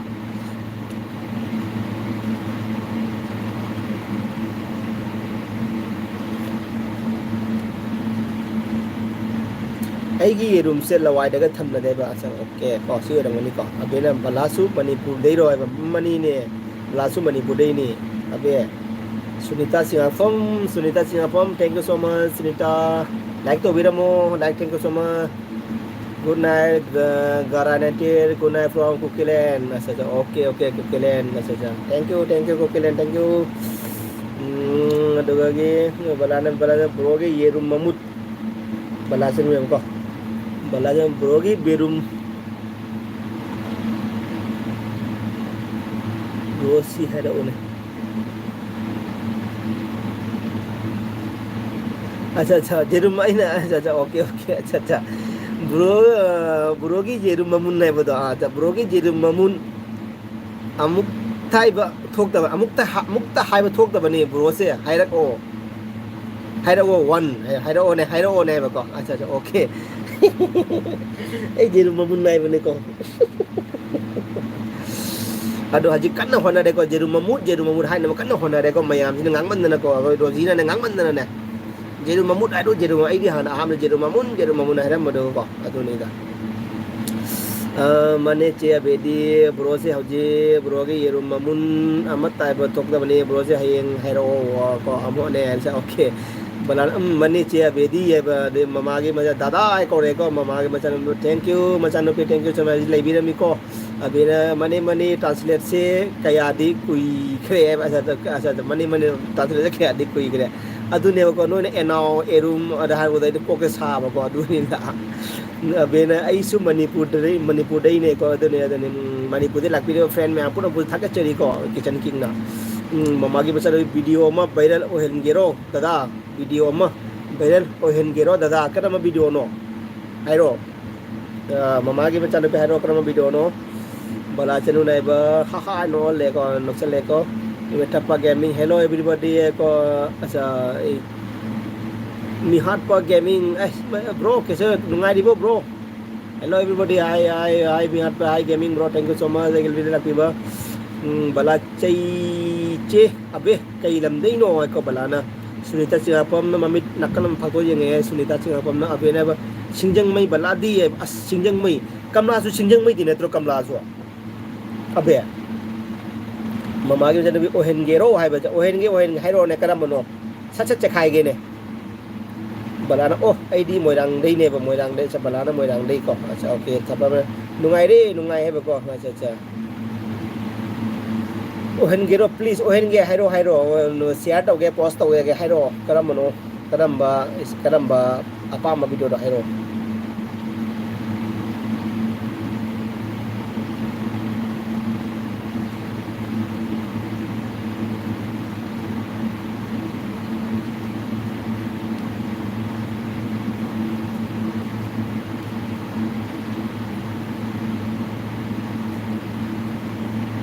Abena oh lepe adu deba lape adu da oh lape adu da kamla le lape ba da cha okay ai jam lu si da kamla do kamla na ma na phawram ma se aji ju faw ri ko bro I tum lage thenge bye bye okay ka bro tum si ko metapa ge mine opi leitro leite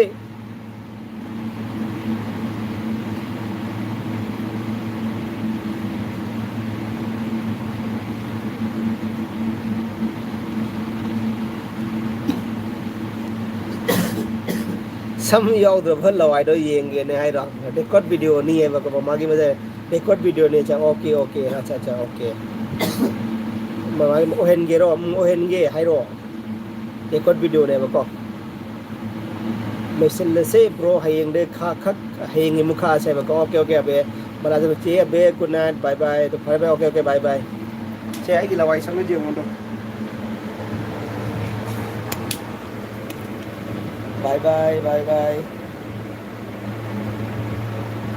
चिबान का से एकदम पू में है लौड़ा मरे के से था लौड़ा पू फल ले ngang मन ना मरे का से खोई न ची का पू फट का चिक पू था लौड़े लफू ऐसे बचा रगा नप लौड़ दे bro bye brother get Naga the giveaway ले गाव रो इधरो brother date 5 da giveaway ले याव रो इधरो अच्छा date 5 da करम अंदर की date 5 सिगा लाके पे date 5 सिगा रो ओके जाओ लो के जाओ लो रे bro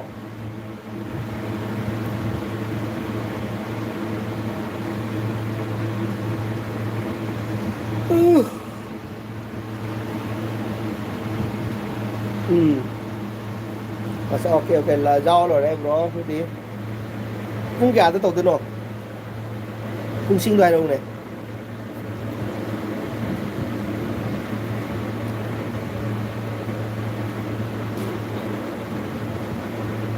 ꯑꯕꯦ ꯈꯦꯇ꯭ꯔꯤꯃꯌꯨꯝꯅ ꯑꯩꯁꯨ ꯌꯥꯎꯒꯦ ꯀꯩ ꯒꯤꯞꯋꯦꯅꯣ ꯍꯥꯏꯀꯣ ꯑꯕꯦꯁꯨ ꯌꯥꯎꯅꯤ ꯍꯥꯏꯌꯦ ꯈꯦꯇ꯭ꯔꯤꯃꯌꯨꯝ ꯀꯩꯅꯣ ꯃꯤꯍꯥꯠꯄ ꯒꯦꯃꯤꯡ ꯀꯩꯅꯣ ꯕ꯭ꯔꯣ ꯃꯤꯍꯥꯠꯄ ꯒꯦꯃꯤꯡ ꯕ꯭ꯔꯣ ꯀꯩꯅꯣ ꯑꯕꯦꯁꯨ ꯌꯥꯎꯅꯤ ꯍꯥꯏꯔꯣ ꯍꯥꯏ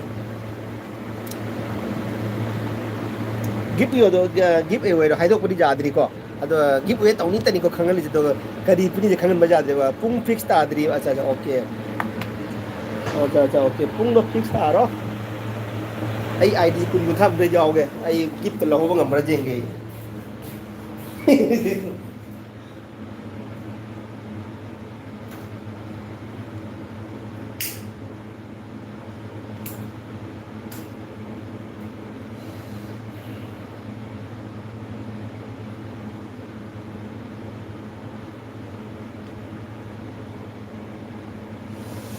ꯑꯩꯈꯣꯏꯒꯤ ꯀꯤꯆꯟꯁꯦ ꯌꯦꯡꯒꯦꯔꯣ ꯑꯩꯈꯣꯏ ꯀꯤꯆꯟꯁꯦ ꯆꯥ ꯂꯣꯟ ꯆꯪꯗꯦ ꯆꯥꯕꯨ ꯊꯛꯅꯤꯡꯉꯤ ꯇꯧꯔꯤꯁꯦ ꯐꯣꯟꯁꯦ ꯇꯥꯔꯦ ꯃꯃꯥꯒꯤ ꯃꯆꯥꯅꯨꯄꯤ ꯗꯗꯥ ꯀꯣ ꯆꯦꯅꯦꯜꯒꯤ ꯑꯣꯏꯗꯣꯏꯔꯣ ꯆꯨꯝꯃꯤ ꯑꯗꯩ ꯄꯨꯡ ꯐꯤꯛꯁ ꯇꯥꯗ꯭ꯔꯤ ꯑꯕꯦꯅꯕ ꯆꯦꯅꯦꯜꯒꯤ ꯑꯣꯏꯗꯣꯏꯔꯣ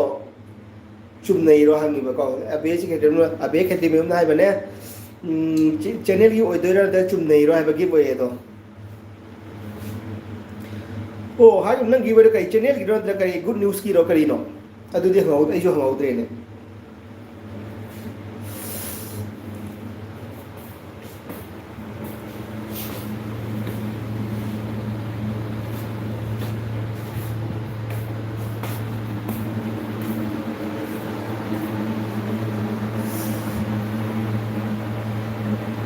अच्छा 100 मेंबर्स हुबगी सब अच्छा अच्छा ओके 100 मेंबर की अच्छा okay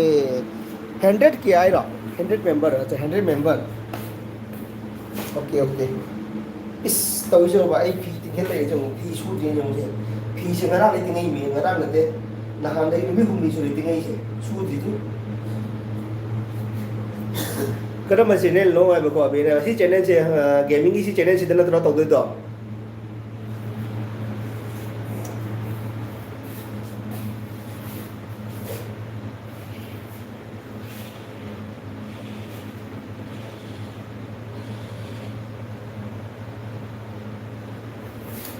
full member hogi fee member hogi kada ba fee member tu ni ba fee da nam thi ra ni tau je khal ni ne haji sudo mani da haji sudo mani lb lo ra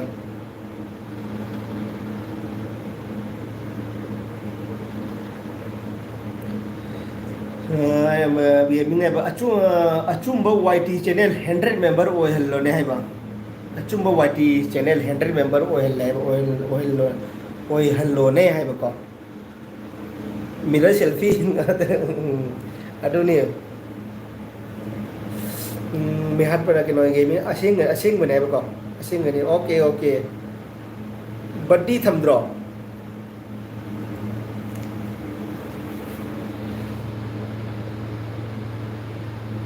so na mathun ngala tum mi tu fonda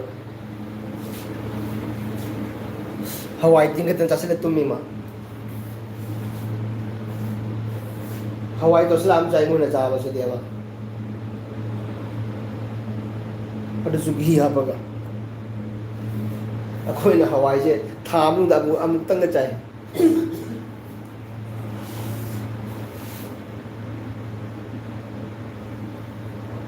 achumba yt hai se channel maning lo channel maming lo hai ne abena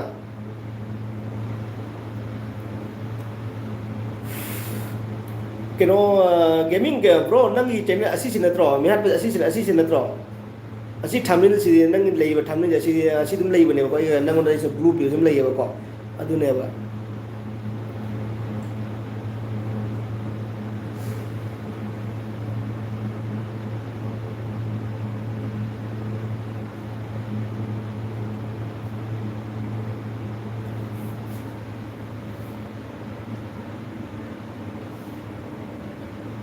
mingdi asi sini mi hat pai ba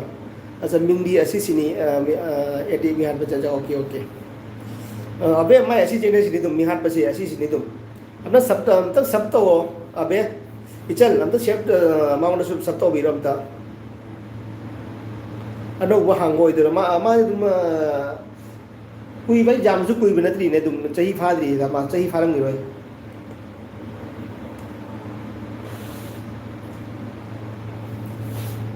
ꯊꯝꯅꯤꯜꯗ ꯂꯩꯔꯤꯁꯤꯅꯦꯕ ꯃꯅꯦ ꯃꯅꯦ ꯈꯪꯉꯦ ꯈꯪꯉꯦ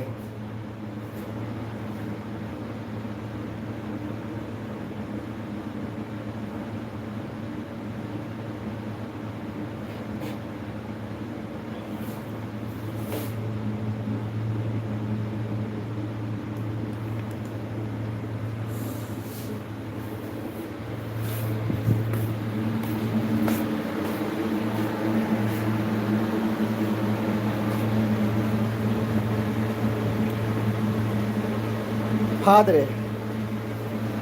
ꯐꯥꯗꯣꯔꯦ ꯍꯥꯏꯔꯣ ꯑꯆꯥ 100 ꯐꯥꯗꯣꯔꯦ ꯍꯥꯏꯔꯣ ꯅꯪ ꯆꯤꯜꯗ꯭ꯔꯦꯟꯁꯦ ꯆꯪꯉ ꯌꯦꯡꯒꯦ ꯑꯝꯇꯪ ꯀꯌꯥ ꯁꯨꯔꯒꯅꯤ ꯆꯪꯉ ꯌꯦꯡꯒꯦꯀꯣ ꯂꯥꯏꯟꯗ ꯂꯩꯔꯦ 80 ꯁꯨꯍꯧꯔꯦ ꯑꯣꯀꯦ ꯑꯗꯨꯗꯤ ꯀꯩꯅꯣ ꯑꯕꯦ ꯃꯥꯏꯁꯦ 80 ꯁꯨꯔꯦ ꯑꯝꯇꯪ ꯁꯣꯜꯂꯣ 100 ꯁꯣꯜꯂꯁꯤ ꯃꯥ ꯗꯦꯠ 5ꯗ ꯃꯥ ꯒꯤꯞ ꯑꯋꯦ ꯇꯧꯅꯤ ꯍꯥꯏꯗꯤ ꯗꯦꯠ 5ꯗ ꯑꯗꯣ ꯑꯝꯇꯪ ꯁꯣꯜꯂꯣ ꯑꯕꯦꯒꯤꯁꯨ ꯑꯗꯨꯝ ꯋꯥꯠꯁꯑꯞꯇ ꯑꯗꯨꯝ ꯁꯤꯌꯥꯔ ꯇꯧꯕꯤꯔꯣ ꯃꯥꯏ ꯚꯤꯗꯤꯑꯣꯗꯣ ꯑꯝꯇꯪ 100 ꯃꯌꯥꯝꯗ ꯑꯝꯇꯪ 100 ꯁꯣꯜꯂꯁꯦꯅ ꯃꯥꯒꯤ ꯒꯤꯞ ꯑꯋꯦ ꯇꯧꯕꯒꯤ ꯑꯕꯦ ꯅꯨꯡꯁꯤꯕꯤꯗꯨꯅ ꯑꯝꯇꯪ ꯒꯦꯃꯤꯡꯒꯤꯁꯨ ꯑꯝꯇꯪ ꯇꯧꯕꯤꯔꯣꯀꯣ 80 ꯁꯨꯍꯧꯔꯦ ꯍꯥꯏꯕꯁꯦ ꯑꯣꯀꯦ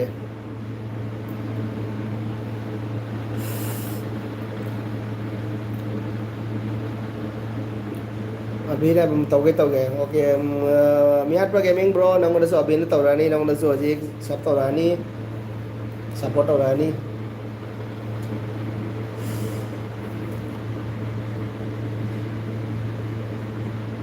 ꯑꯩꯒꯤꯗꯤꯕꯣ 1K ꯐꯥꯕꯗꯕꯣ ꯒꯣꯋꯥꯗꯅꯦ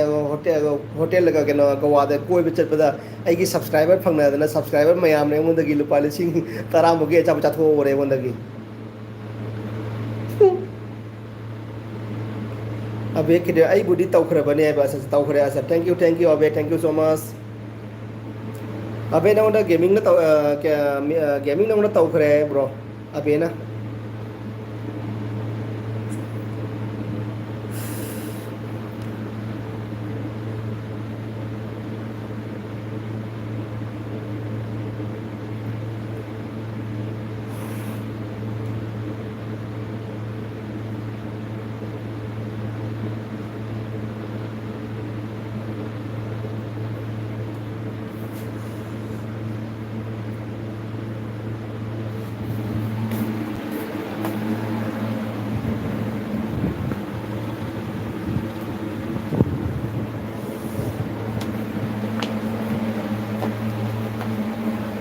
ꯑꯝꯇꯪ ꯂꯩꯔꯨꯀꯣ ꯑꯩꯒꯤ ꯑꯇꯣꯞꯄ ꯑꯥꯏꯗꯤꯗꯒꯤ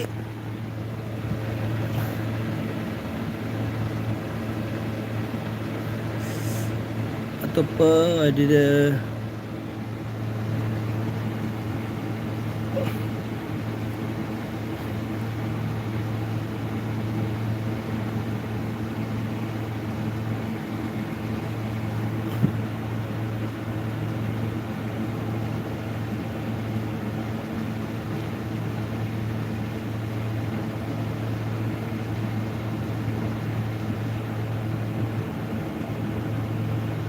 ꯑꯩ ꯁꯕꯁꯀ꯭ꯔꯥꯏꯕ ꯂꯩ ꯁꯤꯒꯤ ꯑꯩꯉꯣꯟꯗꯗꯤ ꯂꯩ 81 ꯁꯨꯔꯦꯀꯣ ꯁꯕꯁꯀ꯭ꯔꯥꯏꯕ ꯂꯩ ꯑꯩ ꯁꯤꯒꯩꯁꯨ ꯁꯕꯁꯀ꯭ꯔꯥꯏꯕ ꯂꯩꯕ꯭ꯔꯣ ꯂꯩꯔꯝꯃꯦ ꯑꯩꯉꯣꯟꯗꯩꯁꯨ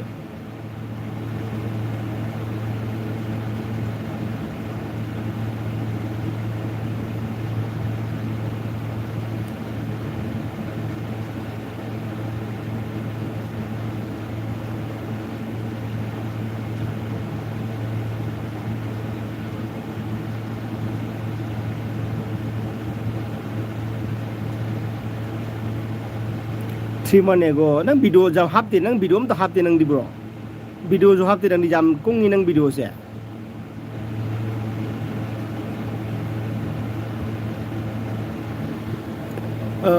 ꯄ꯭ꯔꯥꯏꯁꯇꯤ ꯇꯣꯉꯥꯟꯕꯅꯤ ꯒꯦꯝ ꯁꯥꯟꯅꯕꯁꯤꯡꯒꯤ ꯃꯣꯏꯅ ꯄꯥꯝꯕ ꯏꯃꯥ ꯏꯕꯦꯟ ꯂꯤꯁꯥꯒꯤꯅ ꯃꯨꯛ ꯇꯣꯉꯥꯟꯕ ꯑꯆꯥꯆꯥ ꯄ꯭ꯔꯥꯏꯁꯇꯤ ꯇꯣꯉꯥꯟꯕꯅꯤ ꯒꯦꯝ ꯁꯥꯟꯅꯕꯁꯤꯡꯒꯤ ꯃꯣꯏꯅ ꯄꯥꯝꯕ ꯑꯆꯥꯆꯥ ꯏꯃꯥ ꯏꯕꯦꯟ ꯂꯤꯁꯥꯒꯤꯅ ꯏꯃꯥ ꯏꯕꯦꯟꯁꯤꯡꯒꯤꯅ ꯑꯃꯨꯛ ꯇꯣꯉꯥꯟꯕ ꯑꯆꯥꯆꯥ ꯑꯣꯀꯦ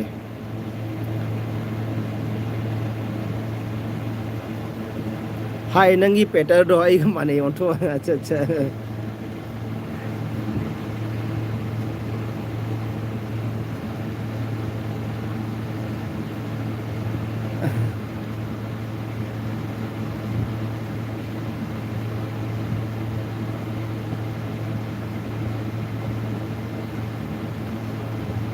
ꯑꯩ ꯂꯥꯏꯚ ꯑꯣꯏꯅ ꯊꯥꯏꯗꯅ ꯁꯦ live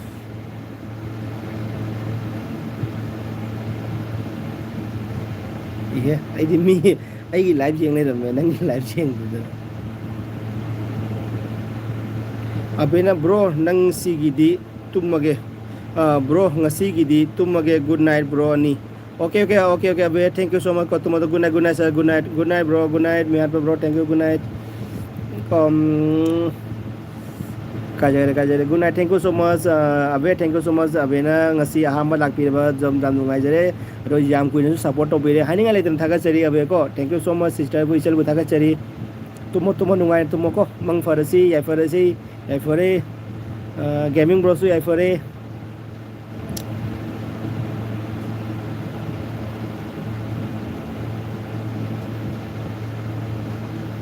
12 hours ago 1 day ago sa live boy thaba ko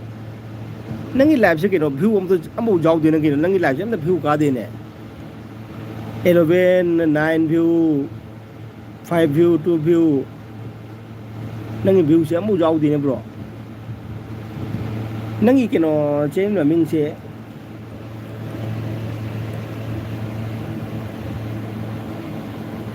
good night ko okay okay tumasik ko mayam good night